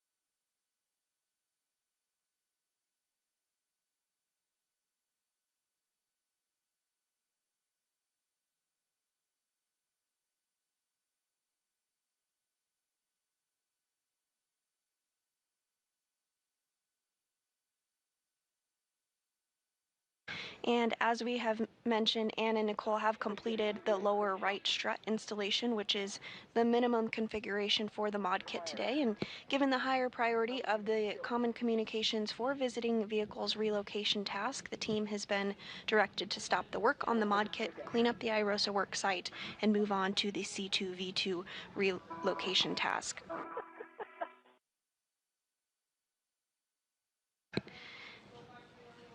When spacecraft visit the International Space Station, they rely on a communication antenna, the C2V2, to communicate.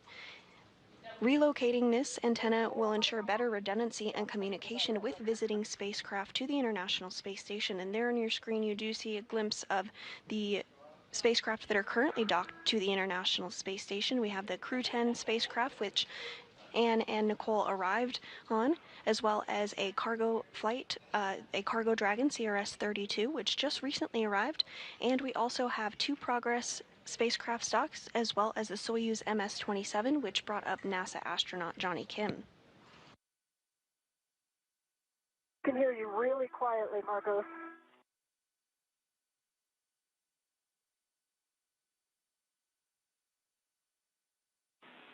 And in Vapor, this is Marcos, radio check. Very quiet. How do you hear him, Vapor? I've got you, yeah, very quiet. And one more time, user error on my part. Loud and clear. Same. All right, we have words for you. So we're going to perform or at least check that you accomplished some of the cleanup steps that we asked you to do before. Then we're going to do a glove and hap check, and then we're going to proceed with C2V2. Copy. All right, so you can just confirm for us that the right mid strut was returned to the strut bag. Confirm. That the free rets from the strut bag were transferred to the cable bag. Negative, we did not do that. And there's no, and we copy Add and Vapor, no need to do that now, and then that the EV3, PGT, and torque wrench were transferred to the cable bag. Vapor. All right, with that, we'll get a glove, hap, and gauntlet check from the both of you. Hey, EV1.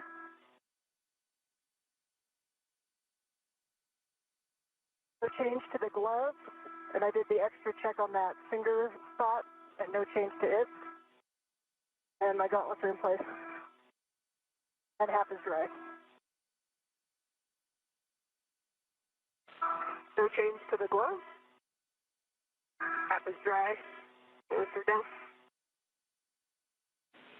Copy that from the both of you, and we're going to have you retrieve the APFR and put it on your BRT, and then you're going to be translating inboard. And Vapor, we're going to have you retrieve the WIFX after the APFR is off and stow that on your BRT.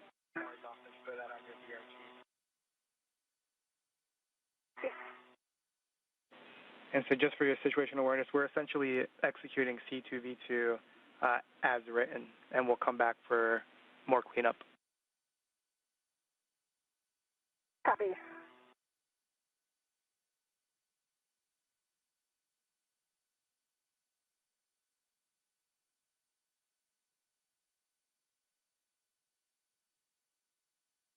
And those words up to the crew, letting them know the plan forward.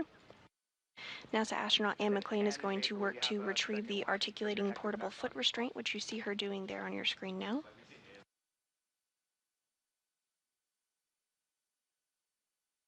Meanwhile, Ayers is reconfiguring the tool bag and ensuring things are in a good place before they move on to the C2V2 antenna relocation.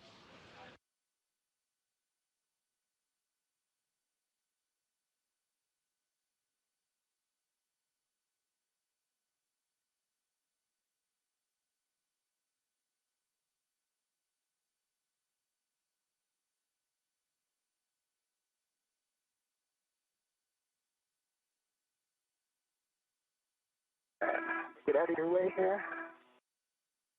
HFR set.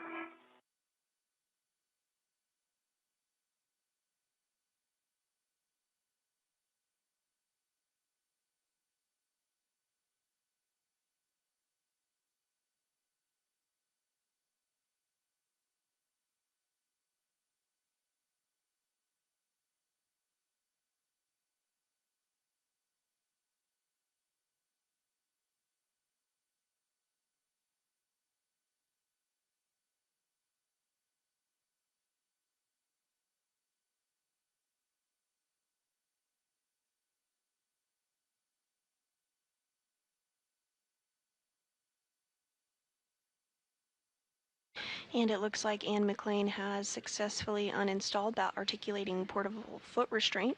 She now has it tethered to her. You see it floating just behind her. We are now 3 hours and 2 minutes into today's spacewalk. Today's spacewalk is the 275th in support of space station maintenance, assembly, and upgrades.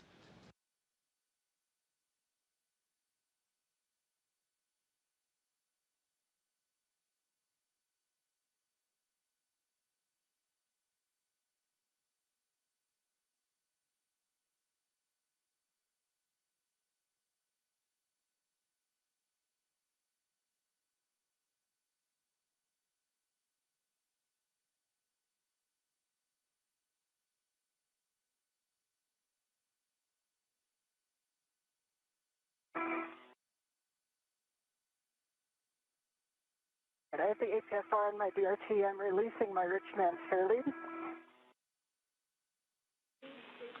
Copy, Ann. I've got the WIFX on my DRT. And we copy Vapor.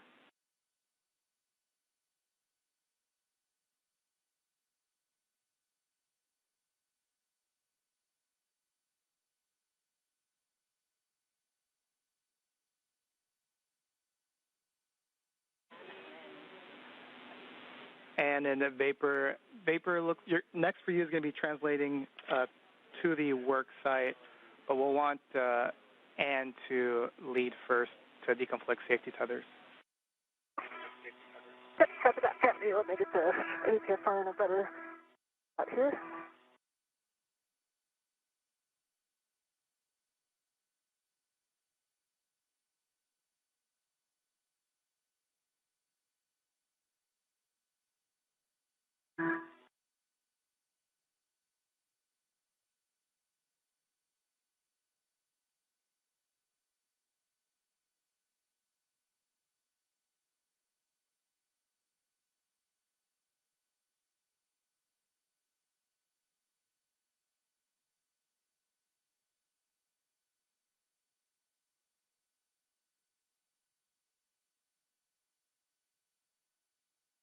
Your legs are just under a table, so you have to go. Oh, okay. Body up first. Okay. They know they're clear. Clear. Well, you're gonna have to go up and around. Yep. Here you go. Okay. Thanks.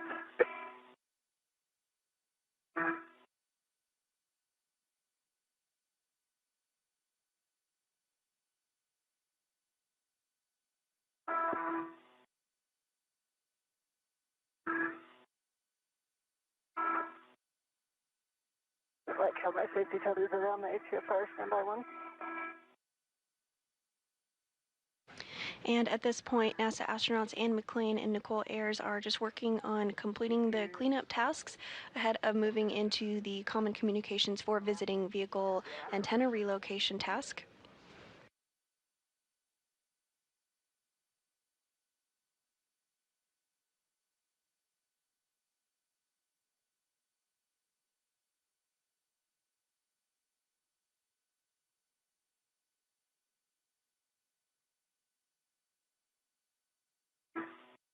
So let's get it. This guy got locked out.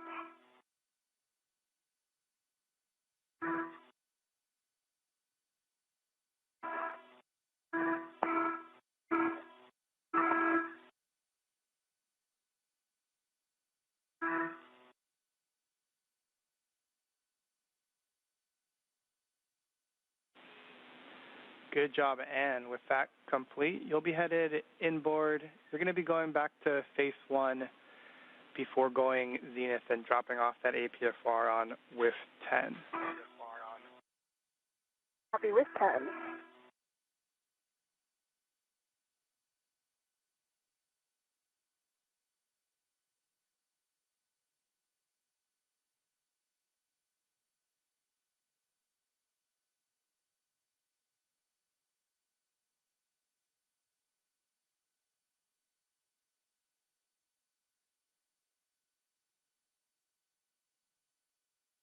And NASA astronaut Anne McClain is now beginning her translation. It looks like you're already doing it. You're going to follow Anne, but you're going to then continue aft of station to get to the work site. Copy. Yeah, I've got the CC antenna in sight. Anne McClain is continuing her translation process to install the articulating portable foot restraint at the new location. Meanwhile, NASA astronaut Nichole Ayers is also beginning her translation process.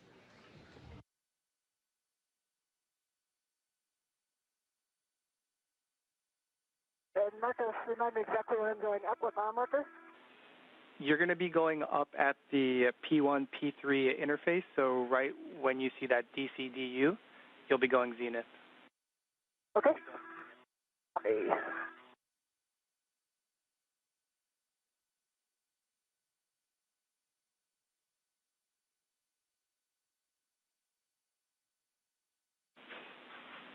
Vapor, looks like you're making your way to the work site. Just real quick for you, since it's on your way, do not translate on the CAS, the Common Attachment System. That should be just outboard of the C2V2.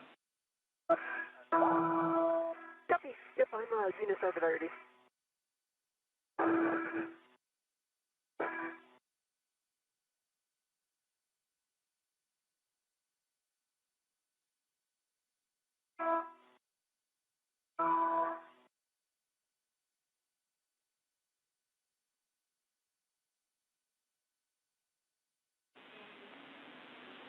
And we see you, and that is the correct translation. Okay. Once you reach the phase 2-3 edge, so the tippy top of station, you're going to be headed to with 10, which is back outboard. Copy, I see it. Copy, and then we'll like you to fair lead. There should be a handrail right at that P133 intersection at the tippy top. We like you to fair lead your safety tether there just to make sure it stays away from the radiator. Copy. And is that a rich man's? Say again? Is that a rich man's fair lead you want? Negative. It could be a poor man's.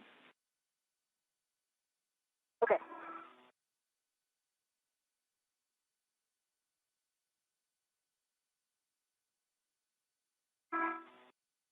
Marcos, while EV1 is putting the QFR in, taking a look at these cables. Actually, so they're wire tied to this, or also wire tied to this. This if I just release the width wire tie, be able to move the antenna out of the way.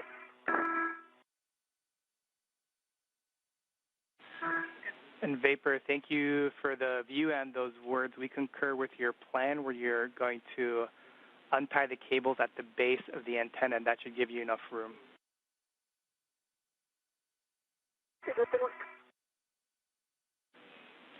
And Vapor, just because you're working near the antenna, don't translate on the C2V2 boom. We've got the retroreflectors and do not touch the glass. Don't touch the radome paint on the actual antennas. And then for the electrical cables, you want to ensure that you avoid the radii of less than 6 inches.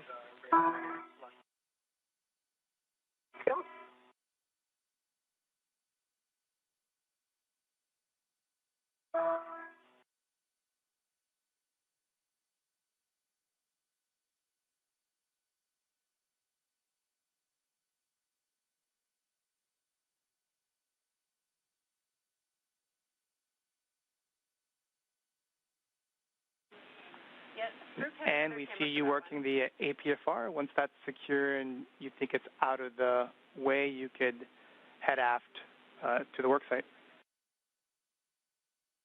Copy. And does it matter if we just set it low profile? I know we have settings.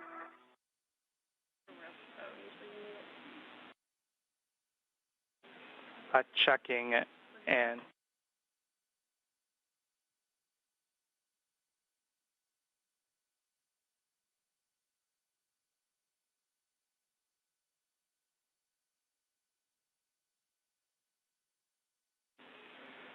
and those were good words. The actual settings don't matter as long as they're out of your way. Copy.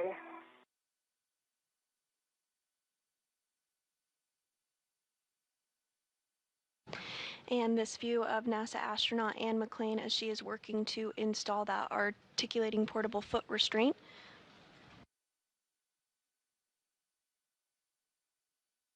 You can see she has the PGT or pistol grip tool attached to her side. This has been utilized quite frequently today during the spacewalk.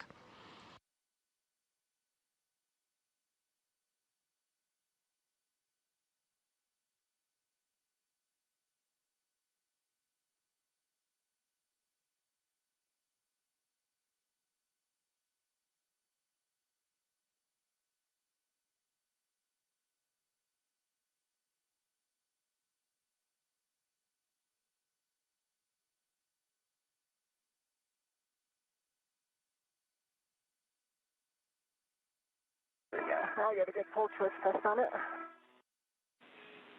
And we copy Ann.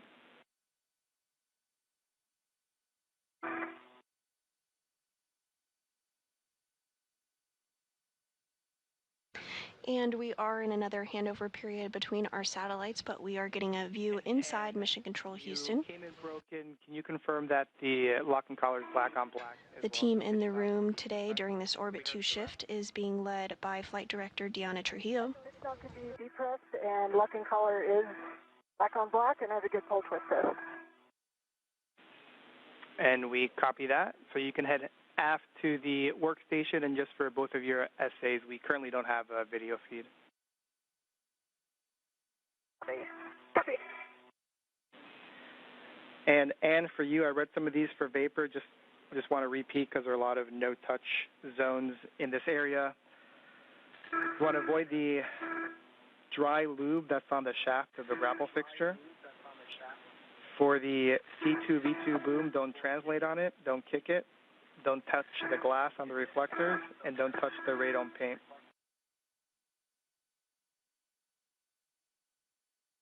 DV1 copy.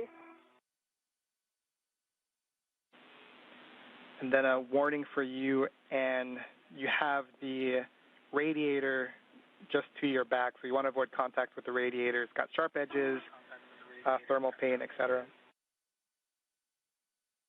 Copy.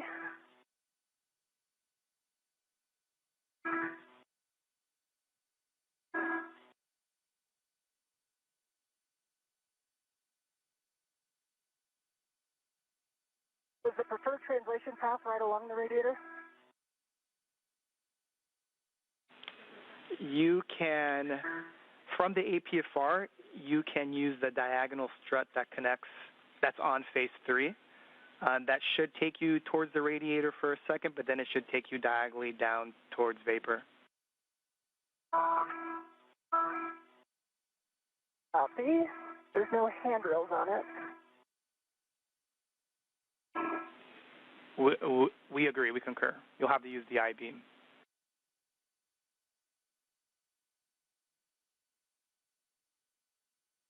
And with NASA astronaut Anne McClain successfully installing that articulating portable foot restraint, she's now working to translate to P3 ahead of the Common Communication for Visiting Vehicle Relocation task.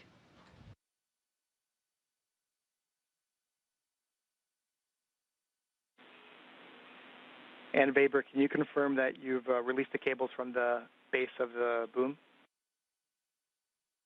Vapor? And there's handrails right on the other side of this guy? Yes. Big long one. And on the other side. Oh, down there.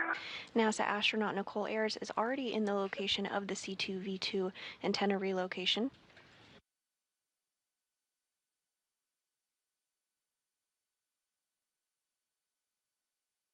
Good one.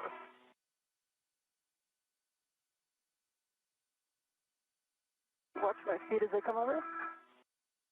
Good enough, I'm clear. You're clear.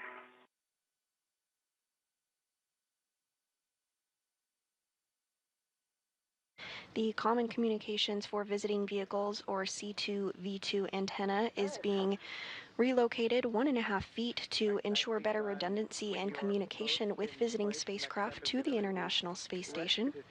And then release it from WIF 17. And if you need to use your BRT, we've got a handrail for you. Yep, I just put one down, so if you can release, I'll be able to hold it. Okay.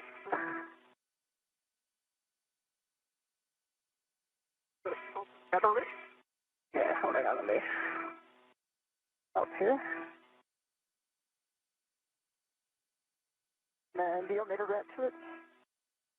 Okay. Can you reach it? Maybe.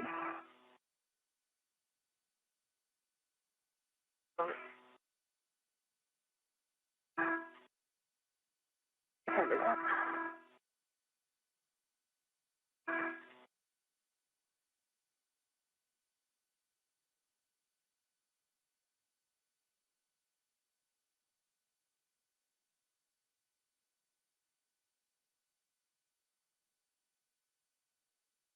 And we are getting some views of the Earth as the International Space Station flies 268 statute miles over Argentina. Could be from your side. Okay. That's it done.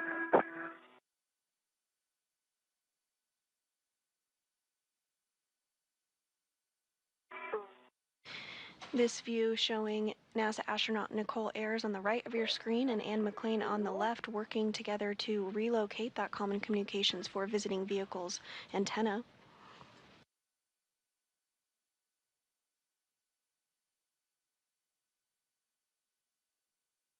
Nice. See it?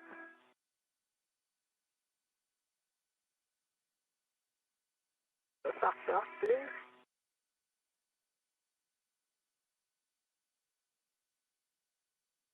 Looks like it said soft duck. Might work better from the other side, or I can try to come in from this side. There you go, nice job. Nicely done, Vapor. And we're going to have you tend the boom and kind of head inboard, and then Vapor, you'll be grabbing the WIF-X from your BRT.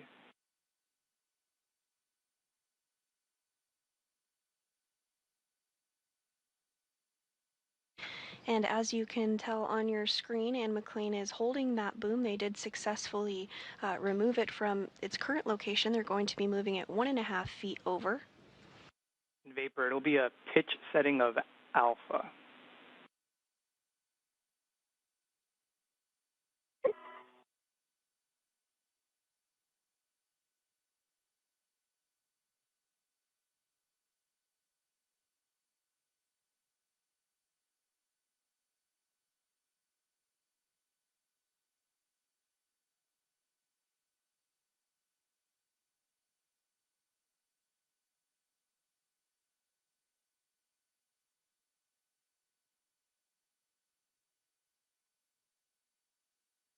Yeah, I've got alpha set.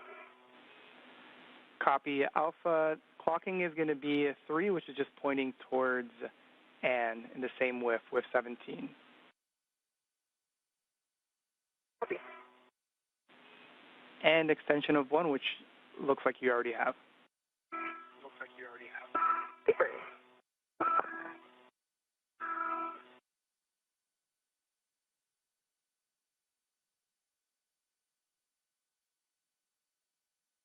We're clocking a 3. Pixel and foot test. The locking color is lock on lock. All right, that's great, Vapor. Next is going to be to install the C2V2 on the WIF-X. Cool. So this is I might need you to help push it. There's, I think some of the cable is pulling it back your way. Yeah, actually, So it's pretty strong. now that we're here, I'm going to have to release. Yeah, it's just stay right one. If you're just joining us this morning, we are 3 hours and 21 minutes into the 275th spacewalk in support of space station maintenance, assembly, and upgrades. NASA astronauts Anne McClain on the left of your screen and Nichole Ayers on the right of your screen are currently working to relocate a common communications for visiting vehicle antenna. Pointed aft, which looks like it is. By moving the antenna over 1.5 feet, it will ensure better redundancy for visiting spacecraft arriving to the International Space Station.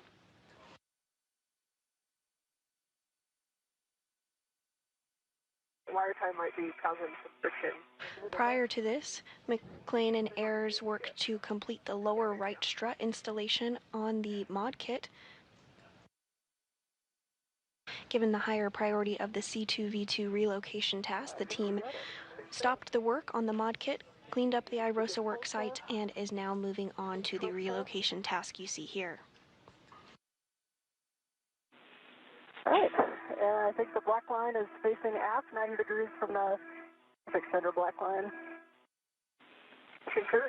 Copy orientation, copy pull and twist test, and then I may have missed it, but just the black on black. Black on black. That was the base of the, this was, or the, Okay. I know it was the wires. We're going to have to just get the wires so they're not moving. You had a full twist on the whip extender, right? I did, yep. All right, I'm going to release your rat. Okay. And I'm going to release my rat. All right, next will be to recoil the cables and secure them with a wire tie. Right now we have handrail 3829, which is just beneath WIF 17, but Vapor and Ann, if you see a better place, we're open. So I could do maybe one coil at 3829. There's also a wire tie right at the base of the antenna that I can put another twist in and get the rest of this coil down. Yeah, that's the original coil that I undid. Oh, okay. Yeah. So just put it back here. Yeah. If you do that, I'll tidy this one up. McClain and Ayers are now working to recoil cables and secure them with wire ties following the relocation of the C2V2 antenna. And then there will be 1 to 2 coils at 3829 as well. Copy that, Vapor, thanks. All right, that's in. Yeah, 2 minutes until handover. Copy.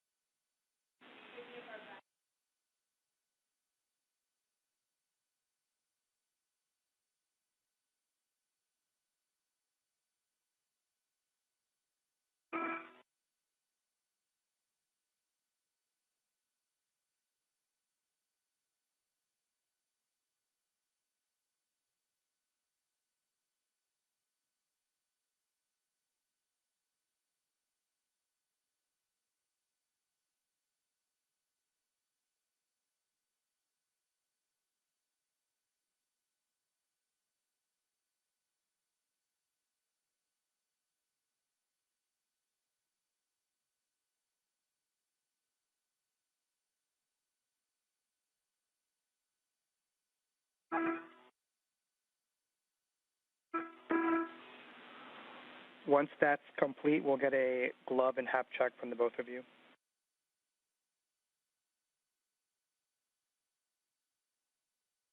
All right, EV1 has a good glove check on the left and a good glove check on the right. The spot's getting worn a little bit, but it doesn't look any more severe than it has been. And I have.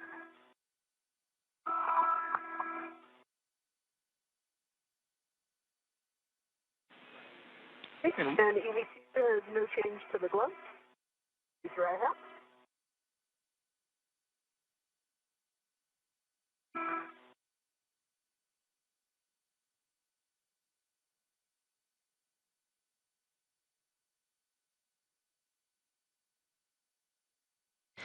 And we did just hear a good glove and HAP, or helmet absorption pad, check from both McClain and Ayers.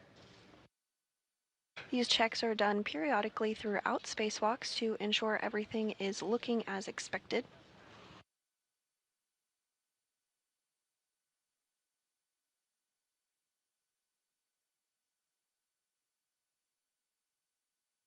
We are in another loss of signal period. While we will have communications with the crew, we will not have video of them again for about 36 minutes. Now approaching the 3-hour and 30-minute mark in today's spacewalk. And we're just back with you after a 20-second handover.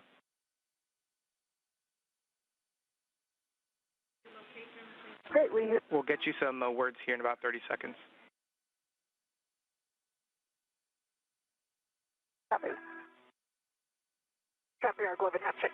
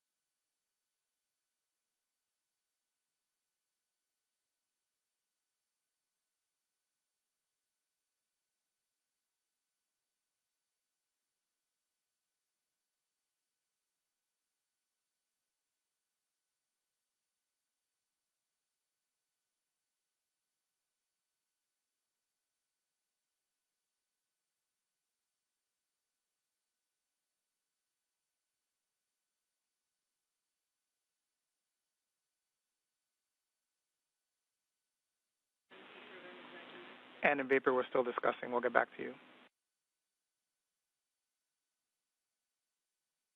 Okay, copy.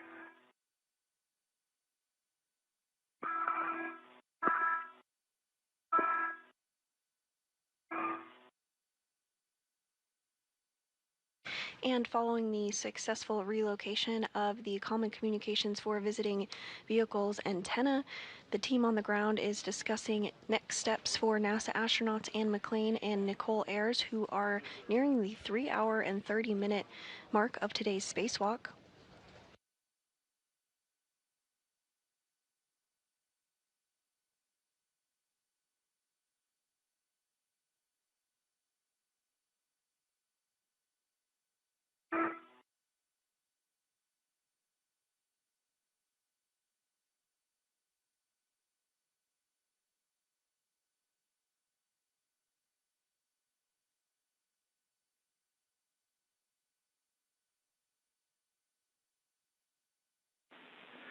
All right, and in vapor, we have some big picture words for you. Vapor, you're going to be going back to the work site, and you're going to be going back to the APFR and then translating inboard to the port feeder cart. And we'll continue to get you more words. We just want to get you moving. Okay, sounds good. Copy.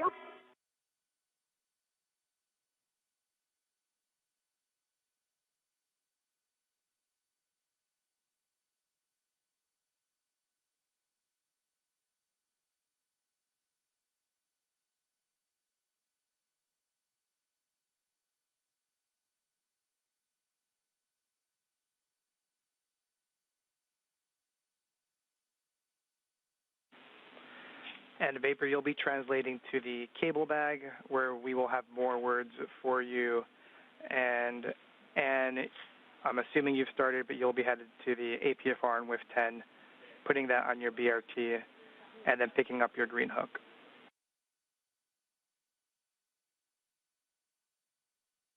Okay. Copy. And just for the both of you, we are in a KU loss of signal for the next about 30 minutes, so we do not have video.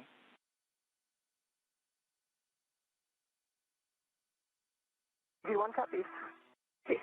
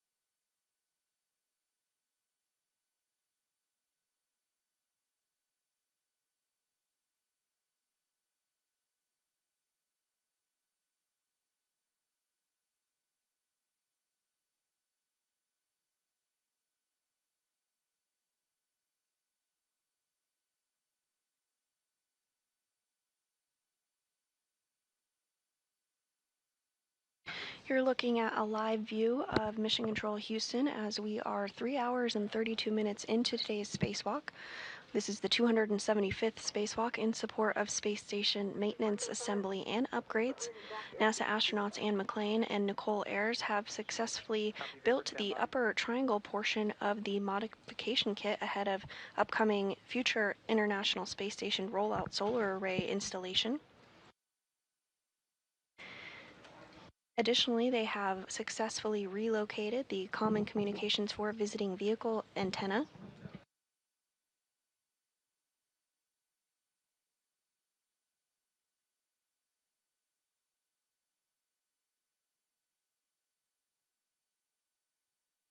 At this point, the team on the ground is discussing next steps for cleanup tasks for McClain and Ayers to complete. You're going to translate port to the cedar cart, but first you're going to pick up your green hook, just nadir of the FHRC. Pick up your green hook.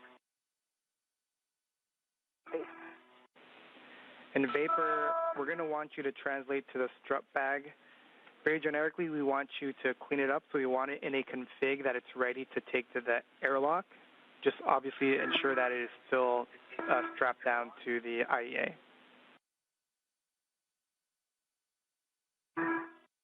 Hey, Tuffy, do you want me to move the three rets, the table bag? Negative Vapor, we'll keep the free rets in the strut bag. Right now, big picture, the intent is to bring both bags into the airlock. Okay.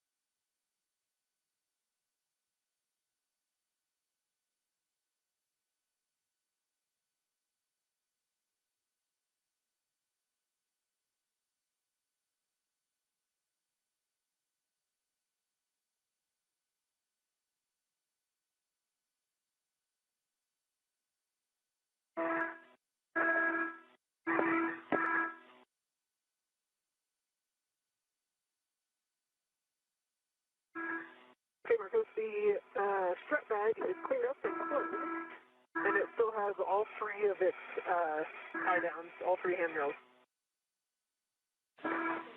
We copy Vapor. That's a good config, and we'll have you stand by. And I've on phase one. Right, I'm on phase 1, heading in toward the port seater cart. Are you worried about the hardware here? Copy that. Port seater cart with 03, upper left-hand corner.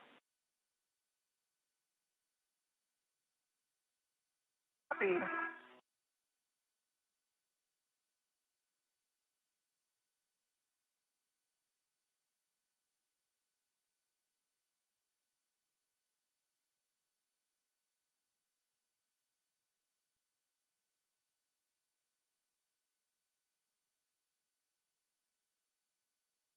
Bring up my green hook. Copy that?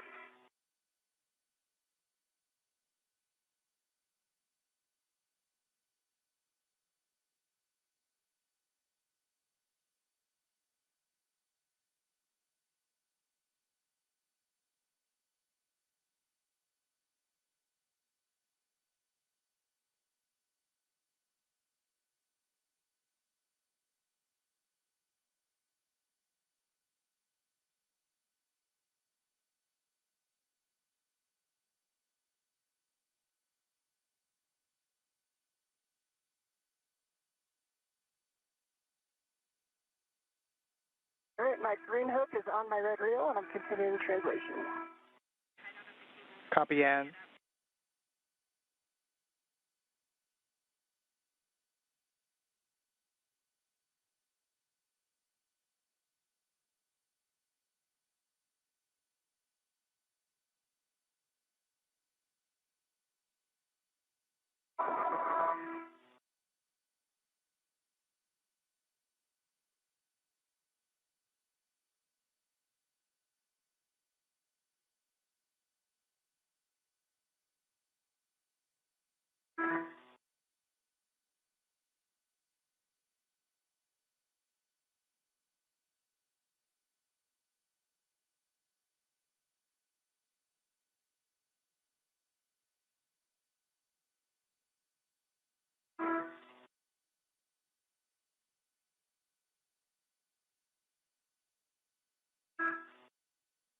We do have about 24.5 minutes left in this time period where we will not have visuals of the crew, but we do have communications with them.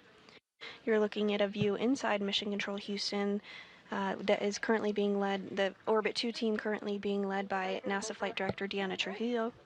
Hanging out with the cable bag, just in case someone want to do a jumper or something. And Vapor, we got words for you.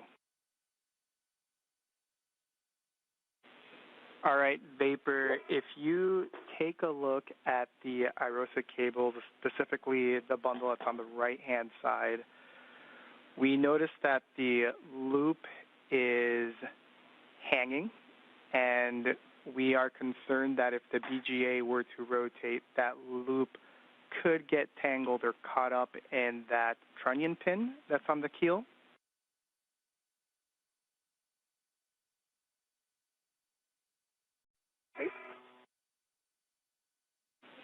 And so we have some words to have you tie down that bundle onto the lower strut. And so we would like you to translate very slowly at standby. That's just big picture, and we'll give you a final go here in a second, just so you know what's coming.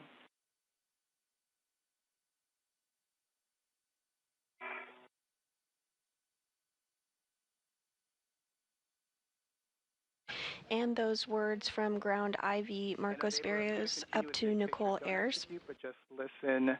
We're going to be having you most likely very slowly translate up the lower strut. We want you to be parallel with the strut, and we also want you to be on the IEA side. We want you to try and avoid slipping your feet, which could cause torsional loads on this strut.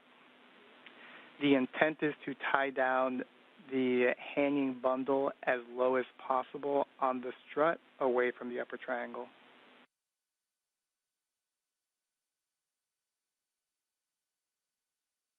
Okay. We'll put that in work. And I'm just getting to the port not yet, Vapor. And copy, Ann, you're at the port seater cart with 3, upper left-hand corner. It'll be clocking up 6, Papa Hotel 12. Copy left.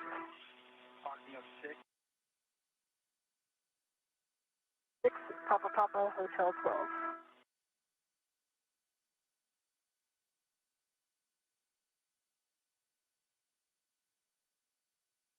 And with those words up to NASA astronaut Nichole Ayers discussing the next steps of today's procedures to clean up the IROSA cables. The handrails on the mod kit are illegal.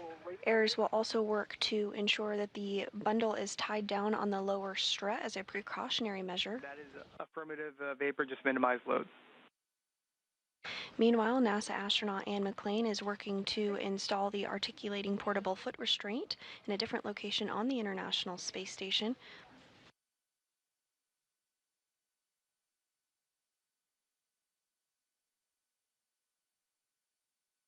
We are now 3 hours and 42 minutes into today's spacewalk. McClain and Ayers successfully built and installed the upper triangle of the mass canister of the modification kit, as well as the right struts on the modification kit. Following this, a higher priority task, the antenna relocation for the Common Communications for Visiting Vehicles, was reprioritized. The duo successfully removed and relocated that antenna. Big picture word so you visualize it before we move forward. So I want you to locate the upper handrail, so the handrail closest to the solar panels on the lower strut. Right now that bundle should be wire tied to the zenith stanchion, or the uppermost stanchion, and we're going to want you to also have a wire tie on the lower stanchion of that same handrail.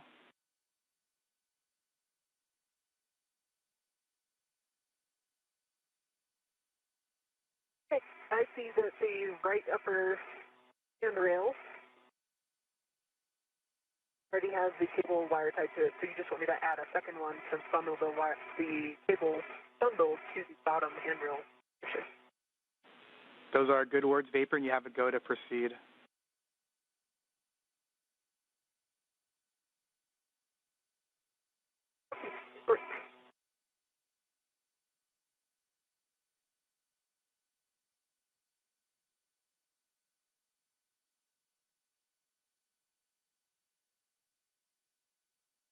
I have Papa Papa Hotel 12 set, and I'll get it in at a clocking of 6. Is that correct? Those are good words, Ann. Copy.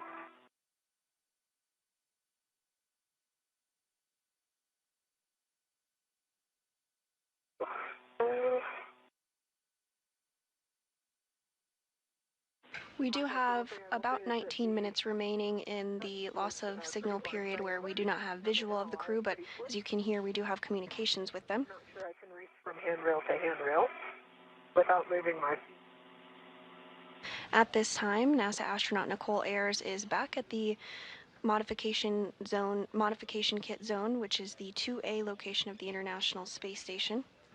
And the Vapor, she's currently stepping through procedures to clean up some of the cables that were left out following the reprioritization of the C2V2 antenna relocation. Get one on both handrails.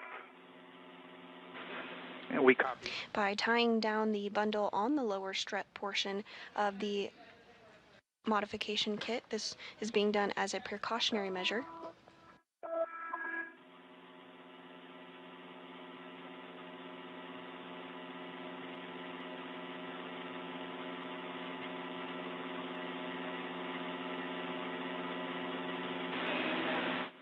And once you're done there, we will need you to press the brake pedal release on the port seater cart as you make your way back to your green hook location.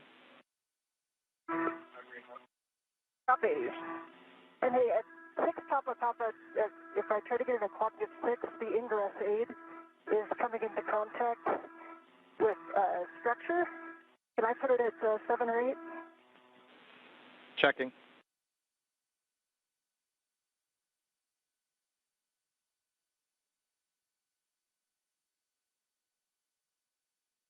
Because I was able to make the reach with 2 base tethers.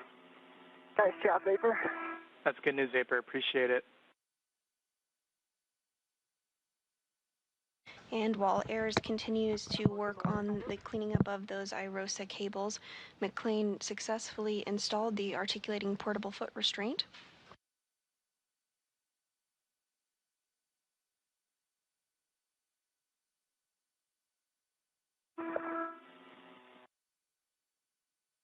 Marcus, is a trunnion pin structure, and with the ingress aid, it's retracted, but it's laying down.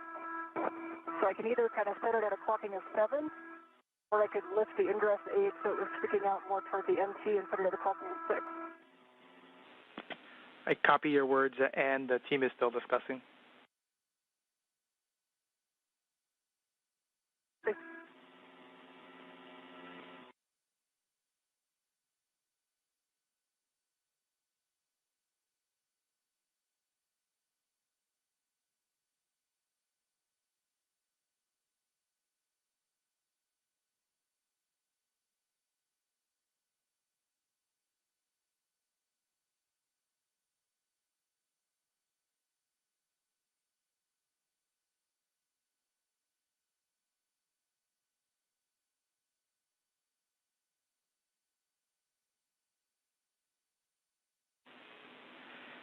And we would like you to yaw the boot plate 180, and we're being told that that should get the ingress aid out of the way. Copy, yaw at 180.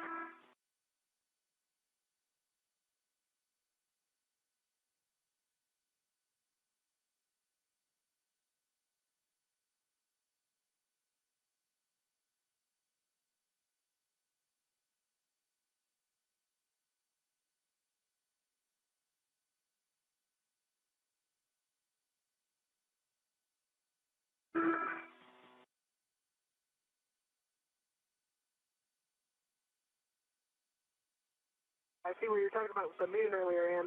We're good. Oh, yeah? You can Yeah. see it over the end of the truss, huh? Yeah. That's pretty awesome.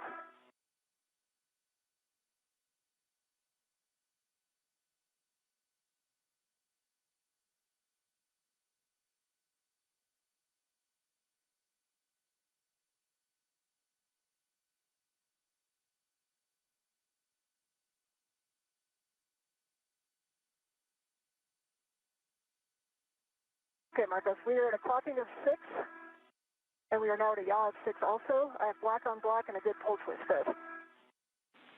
Copy that. And if you actuated the pitch axis, just make sure the knob can be depressed.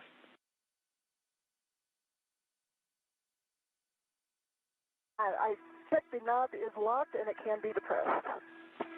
Copy, good work. And we'll have you start going back starboard, but first we want you to release the brakes on the cedar cart.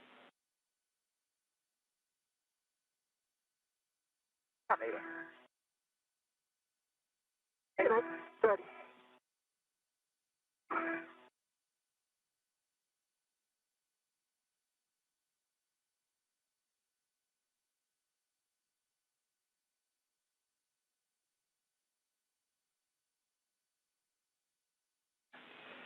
And Ann, I'm going to have you pause. I apologize.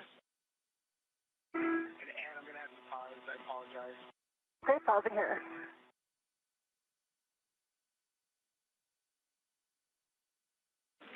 And Ann, can you confirm that your camera is in the bag, cable bag?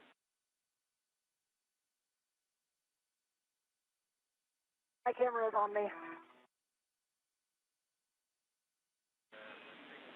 So we'd like you to take a picture of the final configuration where you dropped off the APFR. Okay.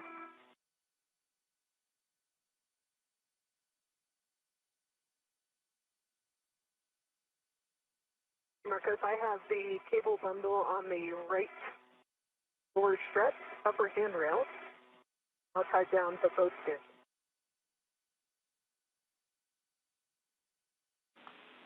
Copy. And Vapor, did you use one of your wire ties or was it an existing one? I used one of my long wire ties off my BRT. Perfect. Thanks, Vapor. We'll give you more words here. And then, Vapor, we'd like a photo of that final config if you could. Okay. I'm looking at the clearance of the trunnion pins. And then it almost seems like the NZGL connectors might need an extra wire tie. Copy. We appreciate those words, from the, Vapor. Yeah. And trunnion pin. copy. We appreciate those.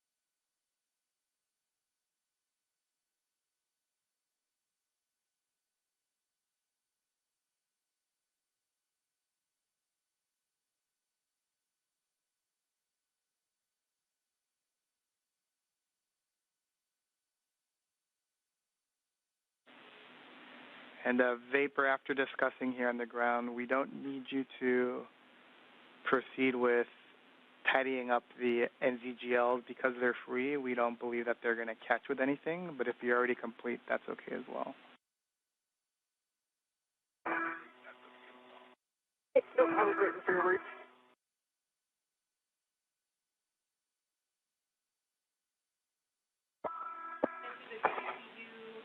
Copy, Vapor. We'll get you more words. Okay, and photos are complete, Marcos. Was that you, Vapor? Sorry, EV1, photos are complete. Copy, photos complete. Release the brakes on the CETA cart. Translate to your green hook location. Greenwood? And I'm going to translate back down the strut here in order to the pictures. Copy, Vapor. You can translate to the cable bag and hold.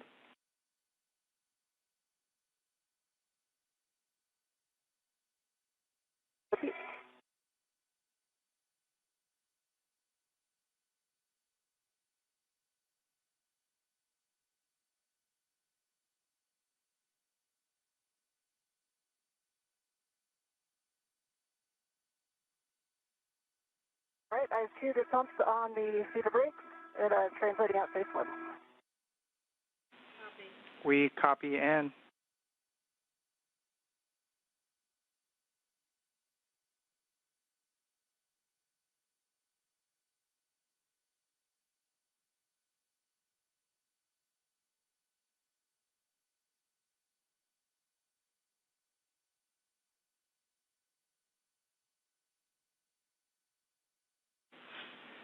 And in Vapor, just big picture so you're aware. Vapor, you're translating to the cable bag. We'll have you hold, and you're going towards your green hook. We'll eventually have you go to the cable bag as well and hold. Right now we're deciding if we're going to continue with the jumper get ahead or if we're going to finalize cleanup and come back into the airlock.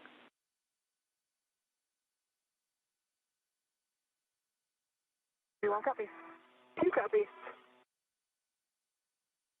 Because for USA, I haven't taken pictures of the solar strut cables yet. I was too close when I was there, and now it's too dark probably, so we're going to wait. We copy you haven't taken the pictures yet. Once sunrise should be in about 14 minutes, and we'll get those done.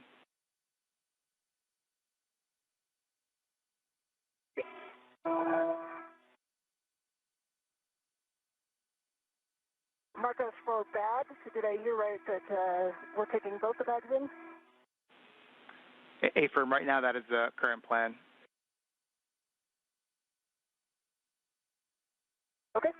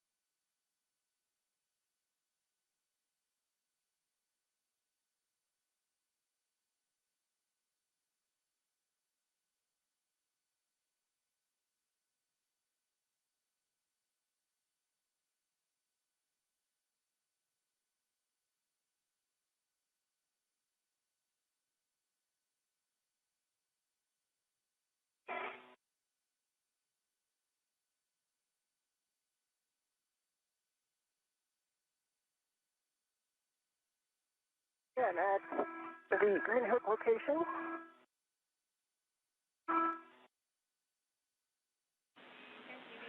Copy, and you'll drop your green hook, then head towards the cable bag. We'll just make sure your gauntlets are in place. Copy.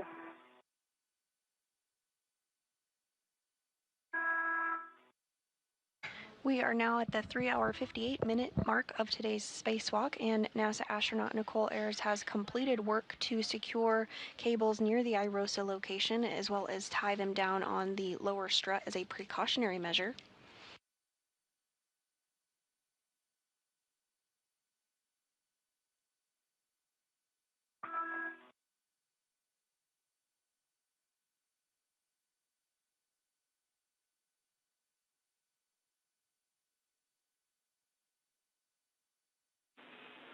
All right, and in Vapor, update on the big picture words. We are going to proceed with accomplishing the 2 get-aheads. So Vapor, you'll be doing the jumper, and then Ann, you'll be doing the MMOD cover.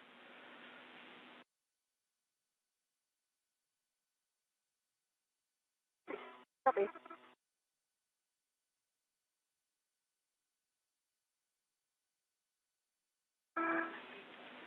And we're going to be accounting additional time, an extra 30 minutes to account for the fact that we are bringing in the strut bag into the airlock. And so all this together puts us at a PET of 610 with that extra margin. And right now, our limiting consumable continues to be the MEDOX, and it's about a 630, 645, almost 7 now.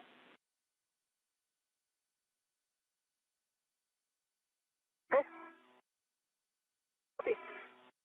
I'm picking up the DD for now.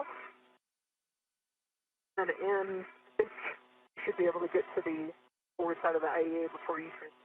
Okay. Or maybe. Think you're ready. Yeah, I think you can. And you may have mentioned it and I missed it. Just ensure that your gauntlets are down prior to crossing the surge. We still don't have video. We'll have it up here maybe in 5 minutes. Copy. And my green head is on 3652. Copy, thanks.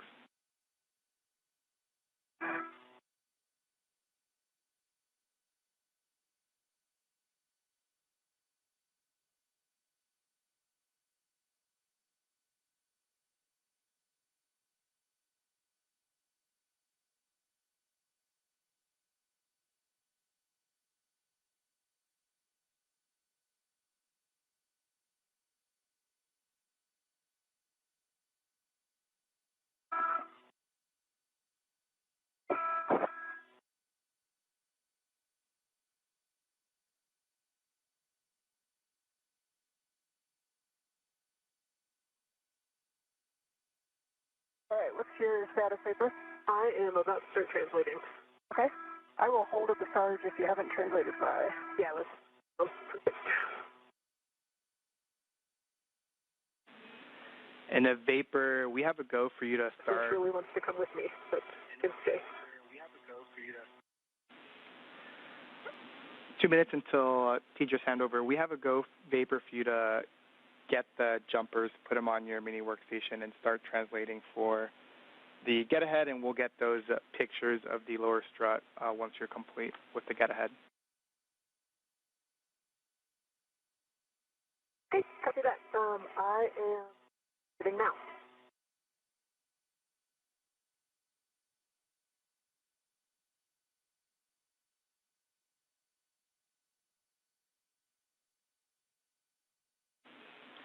And then Vapor, can you just verify that you have the Canon connector tool with the jumper?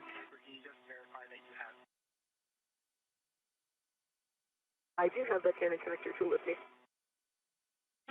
I didn't expect anything else. Thanks, Vapor.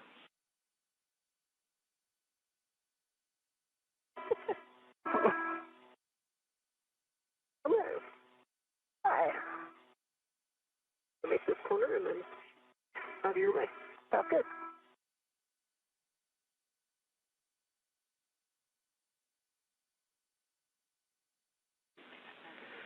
And Vapor, my guess is you're doing this, but just to give you words, you'll be translating to your work site via the radiator side of the IEA, so the kind of left mod kit side.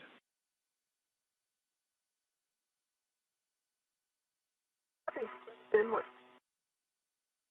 It's better to stock on my truck. That way, so it's not quite as big. It is low. It looks fine at the green hooks. I'm going to barely leave it here, so it's like that again. Okay? I'll take a look at it as I come down. 10 seconds until teacher's handover.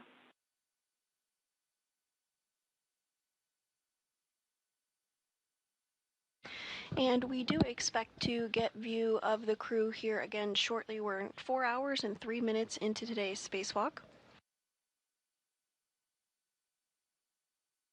Following the relocation of the Common Communication for Visiting Vehicles antenna, there's a couple get-ahead tasks that McClain and Ayers are now going to be working on.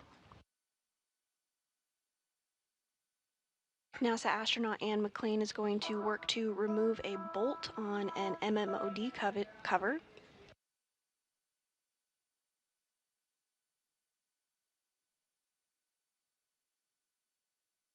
MMOD stands for micrometeor or orbital debris. She's going to remove this bolt using the pistol grip tool. Vapor, I saw it was caught on and got it off. Thank you. Yep. Meanwhile, NASA astronaut Nichole Ayers is going to work on a jumper cable installation, which is a DC to DC converter, converting power from the P6 truss to the acceptable voltage for the Russian segment of the International Space Station. I am back with you. Give me 10 seconds and I'll give you some more words. See, I'm going to work a socket swap. If they are 7/16, right? A-firm, 7/16 by 6-inch wobble. Copy. I will work a socket swap.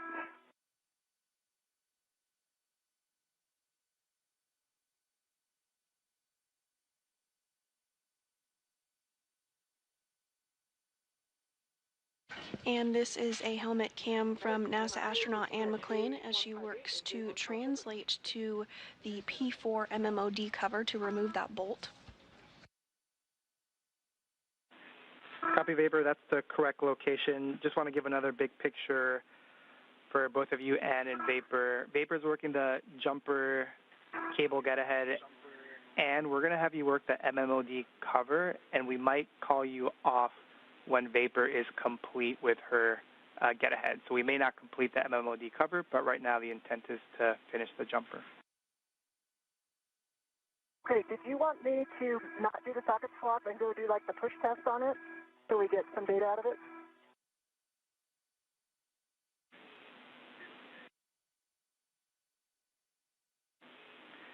And we prefer the socket swap right now, and then continue to get the data. Copy, and work. And Vapor, I'm back with you. You're at the correct location. I heard 158 and 157, and next for you is to tether to those dummy caps. Okay.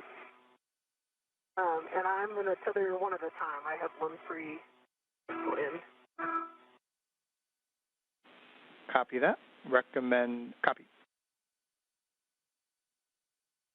Does the order matter?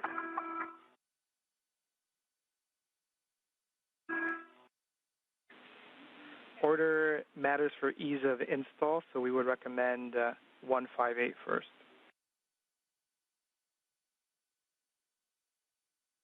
I'm 3258 cap.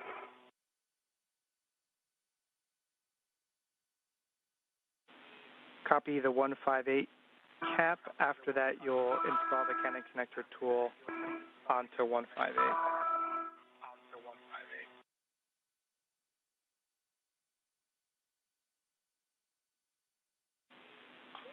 There should be a white Canon connector tool installed to the.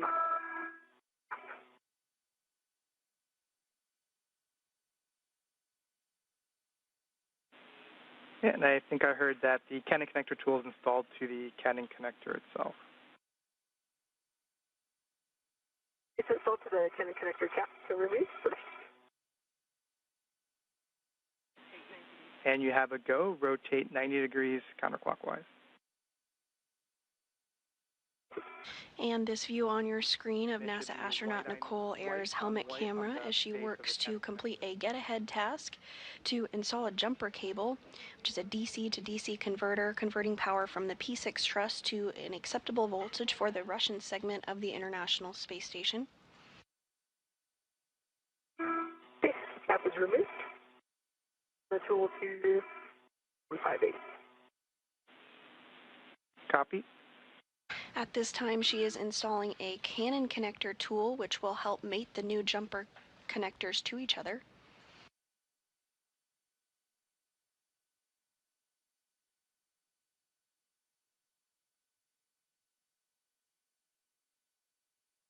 Marcus, I have a 7/16 wobble socket on my PGT, good full test.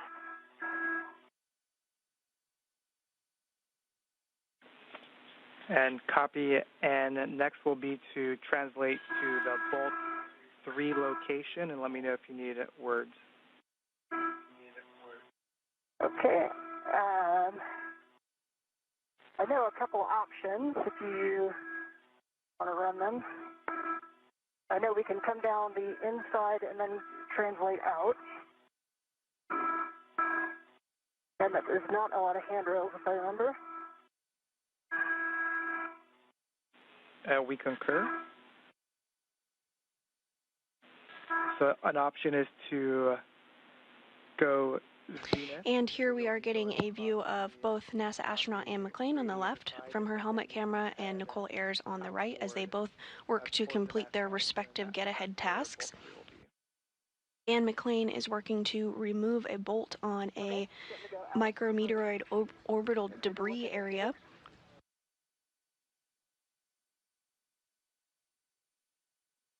So she does that. I have Kitten's CDMI bin. She is going to use the PGT or pistol grip tool to complete that task. Copy that. Meanwhile, Nichole Ayers on the right is working with a Canon connector tool that you see there in the center of her screen. She'll use this to mate the new jumper connections, which will convert power from the P6 truss to an acceptable voltage for the Russian segment of the International Space Station. Okay, so I have visual on Bolt 3. These things go outboard of the trunnion pin, Marcos? Say that one more time. There's a structure with a trunnion pin. Is your recommendation to translate outboard of that?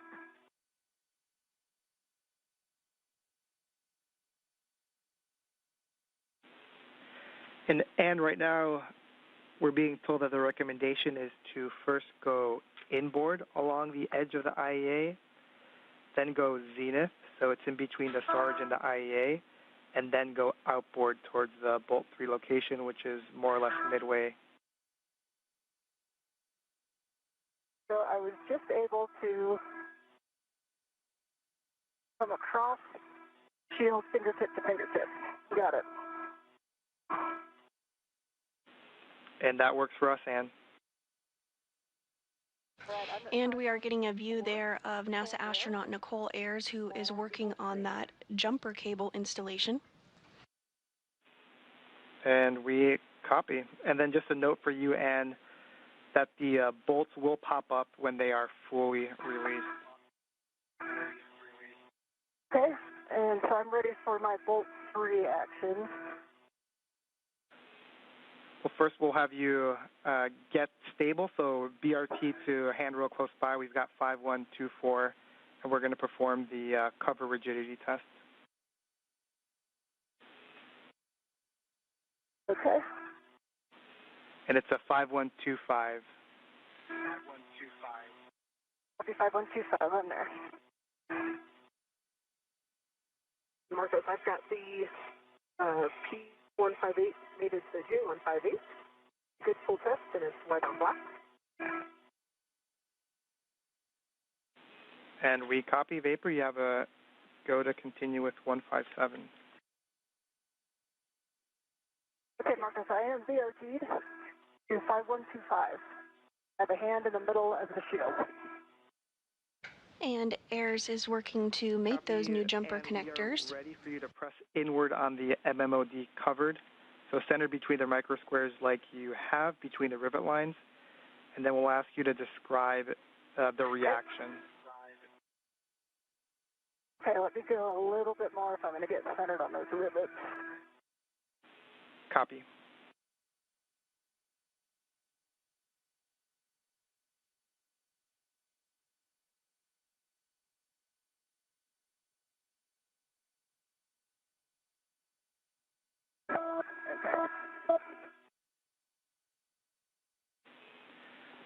And then, so Marcos, I don't see any obvious motion.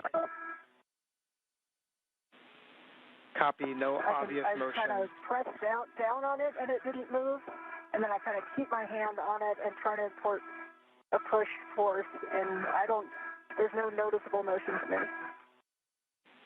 Copy, push force as well as hand on it and no noticeable motion. Now, the one thing I do notice, if I press toward the outboard, like 6 inches along the edges, it's solid. If I kind of push in the middle, I feel like a kind of a vibrating that comes. It's not actually moving. It just feels like there's a vibration that goes through it.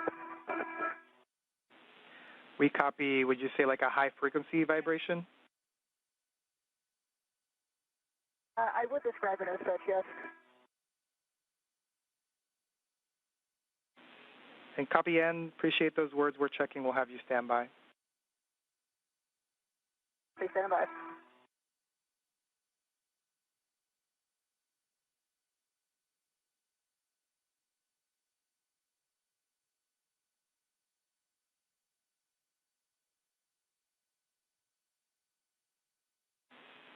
And Vapor, just as a reminder, because I did not give it to you, on the demated Canon connectors, we don't want you to rotate the collar or manipulate the cable or the connector using the collar or the connector tool. Look at that. And the hook on the in connector cap interfering with taking it off, so I'm swapping over to one of my rents. Leave some room here. Vapor, we copy, you have a go, and Vapor, we have video back. Copy. And NASA astronaut Ann McClain is working through procedures to inspect the MMOD cover. She reported out her findings to the team here on the ground, who are discussing. And we're still waiting on. Meanwhile, Nichole Ayers on the right continues work to install the jumper cables.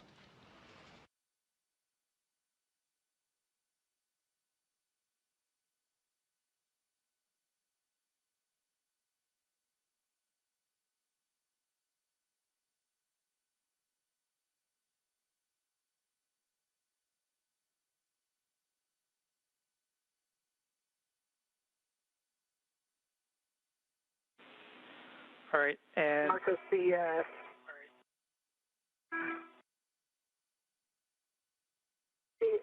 DDC for cable has quite a bit of memory in it, so it's not going to lay flat like the picture had. It's kind of going to go up and around. You can see that in my head or not, but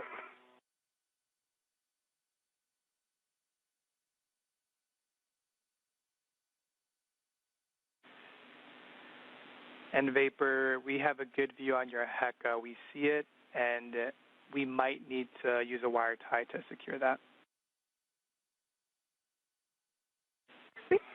after the installation. And we have a that gets in no CDMI down.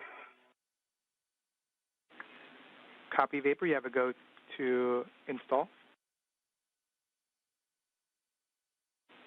And we have a go to proceed with you. So first is going to be to inspect the base of the Bolt 3 microsquare, and we're going to be inspecting for FOD or debris.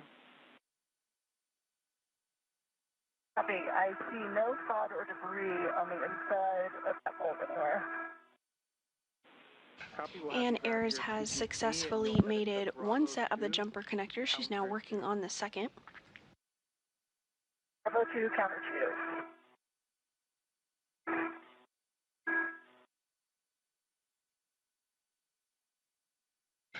Meanwhile, NASA astronaut Ann McClain on the left of your screen is going to utilize the pistol grip tool for the next set of procedures for the bolt release.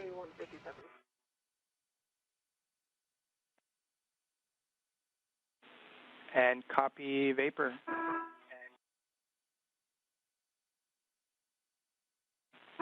And we're discussing whether or not we need to tie down that jumper.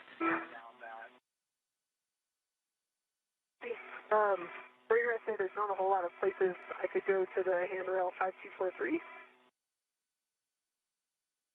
That. And Vapor, we like that location.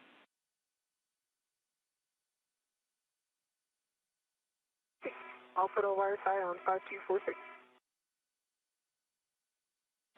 And following mating the second set of jumper cables, Ayers is going to now secure that cord that you see on your screen with a wire tied to ensure it's not floating about. Bolt 3, exactly 2 turns, and we'll want a torque readout.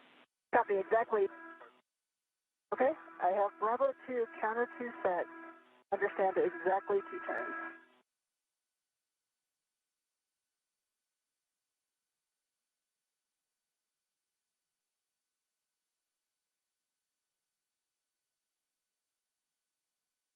There's exactly 2 turns on Bolt 3. It did not release.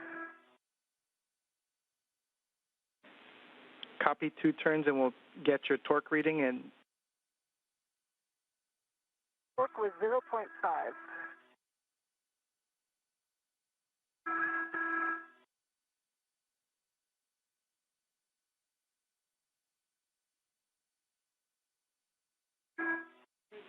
copy. All right, copy. And the Bolt 3 did not fully release. We're going to be translating to Bolt 4, which should just be an inboard of Bolt 3. Okay.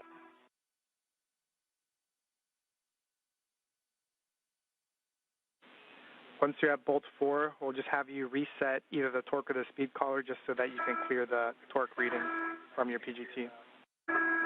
Okay. Good. McClain now translating to another bolt location. The bolt she was previously on, Bolt 3, did not release following the pistol grip tool attempt.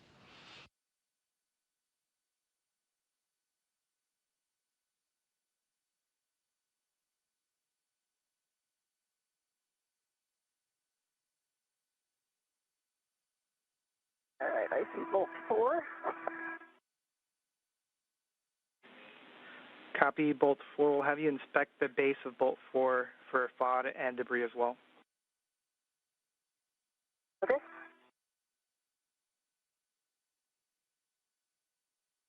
I also see no debris of pod in bolt 4.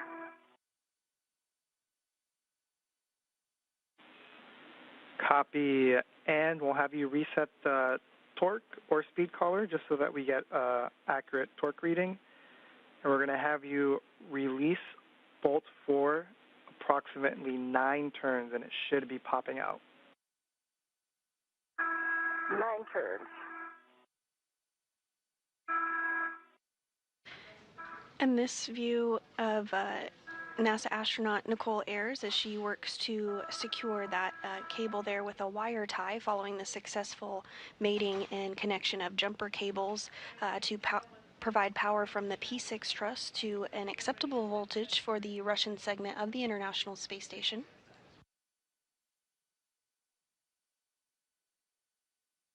I've reset the collar. Meanwhile, NASA astronaut Anne McClain is working on removing a bolt on an MMOD cover. Copy, Bravo 2, counter 2, approximately 9 turns. Bolt should pop out, and. Of course.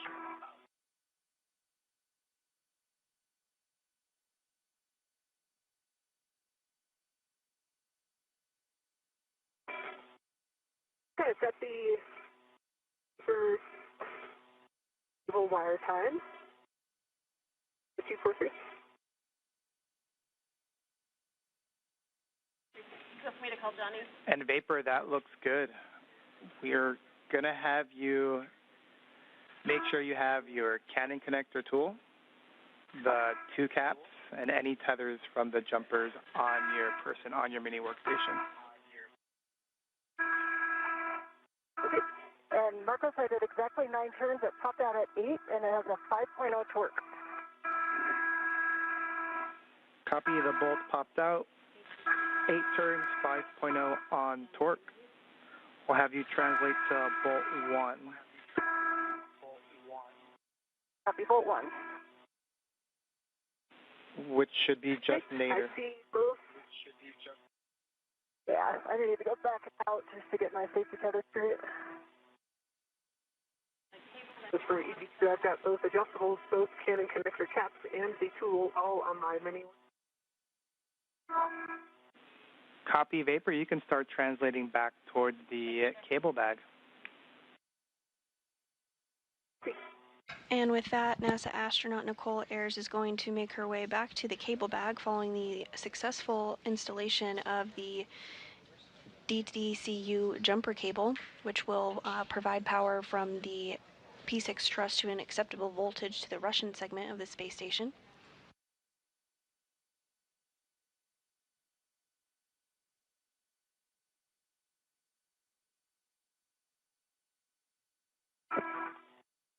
All right, I'm at the strap bag, coming back in.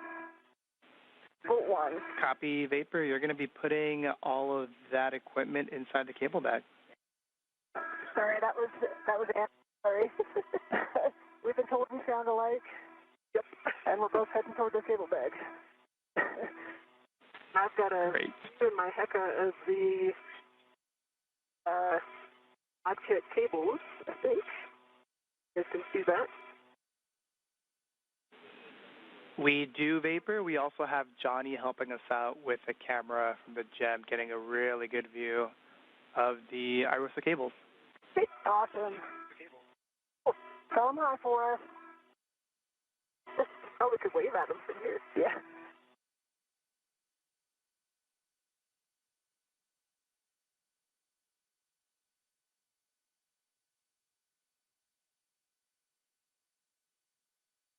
Okay, I'm at bolt 1.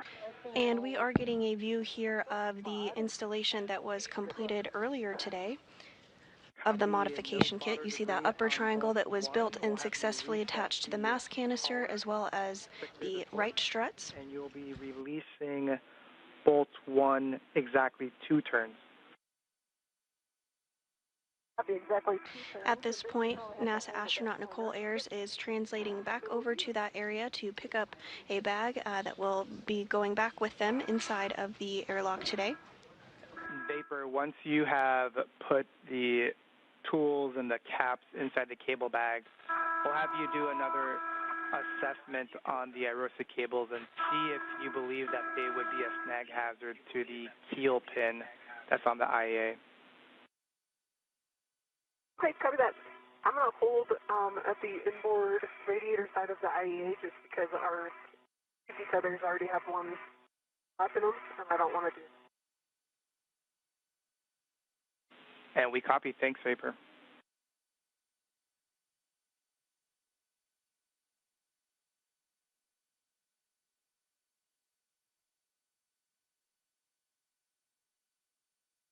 All right, I have counter 2, the Bravo 2, counter 2 set. And a little bit of a tough reach. Copy Bravo 2, counter 2. You'll release bolt 1 exactly 2 turns after resetting the collar. Copy in 2 turns, you said. A-firm.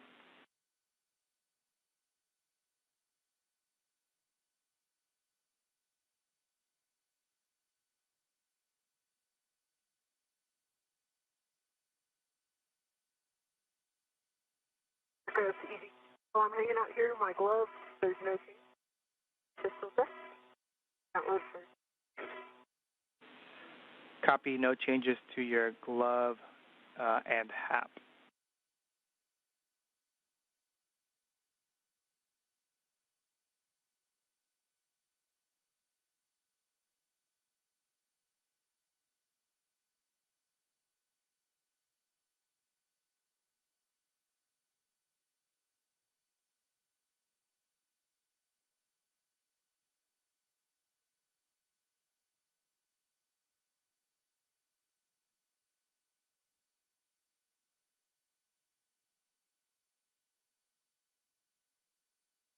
If you're just joining us this morning, we are 4 hours and 28 minutes into today's spacewalk. NASA astronauts Anne McClain and Nichole Ayers successfully built and installed a support bracket called a modification kit on the 2A location of the International Space Station. The crew also worked to relocate a communications antenna called the Common Communications for Visiting Vehicles, or C2V2 antenna, to ensure better redundancy in communication with visiting spacecraft to the space station. Following this, jumper cables were connected to route power from P6 to the Russian portion of the International Space Station. And at this time, NASA astronaut Anne McClain is working on removing bolts from a micrometeoroid orbital debris cover.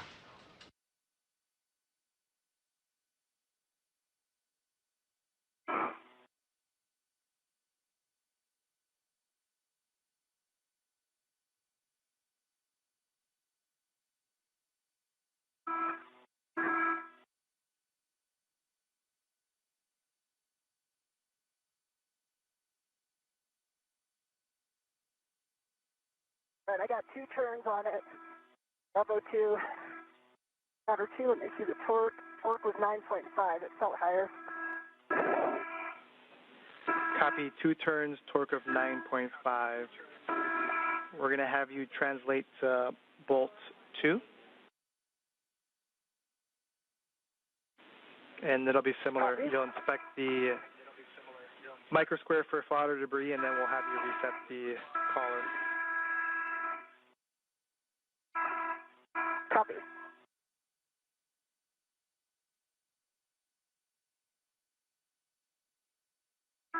All right, Vapor, I got to check them out. Okay. No worries, Marcus, for you guys to say I'm climbing up to the A-frame here. I can get a good view of the cables while I wait. Appreciate that, Vapor.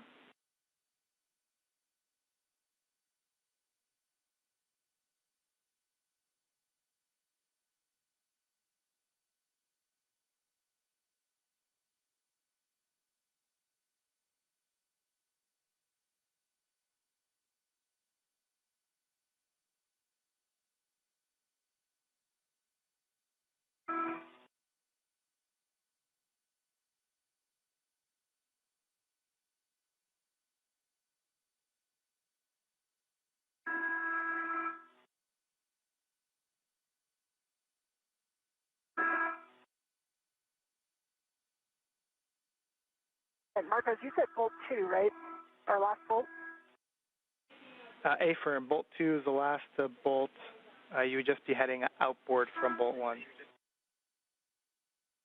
Okay, I'm there, and it is 3 of 5, and I've reset the collar. Copy. With the same settings of Bravo 2 counter 2, you're going to release bolt 2 exactly 2 turns. Copy exactly 2.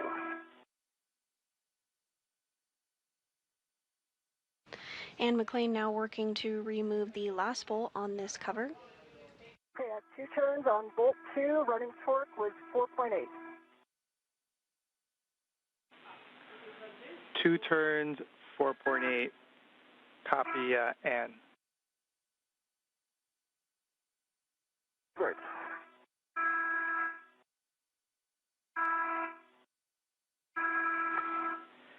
And you can appreciate the work on that get ahead. We can have you stow the PGT and do a glove and hap check for us. Copy.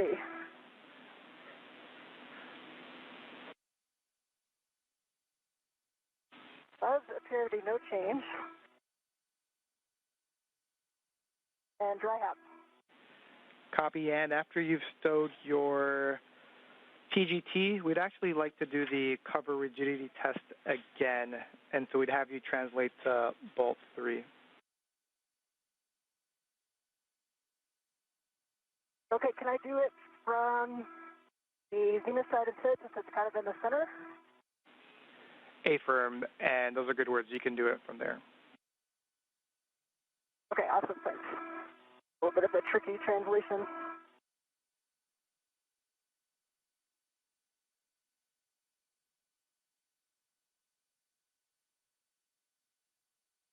Okay, I am there.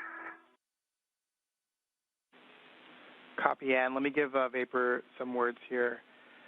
Vapor, so we have looked at the Arosa cables, and we would like the end configuration to look like the following. We want both bundles as well as where the NZGLs are. We want those in a more flat configuration and more kind of parallel to the mounting bracket. Hey, yeah, I'm seeing what you guys are seeing. They're all breaking the plane of the keel pin. A-firm, that's exactly our concern. I understand the issue. Yeah. You might be able to just translate a spear over there. That way I can...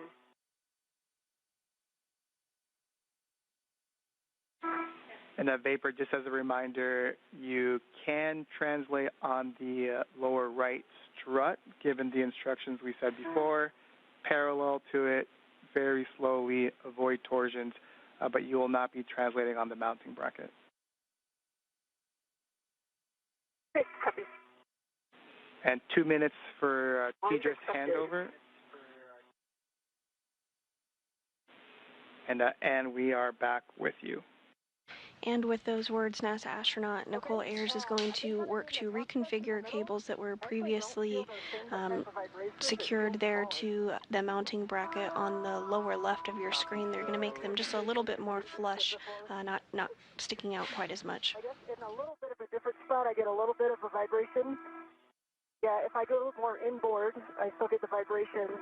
If I'm right on where the double sets of rivets are in the center, I do not. And the rivets is where I got it before. Now it's a little bit inboard. Makes sense?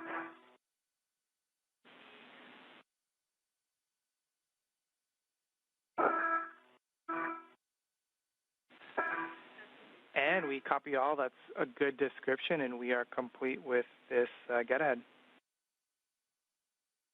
Okay. Is there anything I can do to help? Kind of a one-person job. I'm not this stressed. Yeah. If I can get through here. And we're discussing.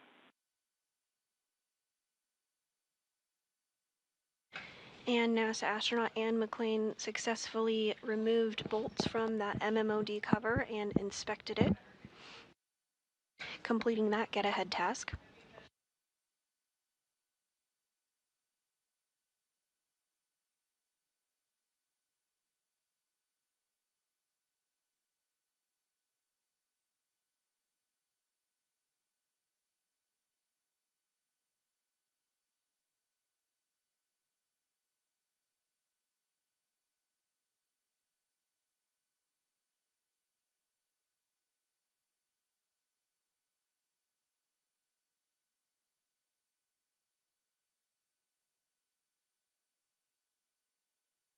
And we are in a brief handover period between our satellites, but we'll regain views here shortly.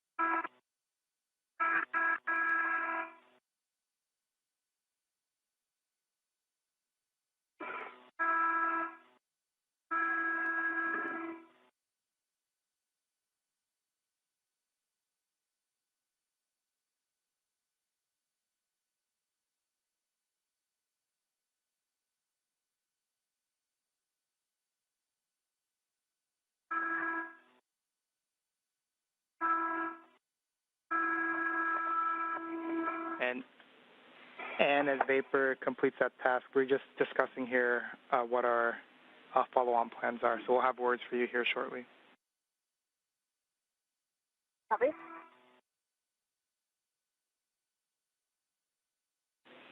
It looks like if you take that bundle that's to your left and just do one more loop on the... Okay. Yeah. Yeah, I'm wondering if on the bracket looks like they'll be clear.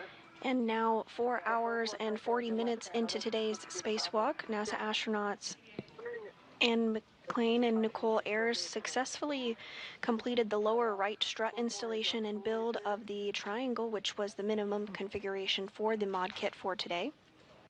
Following this, they worked to relocate a common communications for visiting vehicles antenna, completed 2 get-ahead tasks, including a P6 DDCU jumper cable connection, as well as removing bolts from an MMOD cover.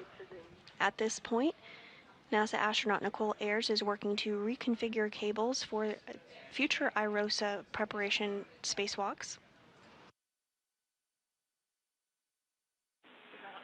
All right. And in Vapor, so big picture words, once Vapor is complete with this tie down, we're going to have her take the Canon connector tool, the caps, etc., to the cable bag.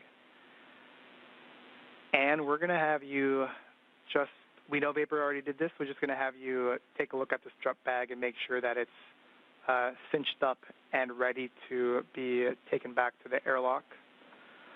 Once the cleanup is complete, Vapor, we're going to have you bring the strut bag in, and you're going to be bringing the cable bag in, and you're going to be leading the way back, and we're going to keep you two together. Okay. Yeah, I think the cable bag, the strut bag looks good. For your caps, we can either do them in a cable bag or the strip bag. The problem is I need to leave before you come back around with your feathers. Yeah. So I think maybe if you're okay with it, Marcos, if you could shove those caps in the strut bag, and she doesn't have to wait. We don't have to do kind of the back and forth, if that makes sense. And we're good with that plan, Ann. Thanks. Okay. Chris, did you happen to hear my question about an adjustable out here for these cables? I think he's just donating another cable to get the cables up against the bracket might be the best. No, Vapor, I did not catch your question. Are you asking if you can use an adjustable to further tidy up the cables and leave it out?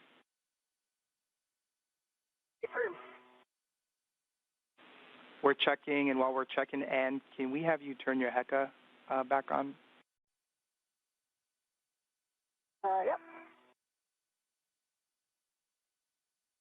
All right. Bye.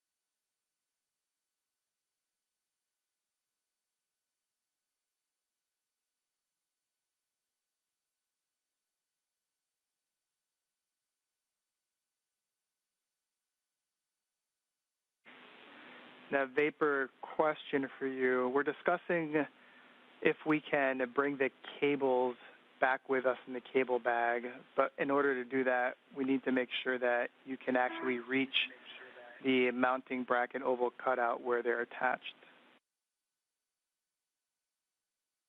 I can reach it. All right, Vapor, then the plan is to release the IROSA cable bundles from the mounting bracket, and we're going to be putting them back in the cable bag. Okay, copy that. I will put them in work. All right. And following discussion here on the ground, the team has decided to bring that cable back inside the crew lock bag, inside the airlock today. And we copy Ann.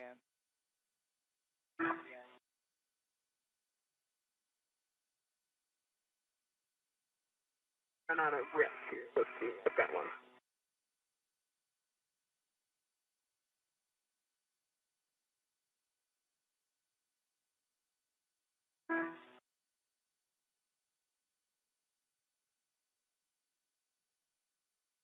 I'm ready to the adjustable that has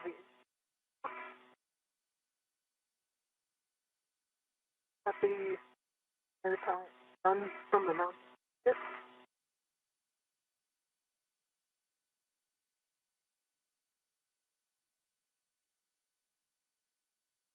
Just talking this out loud, Marco, so you guys can back me up here. Appreciate it.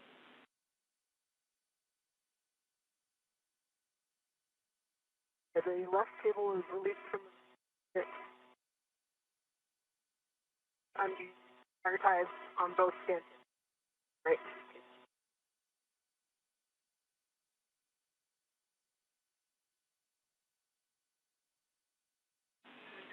Good work, Vapor. Yeah, nicely done.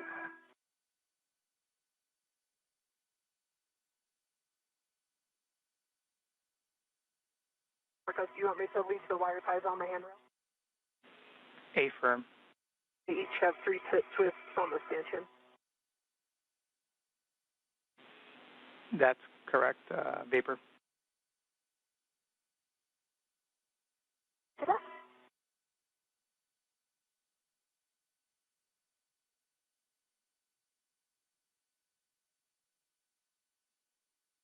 And actually, if you have a free hand, I might ask you to come to the base of the strut and just take these cables off of me.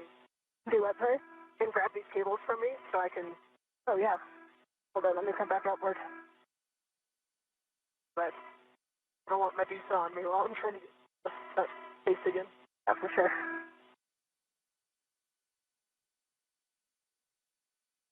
It might be right away.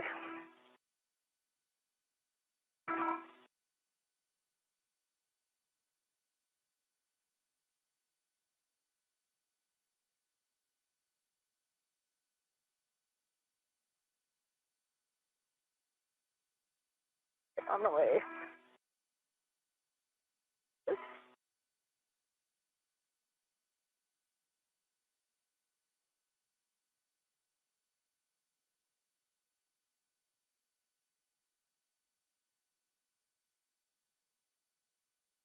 Hey, Marcos, there is a short wire tie on the pin that's closest to the mounting bracket. Long wire tie just to the top bolt. And NASA astronaut Anne McClain is making her way over to Nichole Ayers to assist with that cable gathering and putting it in the bag to bring it back into the airlock today.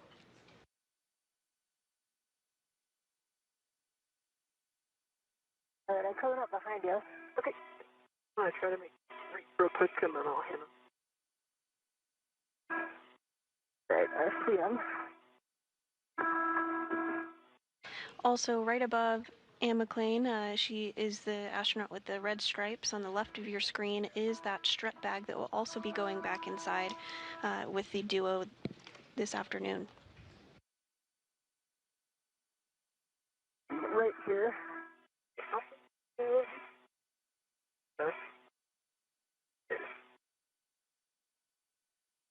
Right, I'm ready to the cable. Okay.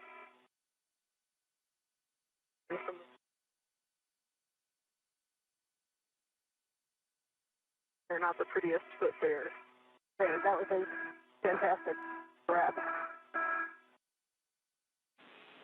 And Anne and Vapor, just for your awareness, Vapor, it seems like your safety tether is wrapped around that trunnion pin on the keel, just for awareness. Vapor, yeah. Yep. I'm going to go back that way.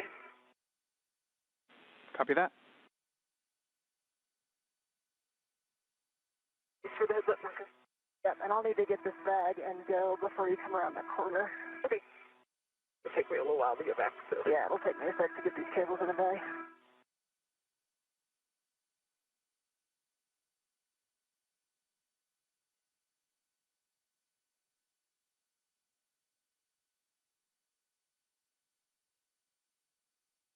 And can you just take a look at my safety tether? I've lost where it is.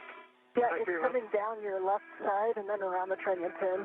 Okay. So I think if you... Oh, left. Yeah. See? And I can get better eyes on it in just a sec.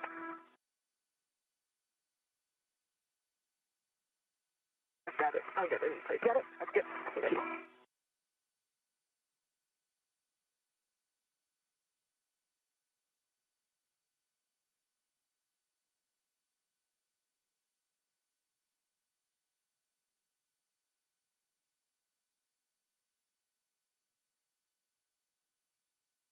Okay, I'm back at the cable bag. I'm going to work on loading these up. We copy, Anne. Go the long way around right back to the strip head.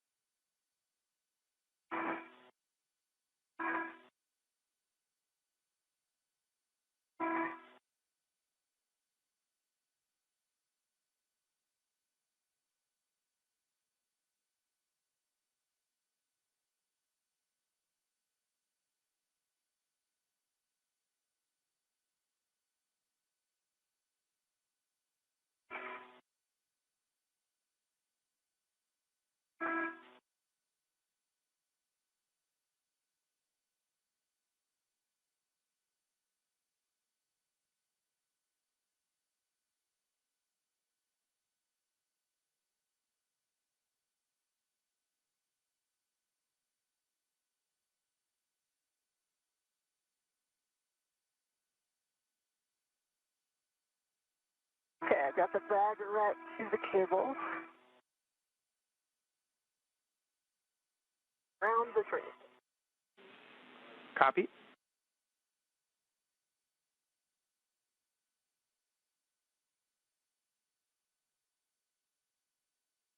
And Ann McClain is now working to put those IROSA cables back into the crew lock bag that will go inside the airlock with the duo. You can see that view on the left-hand side of your screen there of Ann McClain's helmet camera.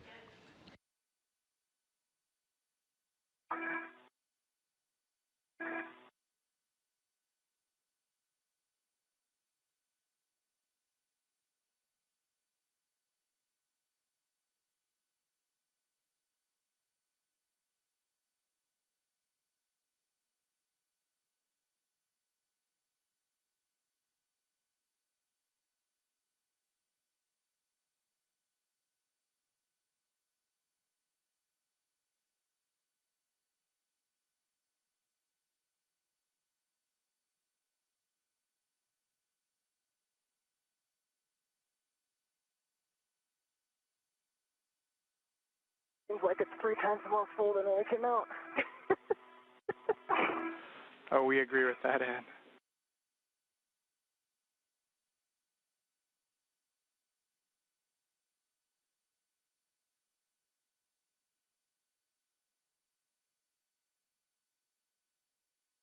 So that I'm going to have you take a look at mine. All right, I got the bag closed. Good work, Ann.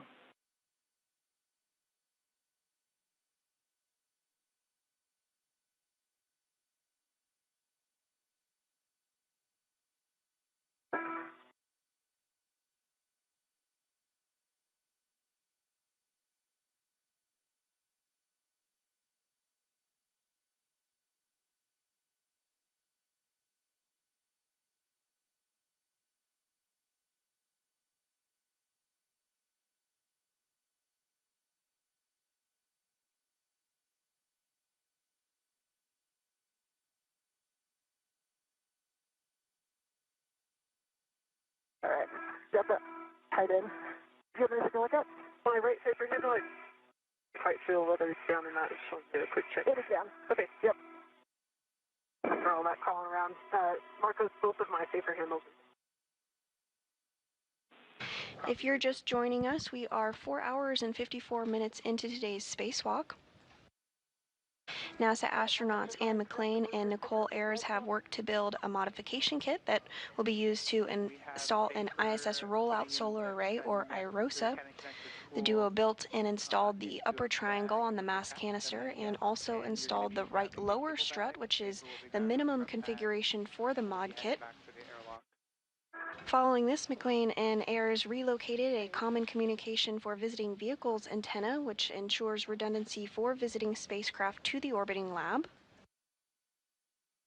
The two then completed 2 get-ahead tasks. One was to install a jumper cable to provide power from the P6 truss to the Russian segment of the International Space Station, and another get-ahead to remove bolts from a micrometeoroid cover.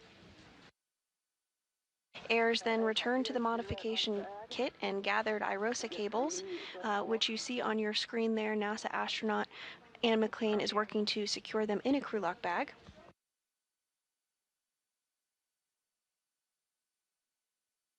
Following this, the duo will gather the strut bag and also bring that back with them to the airlock.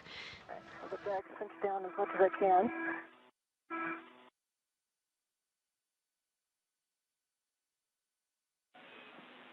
Today's spacewalk is the 275th in support of space station maintenance, assemblies, and upgrades, and is the 3rd for McClain and the very first for Nichole Ayers. I've got 4 of the integral AETs connected to the lid and tightened. Copy that, Ann. We're good with that.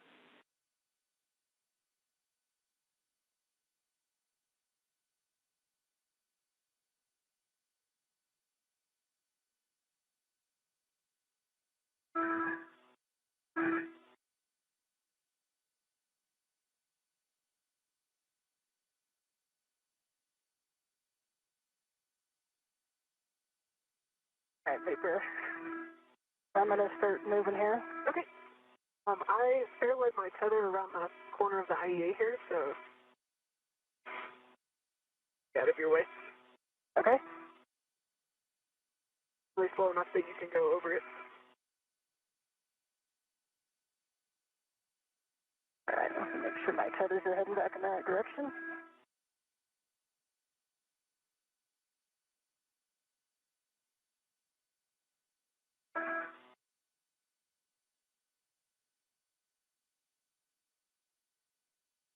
All right, I see yours.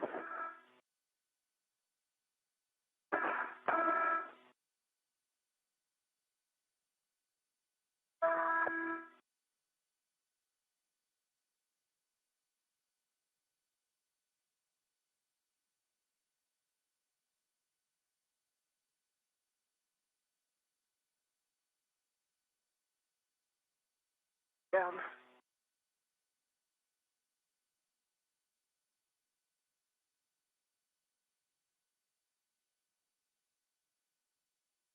Okay, your tether's free. And as the duo prepares to head back to the airlock, you are getting a view inside the flight control room here at the Johnson Space Center in Houston, Texas. This Orbit 2 team is being led by NASA Flight Director Diana Trujillo. All of the equipment is back into the strut bag. Vapor, that's going on your BRT, and sounds like you have the cable bag on your BRT. We'll be translating inboard, and we're going to be... We are entering a period where we will not have video of the crew for approximately 40 minutes. This is due to a handover period between our satellites. Your tether's clear, but I'm going to pause here before I pick up my green hug in case I need to come back out. Thank you.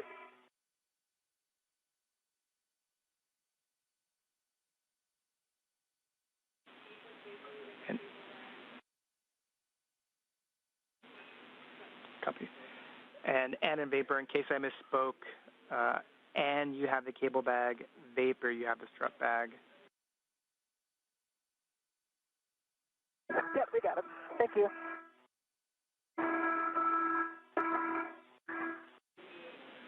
And also for your awareness, we are going to have a 45-minute KU band handover, so we will lose all video streams in 1 minute. Copy. Copy.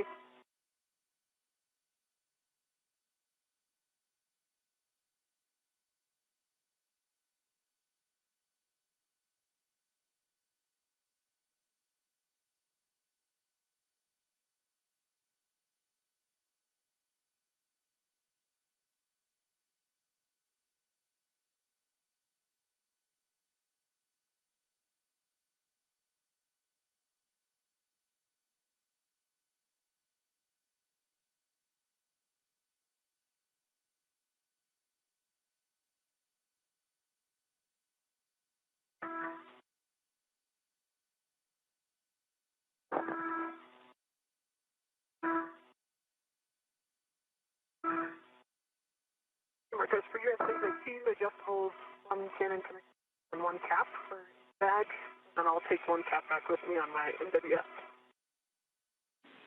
Copy, those are all on your MWS.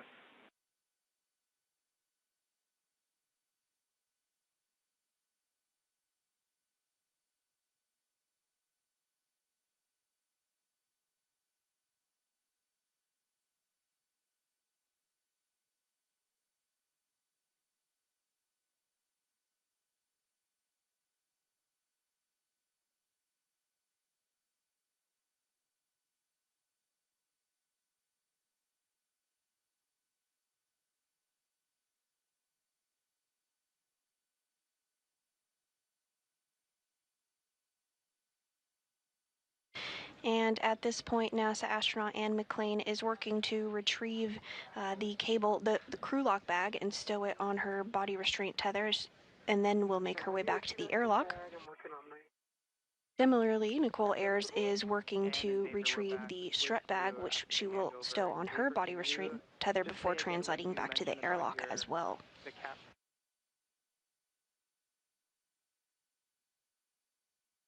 I've got one cap on my MWS, and then the two adjustables and pool and the second capper in the back. And we copy all. Appreciate it, Vapor.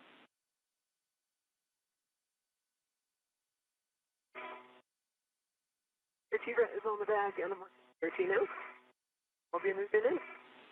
Copy that.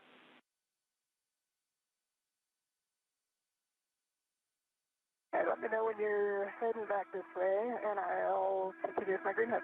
Okay.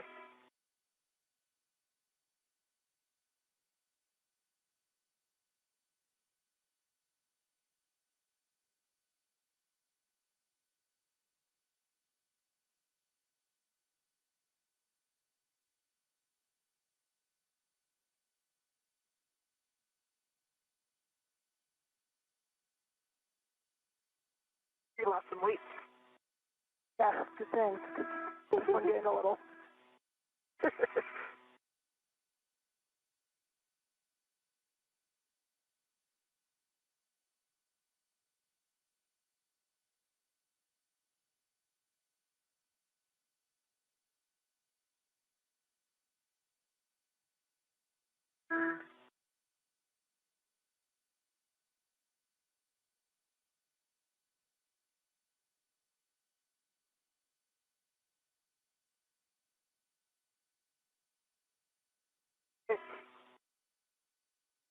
Working my way back inward.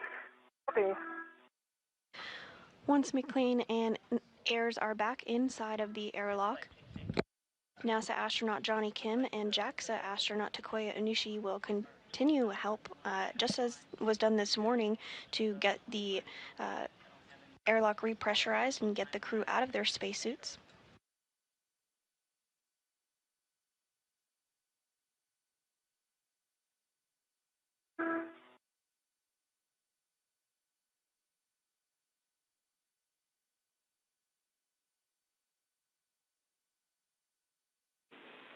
And in Vapor, just let us know once you're inboard of the IEA so we can work some BGA unlatching.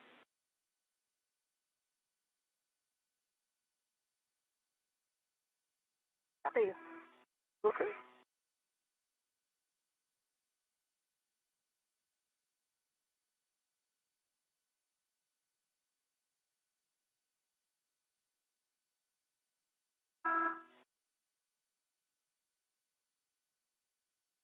See a cable strip guy coming around. Think you're with it? Damn. Yeah, I'm picking up my green hook. Okay. And we copy and picking up your green hook.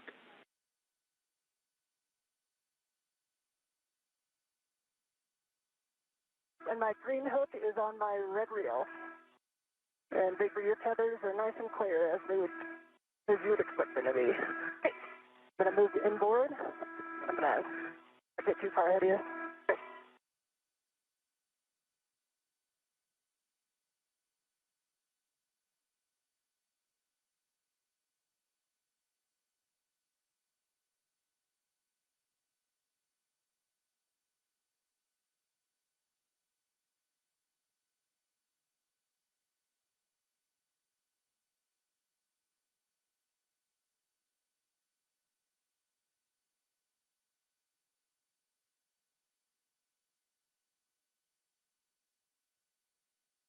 You have a small fair lead on my hand down there. But Sorry?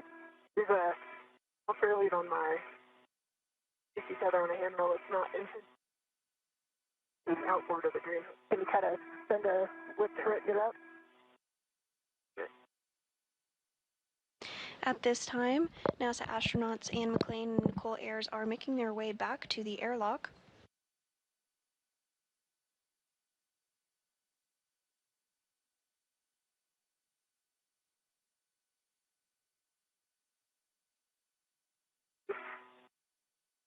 We just surpassed the 5-hour, 6-minute mark of today's spacewalk, which officially began at 8:05 a.m. Eastern.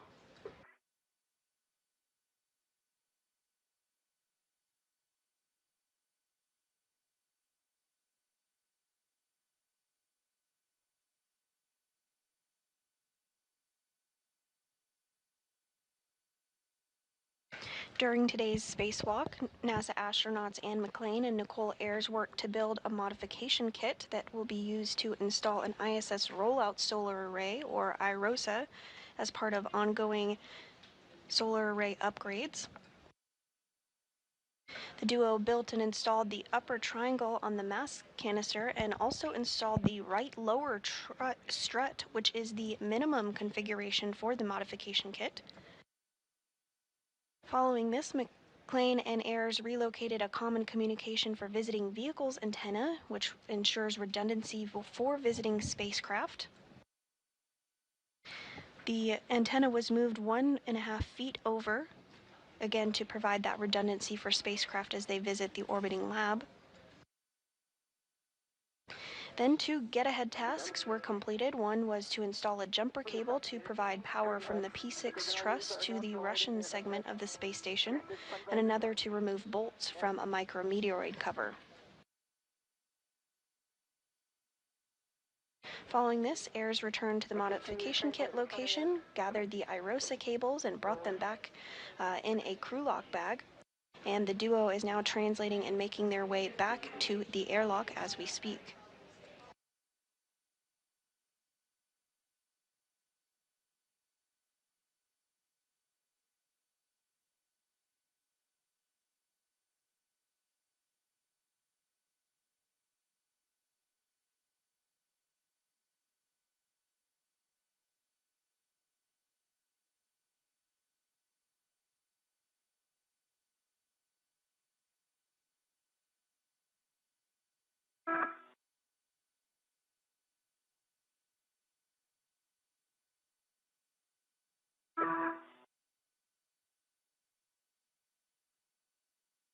My green hook is back on my red reel. Copy. Move inboard. And that sounded like vapor. That was me. I guess I think you have a head start on keeping our voices apart. I agree, and I think that high pitch ending for vapor is my key.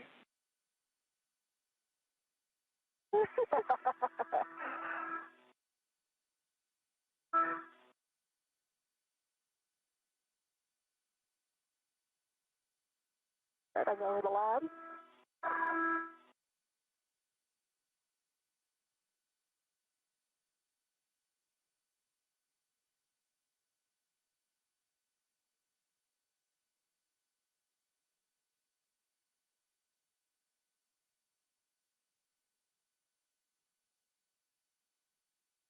Thinking about ingress vapor, I think almost just reverse of what we did. Like throw the cable bag in, I'll get in, pull get the end of the strut bag in, I can pull it in. And for your say, the going to be 1 ret on the D-ring, and then 1 ret is still on my hand. Okay? They're in 2 different spots. Copy. And in vapor, we can let you know what we thought of, and then you can compare and contrast, and you tell us what might work better. Take it. I'm on the seat handrail going down. Copy, seat handrail going down. So first, we're thinking that vapor can hand the strut bag to you, Anne, and then you can put that strut bag into the airlock. Then you'll hand off your cable bag to vapor. You'll ingress. Then vapor will give you the cable bag.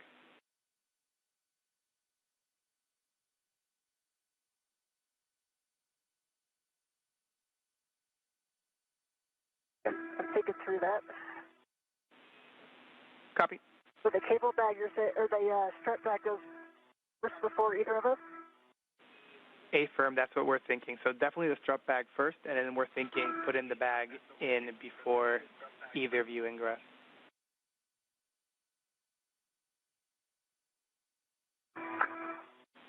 And we were thinking positioning it along the aft edge and then the starboard edge zenith, so almost like just diagonally.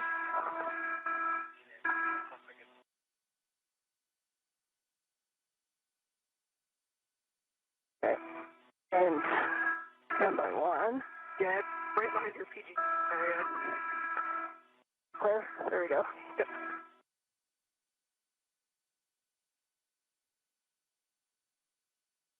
What do you prefer, Vapor? What do you think? It might be easier to pull the strut bag than push it. I'm really concerned that if it gets stuck on anything, nobody's in there to kind of deconstruct it from. Yeah.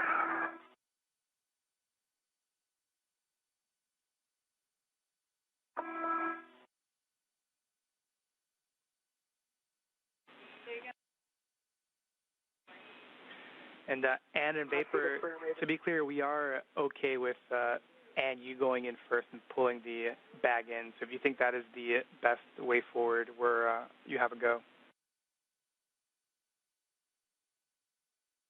Okay. The thermal cover is open.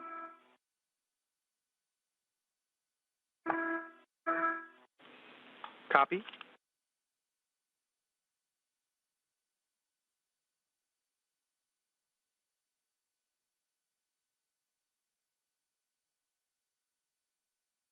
Vapor, I think I could get this one in before you come down. One less thing to worry about. Yep.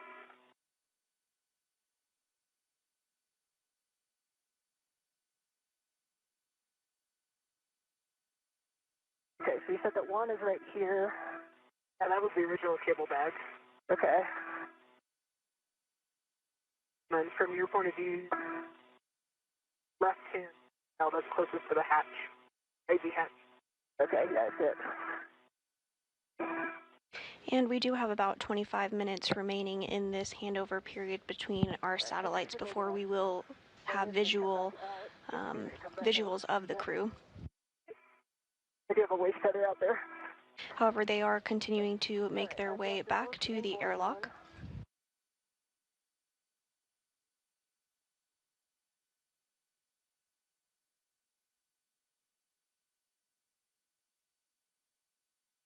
All right, cable bag is secured inside the airlock. My BR2 at back. Copy.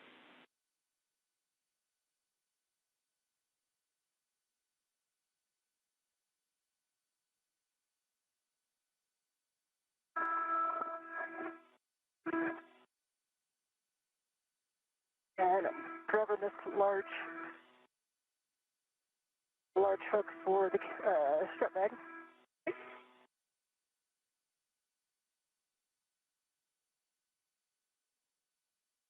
All right. And I'm coming back up. I got a little momentum, sorry, it's right away. All good. Things are, the earn of their name is V3.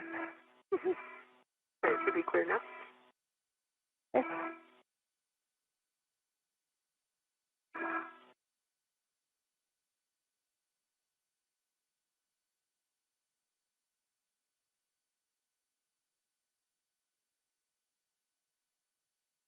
All right, there it comes.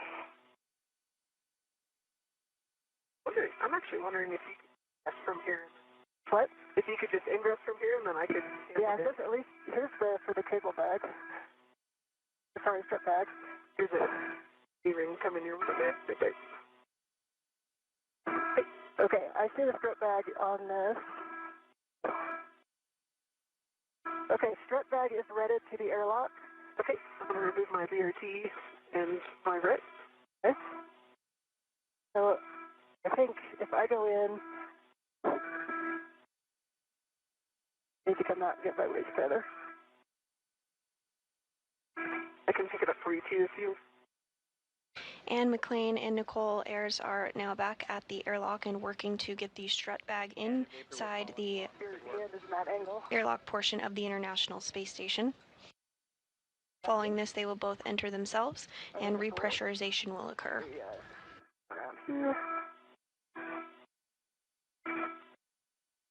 The lightning storm below us. It's so awesome. I just caught that flash. Whew.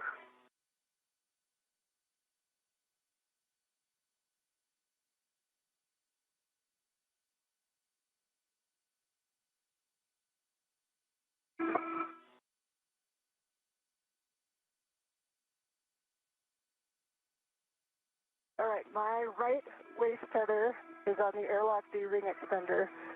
8 plus slider lock, black on black. And we copy Ann.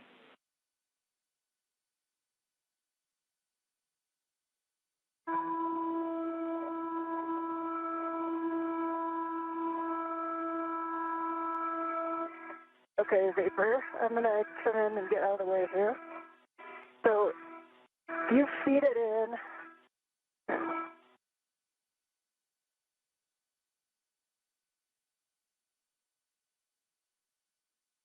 Got it. Oh, yeah, that was easy. Oh, yeah. That was way easier without an upper triangle in it. Yeah. All right, if we can get that back part in. All right, and that'll go high. I'll pull it as close as I can to the ID hatch. All right, and you are there to ingress. I'm going to go high and give you low. Okay. Do you have a good load path? Yes, I have my right waist tether on the airlock at D-ring extender. I check black on black. Okay.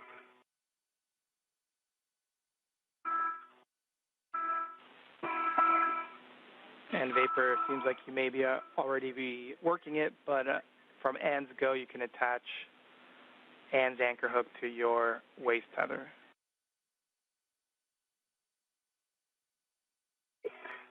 Picking up Ann from the aft thing.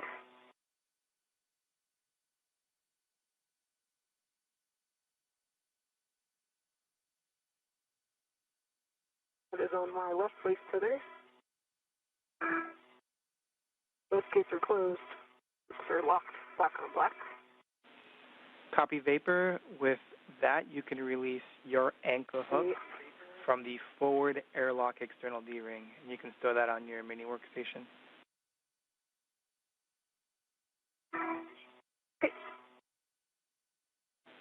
And Ann, while we're waiting, we'll have you turn off your HECA. The heck is coming off.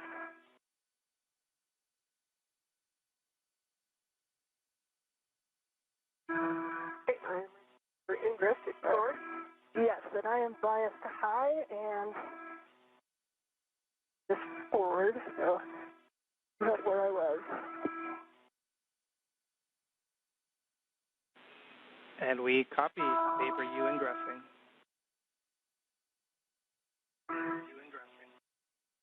Sure.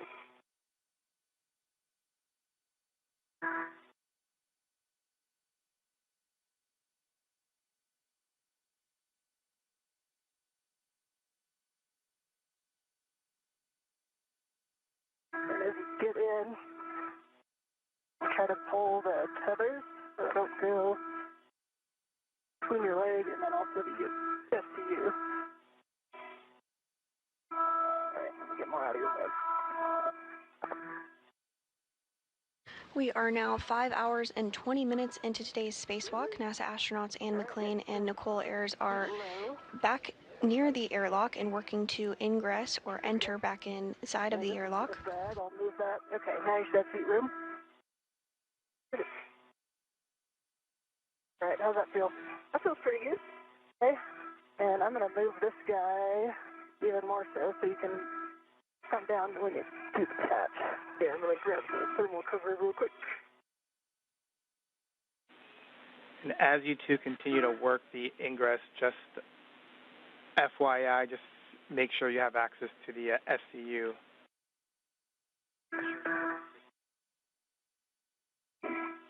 Copy.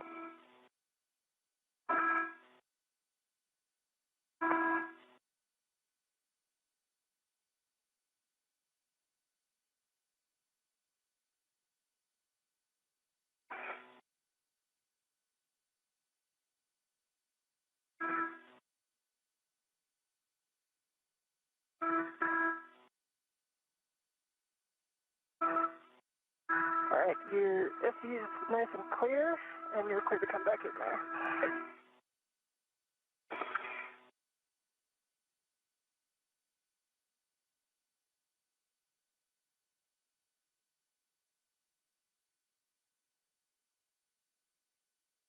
Nice job.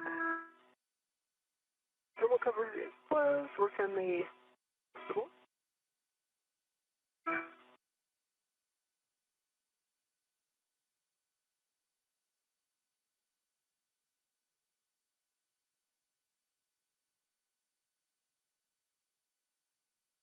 and my right foot feels like it's stuck on.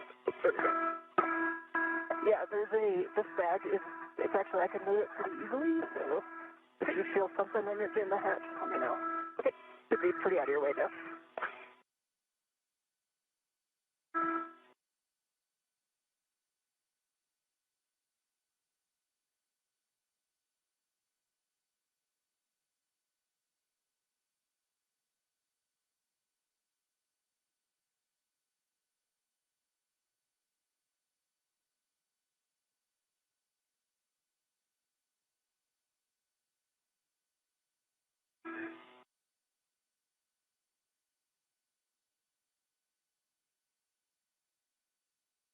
I don't know if you got the camera or not, but I did.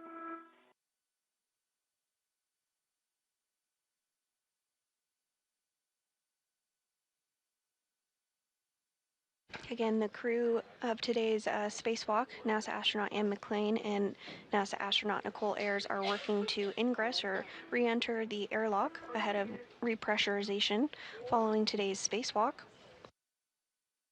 McClain and Ayers work to build a modification kit that will be used to install an ISS rollout solar array, or IROSA, during a future spacewalk. The duo built and installed the upper triangle on the mass canister and also installed the right lower strut, which is considered the minimum configuration for the mod kit.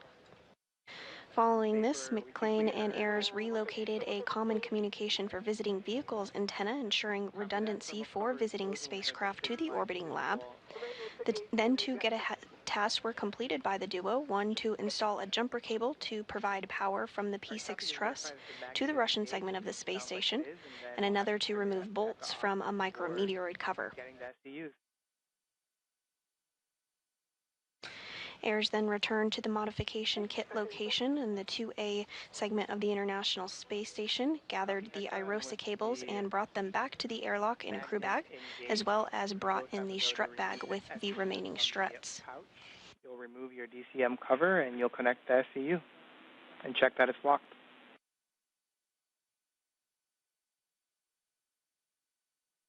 EV2 would work. EV1 will work.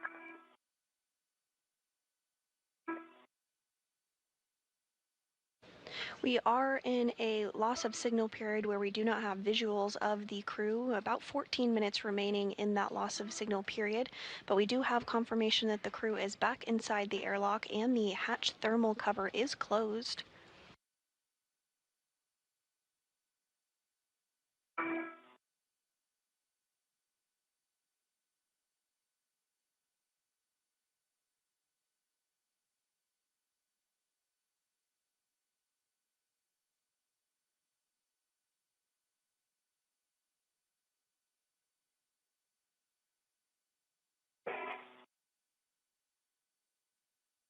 Inside the International Space Station, NASA astronaut Johnny Kim and JAXA, or Japan Aerospace Exploration Agency astronaut Takuya Onishi, will be stepping through procedures to help repressurize the airlock and get the crew out of their spacesuits this afternoon.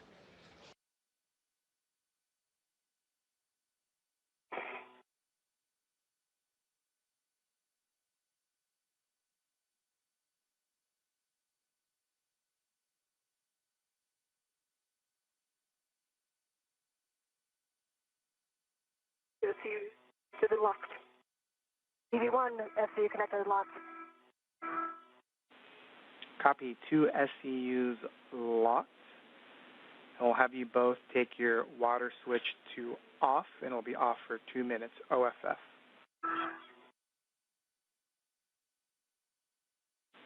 You'll expect an H2 water off, OFF. Copy, expect a EV1, message. water off.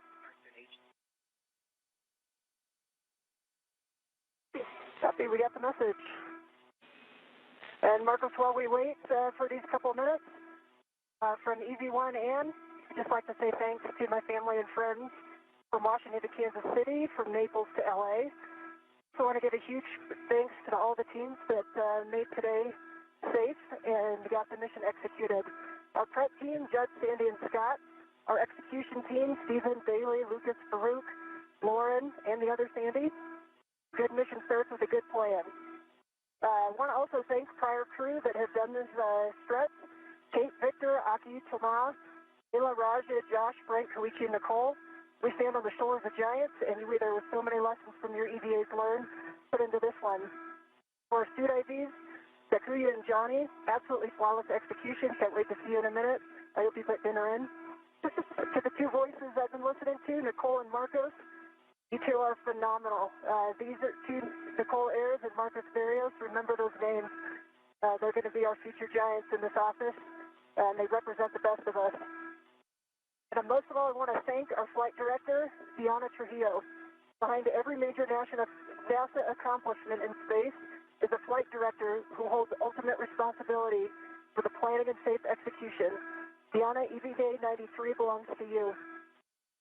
Human spaceflight is absolutely the ultimate achievement of our time, whether you work on the ground or if you fly to space for 6 months or 6 minutes. This incredible legacy is yours. Thank you to everyone. And over to you, Nichole. Well said, Ann. I mean, I think that with this year being the 25th anniversary of human presence in space, it seems fitting that we're continuing to upgrade the ISS to preserve the lives through 2030. We're honored to be a small part of a much larger team that facilitates the groundbreaking science that we perform here on the national lab that is the International Space Station. What we accomplish and learn here not only furthers our efforts toward the moon and onto Mars, but it informs how we do life on Earth. So huge thank you to the ground team that made this happen. Thank you to our friends and families for supporting us and getting us to this moment. And in Vapor, we really appreciate those words and really appreciate your calm and effective leadership throughout the entire prep as well as today, and it really showed even here on the ground. And Vapor, wow, what a special moment being able to watch you egress the airlock for the first time. You certainly have all the flies, the office, families, and friends extremely proud of you. So on behalf of the entire team here on the ground, congratulations for a well-executed spacewalk. We're proud of you, and it was an honor to have been able to contribute to the mission today.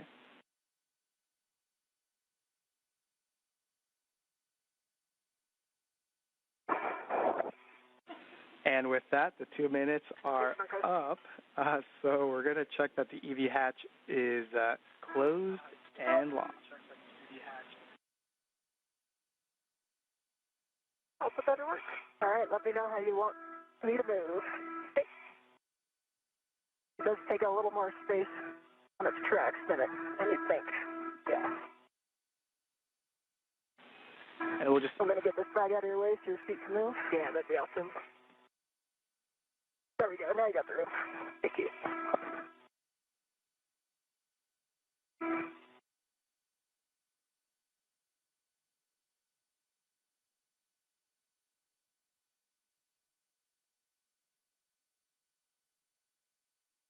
And some very special words from NASA astronauts Ann McClain and Nichole Ayers as we wrap up today's spacewalk now at the 5-hour and 30-minute mark. The crew is back inside the airlock and is going to work towards repressurization here shortly. And actually, if you just move it more centered, I'm sorry? You just pull it more centered. Pull it center? It's actually at the end of it. Go up. My end. Your end needs to go. Okay, good. Let's see, my feet are right above it.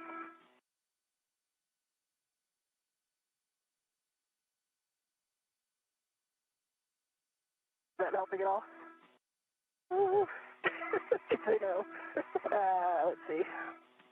It is definitely here. Do this. Let's put it up right in between us. Yeah, I agree. Try to get out of its way here. All right, I've moved. Can you try pushing it over your shoulder?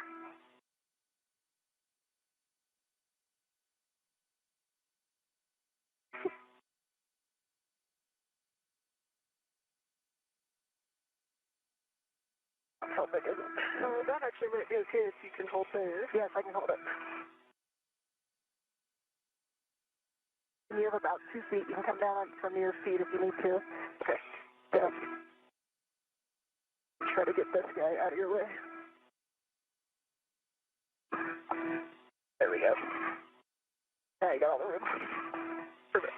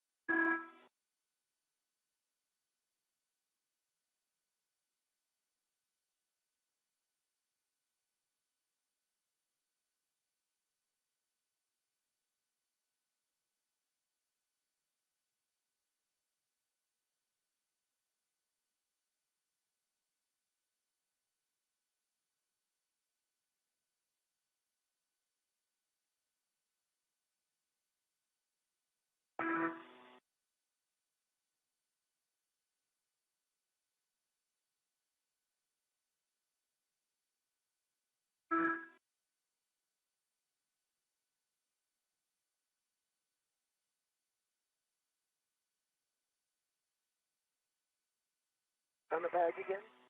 Up on the bed. Good. It needs to basically go up behind you. That happens. You can also pull individual pieces and out of the way the entire bag, because I think they're laid end to end, which is making it immovable.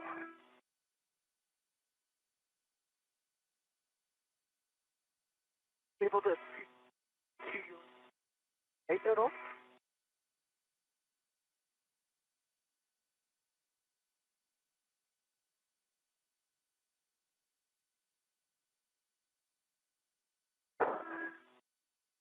Did that do anything? So that might be okay. There. Okay, I'll try to hold it there.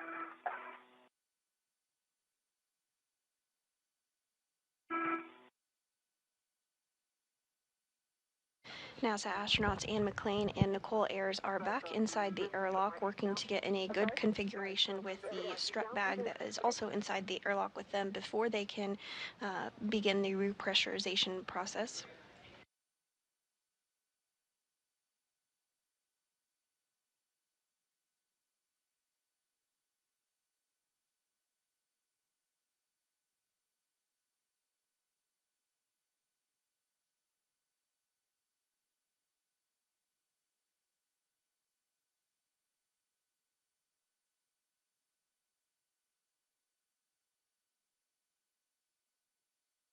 It's not.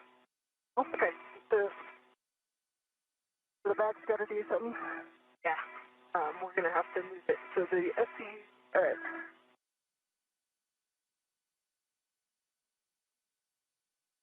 I think if there's a way for you to get the bag up to your right side, the high end up with you, that should work. All right, let me see if I can swap places with it.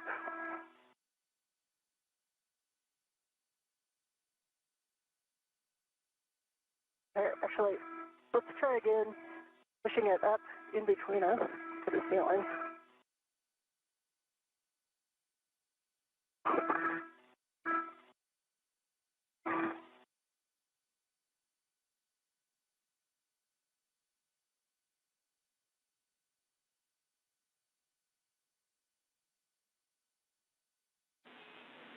And in Vapor, if you have the bandwidth, you could kind of give us a high-level summary description of what's preventing you from closing the hatch.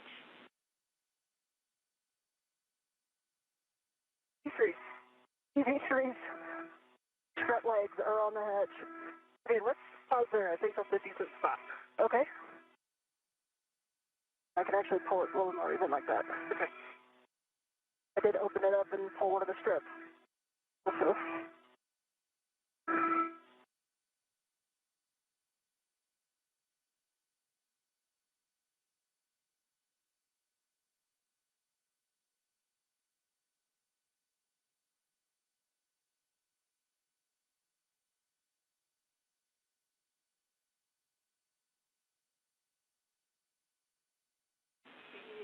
2 minutes until a teacher's handover.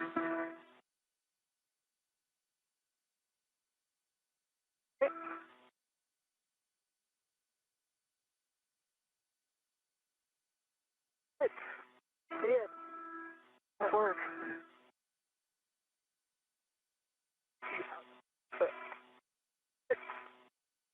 They're coming in, they're broken. I think everything is clear. Nice job.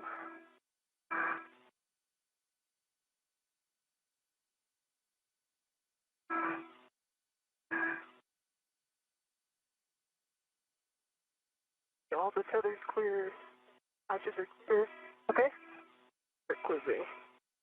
Copy.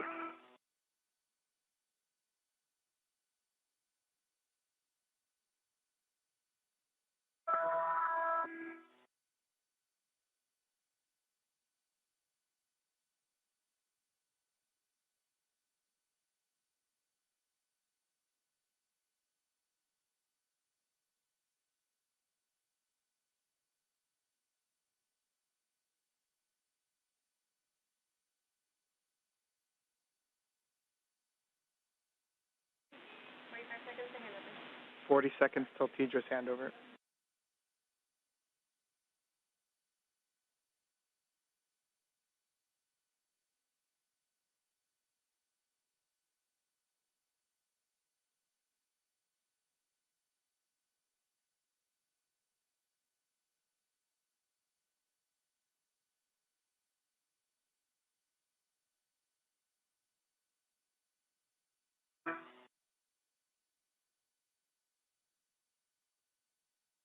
The hatch is closed and locked.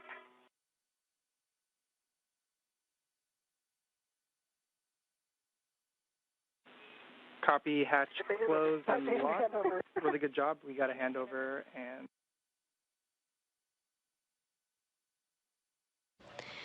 And with that call that the hatch has successfully been closed, we will begin repressurization here shortly.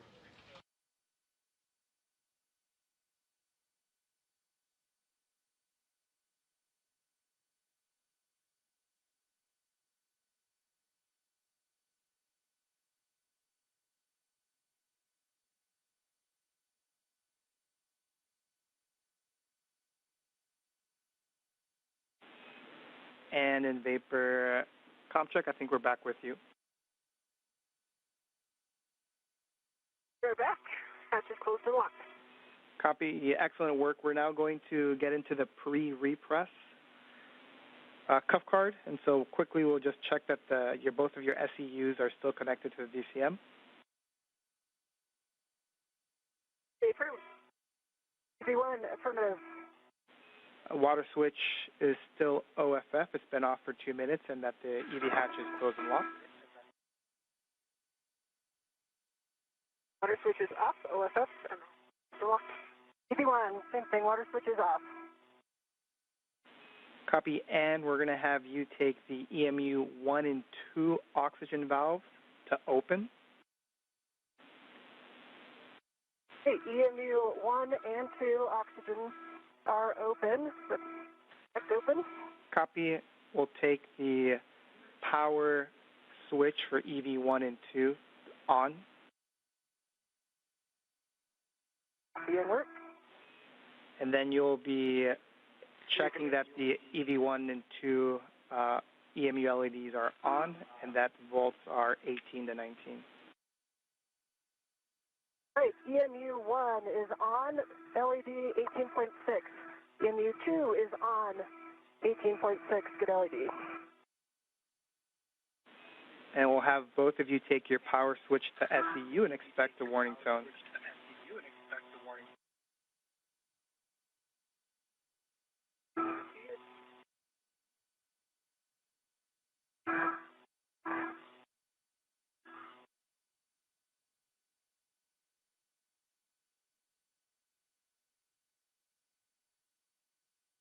Right, paper, I don't know if I heard you. EV2 has power and SU. Okay, EV1 has power SU. Copy both powers SEU. And in vapor was a pleasure. I'm going to hand you over to TOC. Marcos. Yeah, thank you, Marcos. Great job today. Okay, Marcos, we copy that. You guys did a great job today, so have a good rest. And Vapor, and welcome back. We are so happy to have you back, and your dinner is ready, so don't worry about it.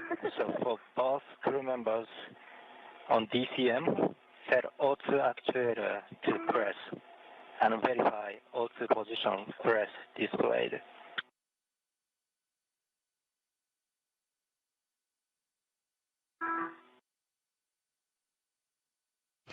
And that was the voice of JAXA, or Japan Aerospace Exploration Agency astronaut Takuya Onishi, who is going to be stepping through procedures alongside NASA astronaut Johnny Kim for repressurization.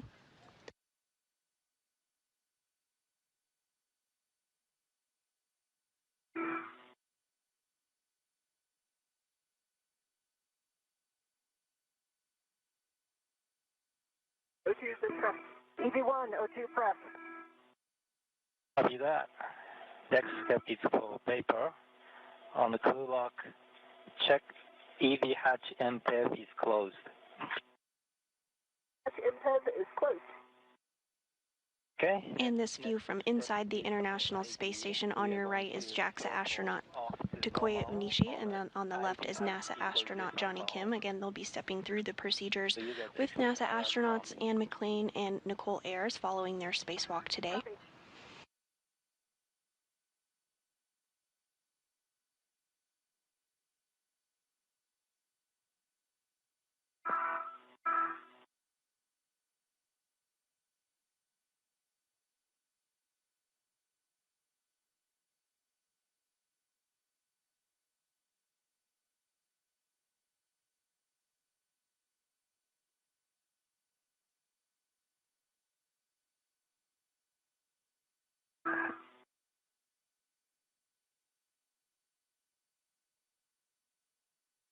And repressurization is underway.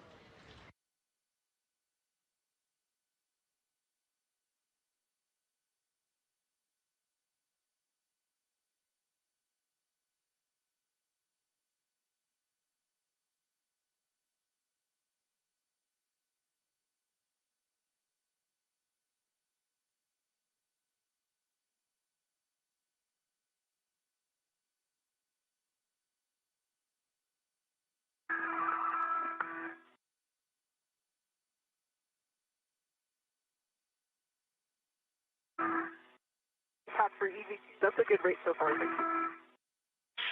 Copy that. It's kind of in the middle of off And with repressurization underway at 1:49 p.m. Central Time this afternoon, that marks our spacewalk a 5-hour and 44-minute spacewalk today.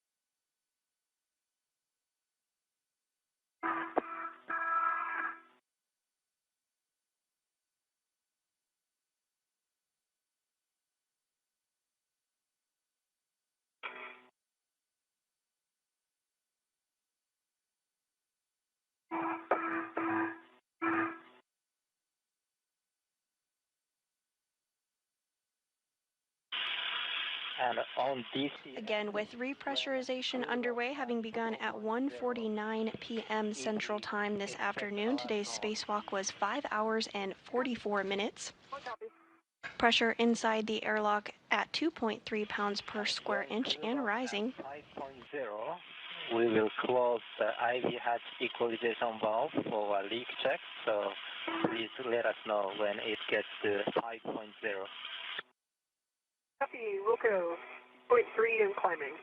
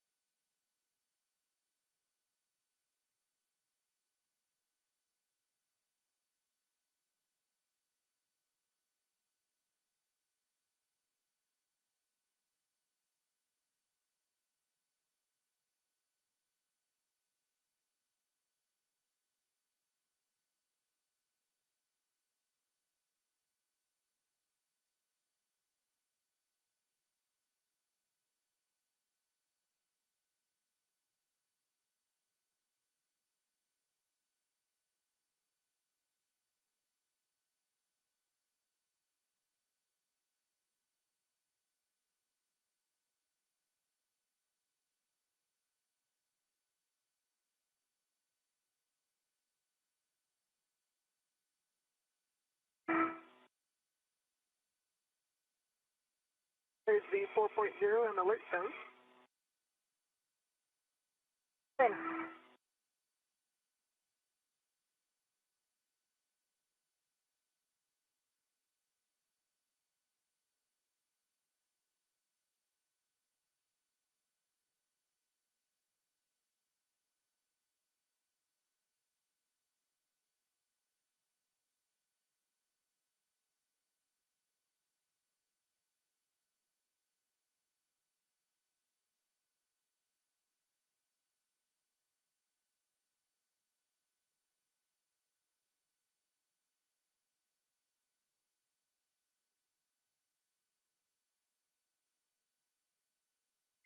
And this view from inside the equipment airlock of the International Space Station.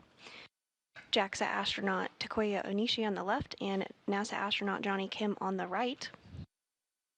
Pressure inside the crew lock, where NASA astronauts Anne McClain and Nichole Ayers are currently located, continues to rise, now at 5 pounds per square inch. Now, IV hatch equalization valve is now closed off. So we wait here for 2 minutes for crew lock pressure to stabilize. Then we'll do a 1 minute leak check. Yep.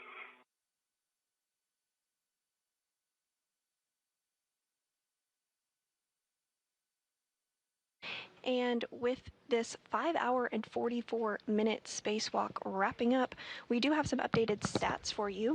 Today was the 275th spacewalk in support of space station maintenance, assembly, and upgrades, the third spacewalk out of station this year, and the first for Expedition 73. This was the third spacewalk for McClain's career. She now has a total spacewalking time of 18 hours and 52 minutes. Of course, for Nichole, her first spacewalk, 5 hours and 44 minutes. In total, 72 days, 12 hours and 23 minutes of spacewalking time has been recorded over the past 25 years of the International Space Station.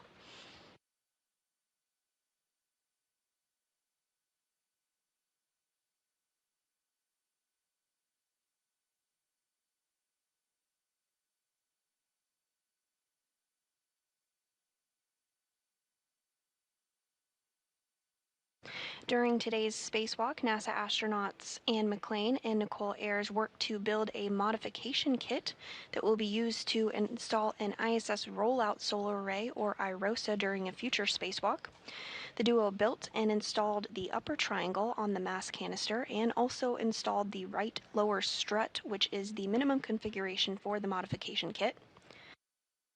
Following this, McClain and Ayers relocated a common communication for visiting vehicles antenna to ensure redundancy for visiting spacecraft. The two then got 2 get-ahead tasks complete. One was to install a jumper cable to provide power from the P6 truss to the Russian segment of the space station, and another was to remove bolts from a micrometeoroid cover. The duo then returned to the airlock and are in the process of repressurization now. We're holding at 5 pounds per square inch to perform a leak check. Once everything checks out as expected, repressurization will continue.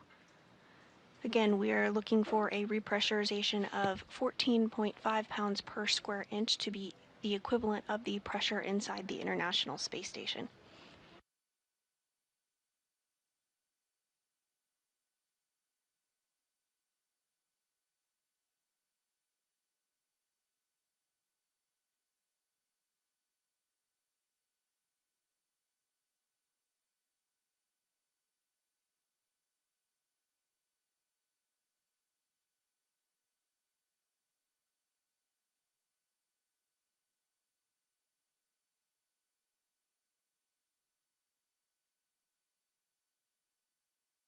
Piston airlock on Space Ground 1. So P1 pressure is 260.03 and P2 the same.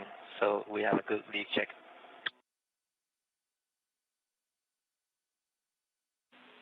We concur. Good leak check. And with that confirmation that the leak check was good and as expected, repressurization will continue. Two blood feeders are off. OSS. EV1 off. For both crew members, check gloves for contamination and report back to Houston. For EV2, change to the gloves, just the EA smudges. V1, no contamination. See that? There is a warning about DCS, but I'm going to skip it. So for both EV crew members on DCM, set auto actuator to IV.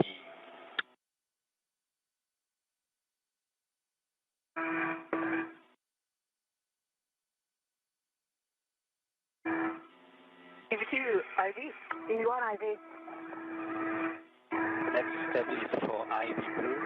IV adds equalization valve to normal. We will gradually open the valve. After that, copy.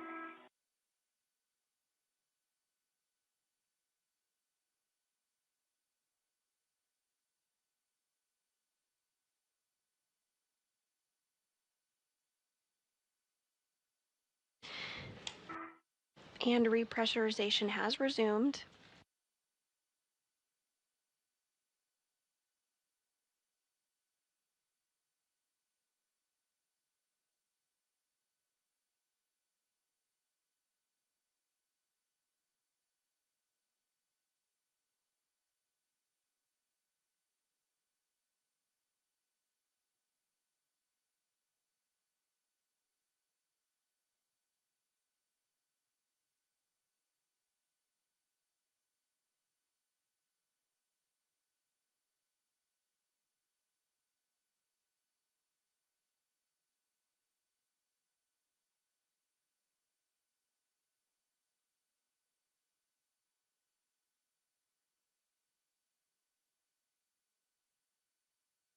Pressure now at 6 pounds per square inch inside of the crew airlock and continuing to rise.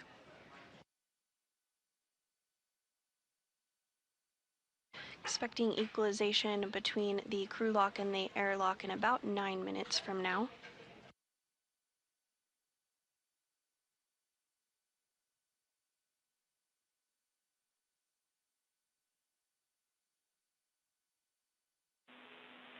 Airlock Houston on Space to Ground 1. Just letting you request if we can take a look at Nichole's mic booms when you put her on the ETA, just to give us a data point on the comms today.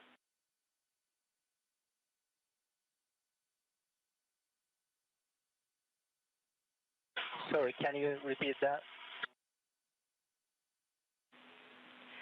We would like you to take a look and report back on the placement of Vapor's mic booms, just so we have a data point on why some of the comm was cutting in and out. Copy that. We will make sure to take a note before we remove the helmet. That'd be great, and if you could take a photo, it would give you bonus points. Copy that.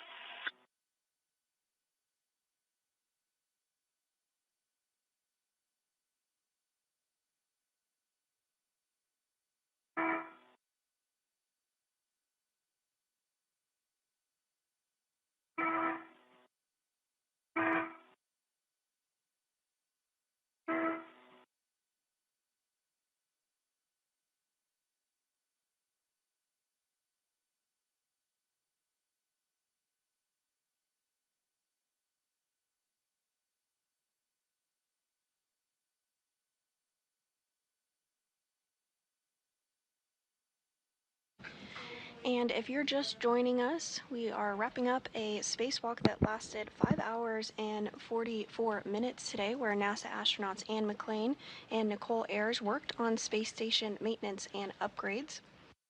During today's spacewalk, McClain and Ayers worked to build a modification kit that will be used to install an ISS rollout solar array during a future spacewalk.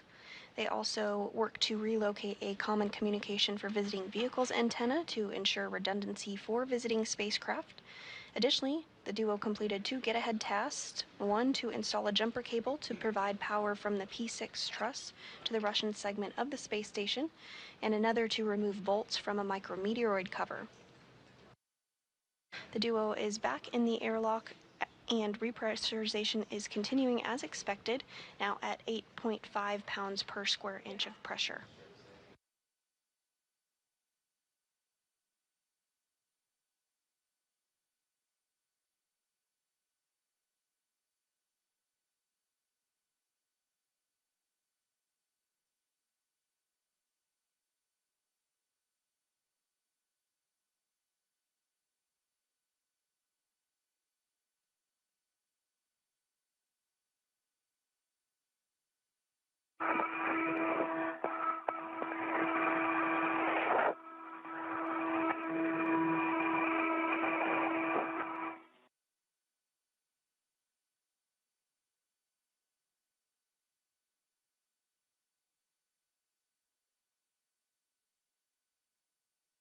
This view from inside the equipment airlock is showing JAXA, or Japan Aerospace Exploration Agency astronaut Takuya Onishi, as well as NASA astronaut Johnny Kim on the right, as they step through those repressurization procedures ahead of opening up the crew lock once pressure is equalized. Now approaching 10 pounds per square inch of pressure. Again, we're looking for a pressure of about 14.5 pounds per square inch.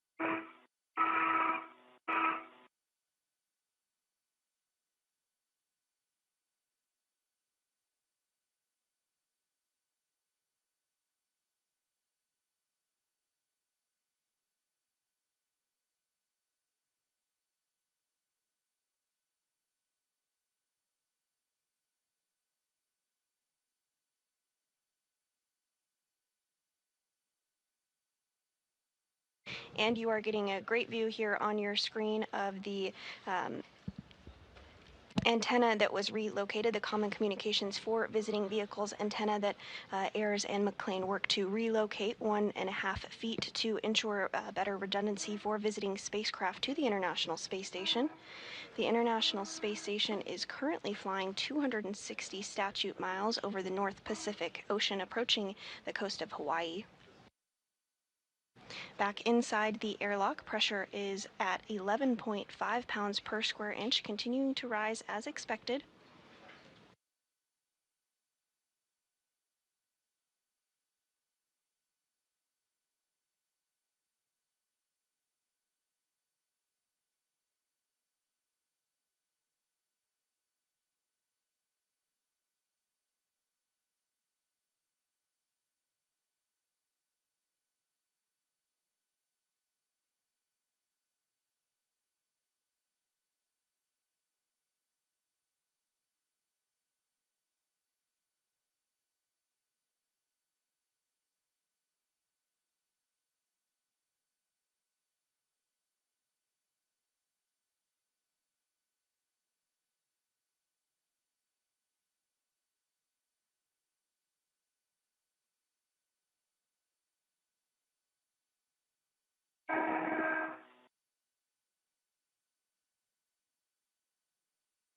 Pressure now at 12.2 pounds per square inch, closing in on our 14.5 pounds per square inch target.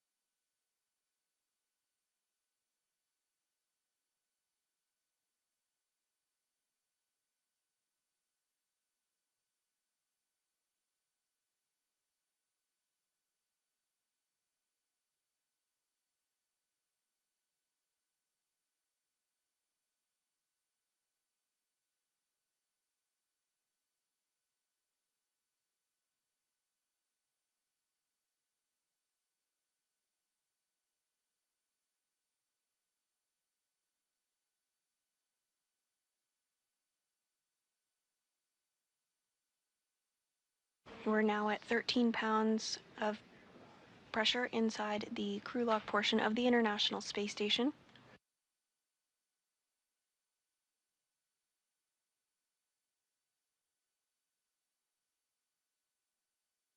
We are getting close to the nominal pressure, and when the dPdt becomes nearly zero, you guys expect alert tone. You can copy. Copy. Once equalization complete, we will open the hatch and perform safer docking and suit docking. Sounds great. EV1 copy.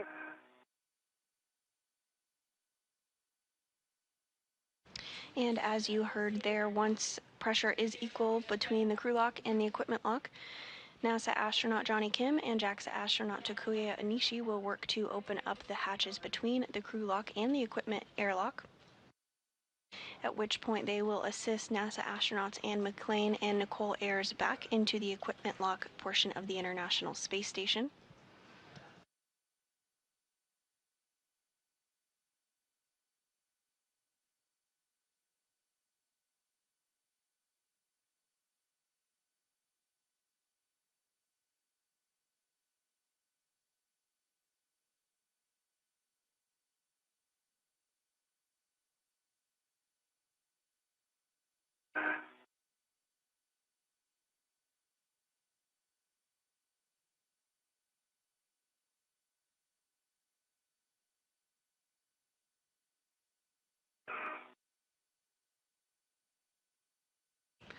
Pressure now at 13.9 pounds per square inch.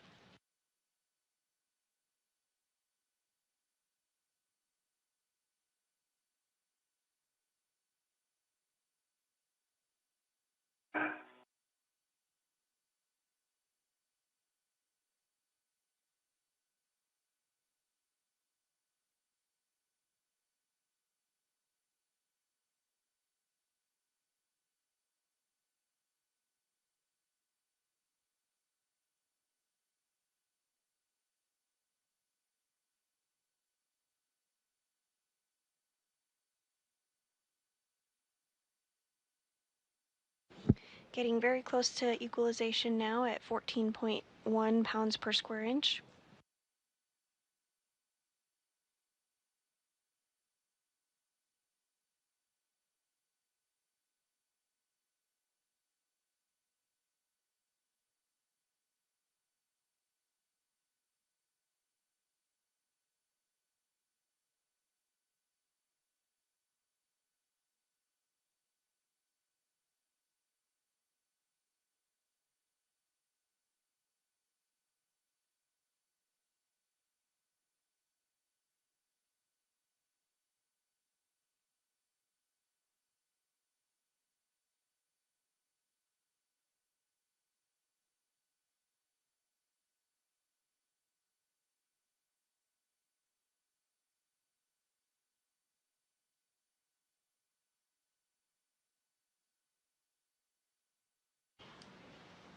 And it looks like NASA astronaut Johnny Kim is now going to work on opening up the hatch between the equipment lock and the crew lock.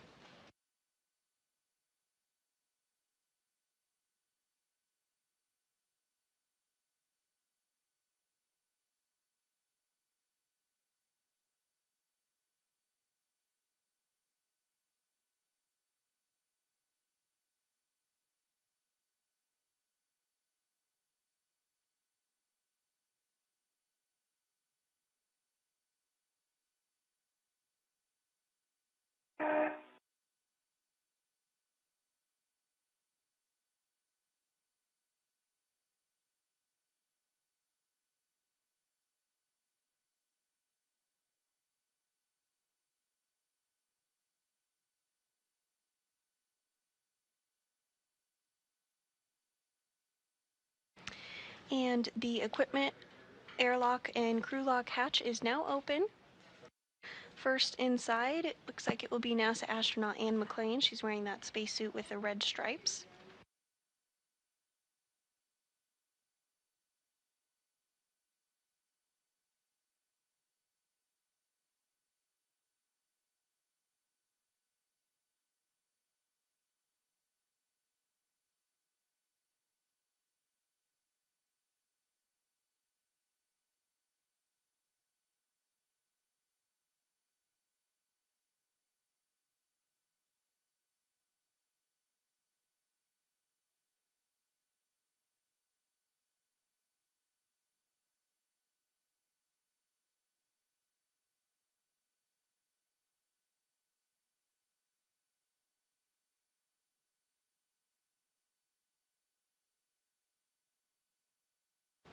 And Onishi and Kim continuing to work together to get NASA astronaut Anne McClain back inside the equipment lock.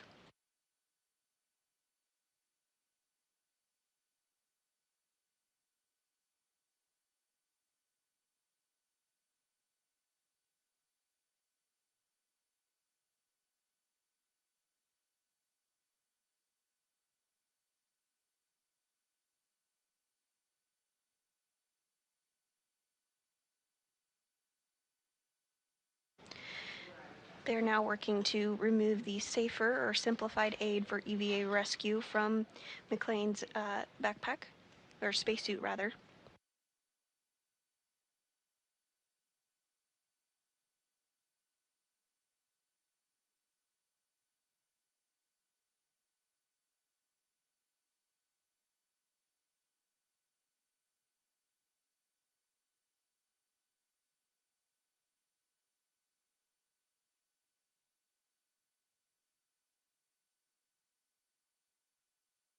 And McClain's safer has been removed.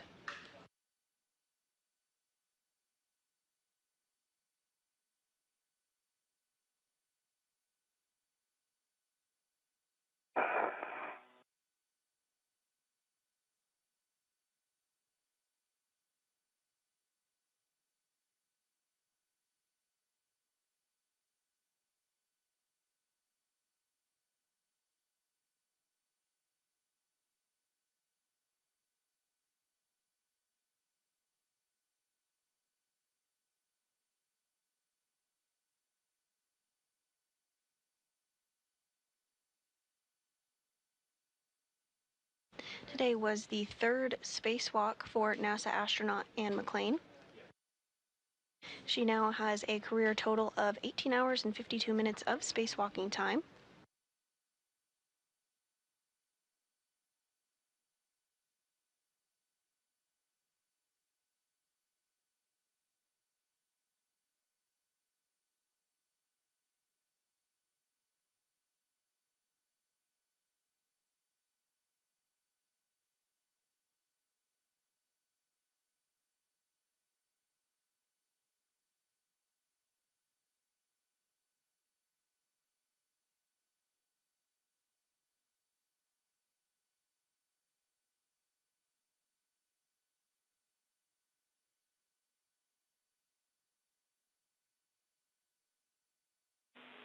Airlock Houston on 1.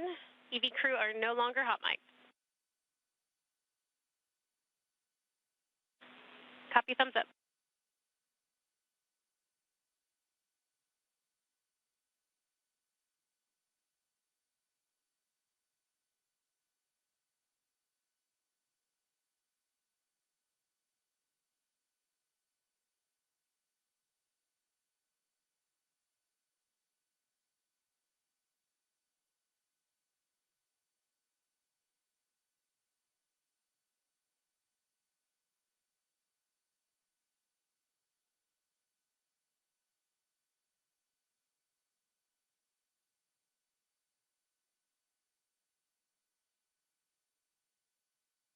And next up, Johnny Kim is going to help NASA astronaut Nichole Ayers get back inside of the airlock.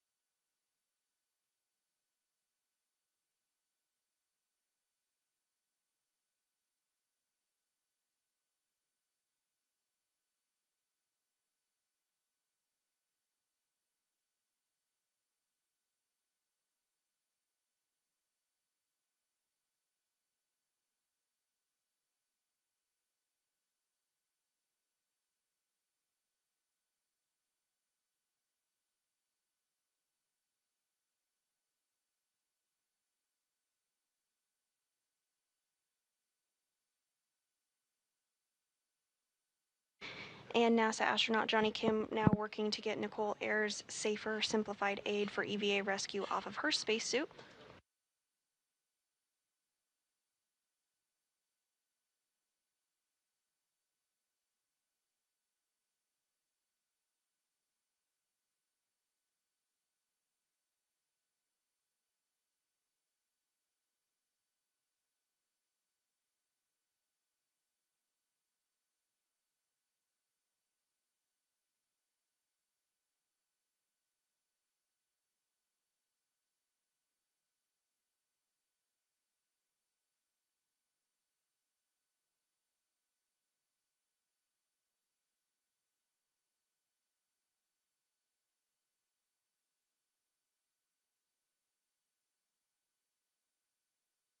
And Nichole Ayers' safer is now off of her spacesuit as well.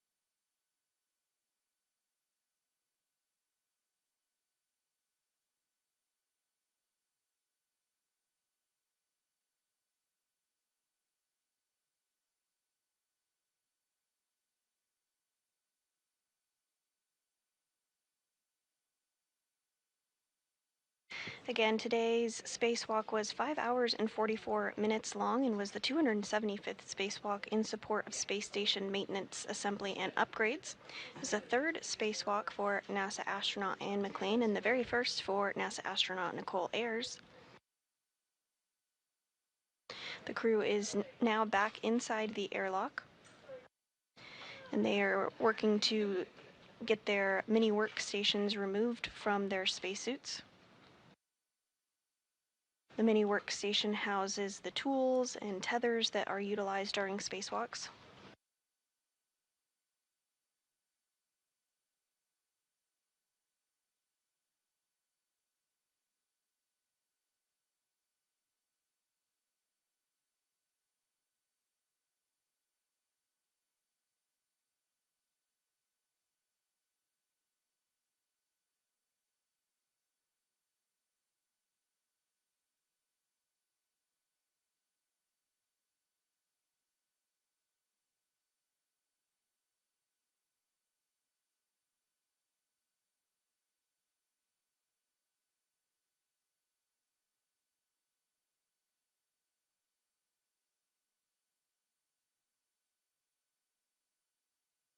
Station on set 1.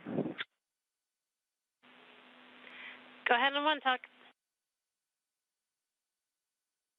Sunday, we are hearing a little bit louder noise from EV1, probably from EMU fan. So we are now taking some record on the GoPro camera, then we will continue to the suit docking. We copy. Thank you.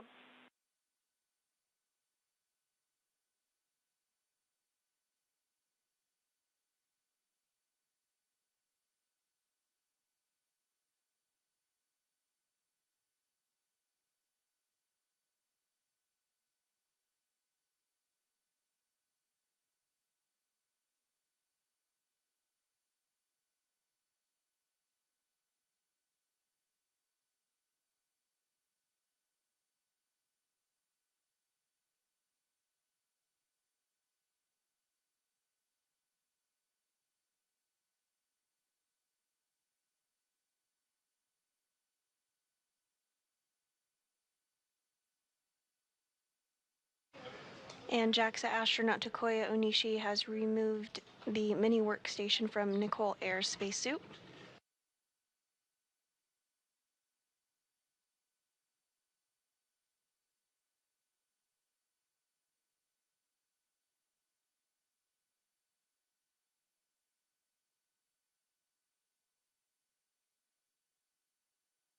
Johnny Kim is working to remove NASA astronaut Anne McClain's mini workstation from her spacesuit.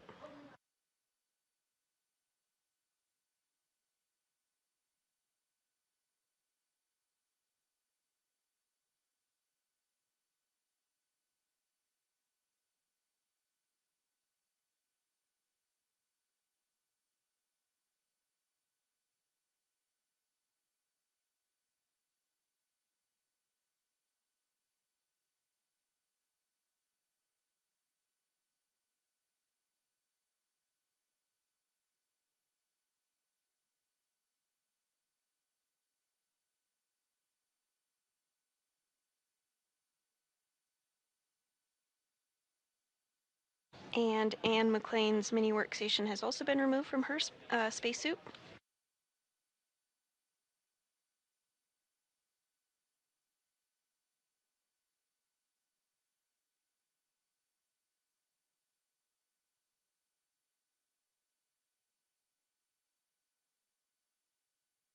And we are in a brief expected handover period between our satellites, but we'll regain views here shortly.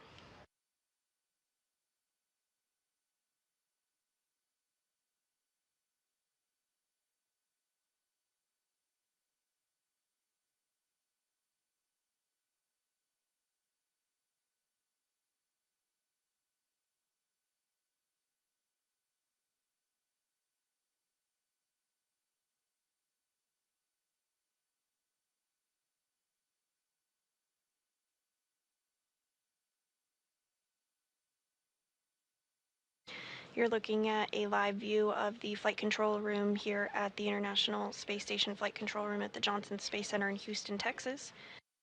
Today's Orbit 2 team has been led by Diana Trujillo during this 5-hour and 44-minute spacewalk. In the center of your screen there is also the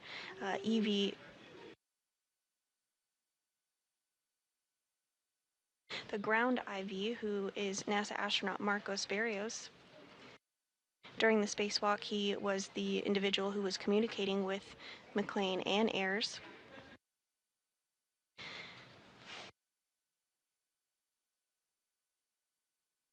And back inside the International Space Station, continuing to step through procedures to take some imagery of the spacesuits following the 5-hour, 44-minute spacewalk.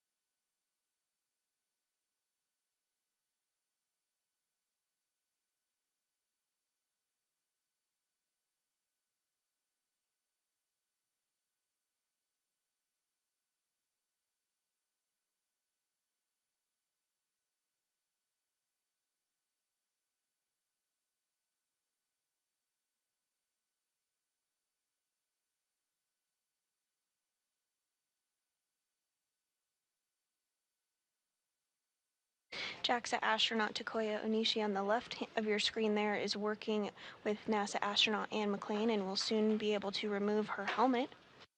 On the right-hand side of your screen is NASA astronaut Johnny Kim, who is working to do the same on Nichole Ayers' helmet.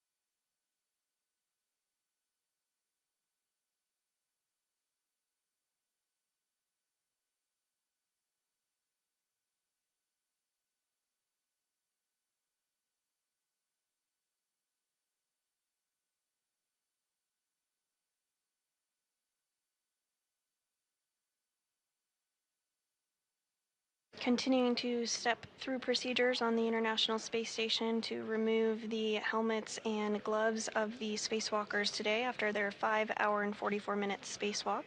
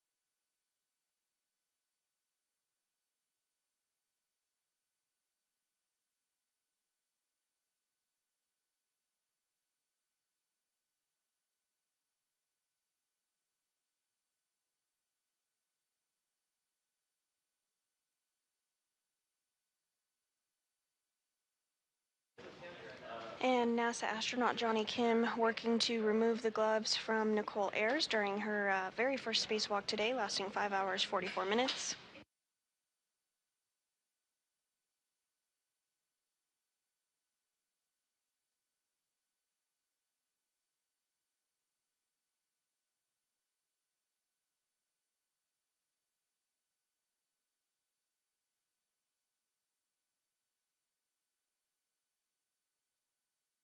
And JAXA astronaut Takoya Nishi doing the same with NASA astronaut Anne McClain, her third spacewalk today.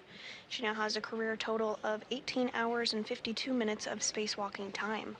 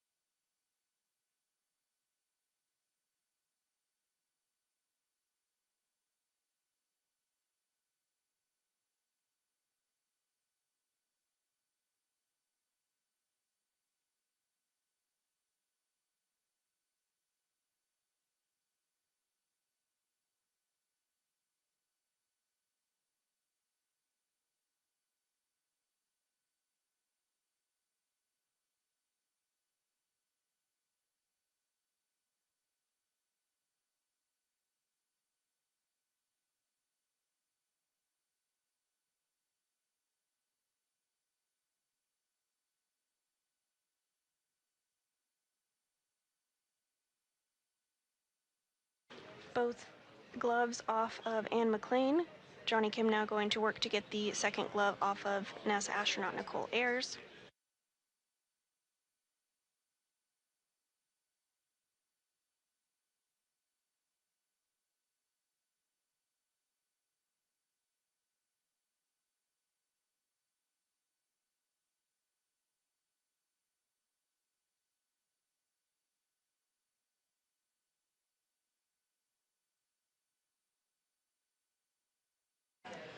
And Anne McClain's helmet is now off.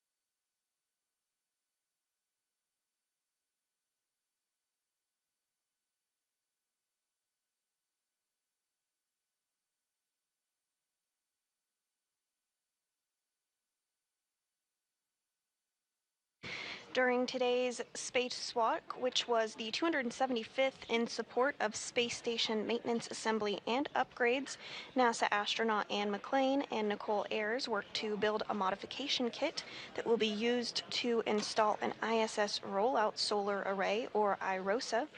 The duo built and installed the upper triangle on the mass canister and also installed the right lower strut, which is the minimum configuration for the modification kit.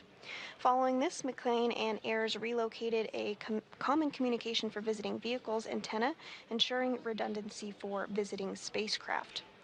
The two then completed two get-ahead tasks, one to install a jumper cable to provide power from the P6 truss to the Russian segment of the space station, and another to remove bolts from a micrometeoroid cover. The duo then returned to the airlock and completed the repressurization process. With both spacewalkers now back safely inside the International Space Station with their helmets off, that will complete our coverage of today's 5-hour and 44-minute spacewalk. This is Mission Control Houston.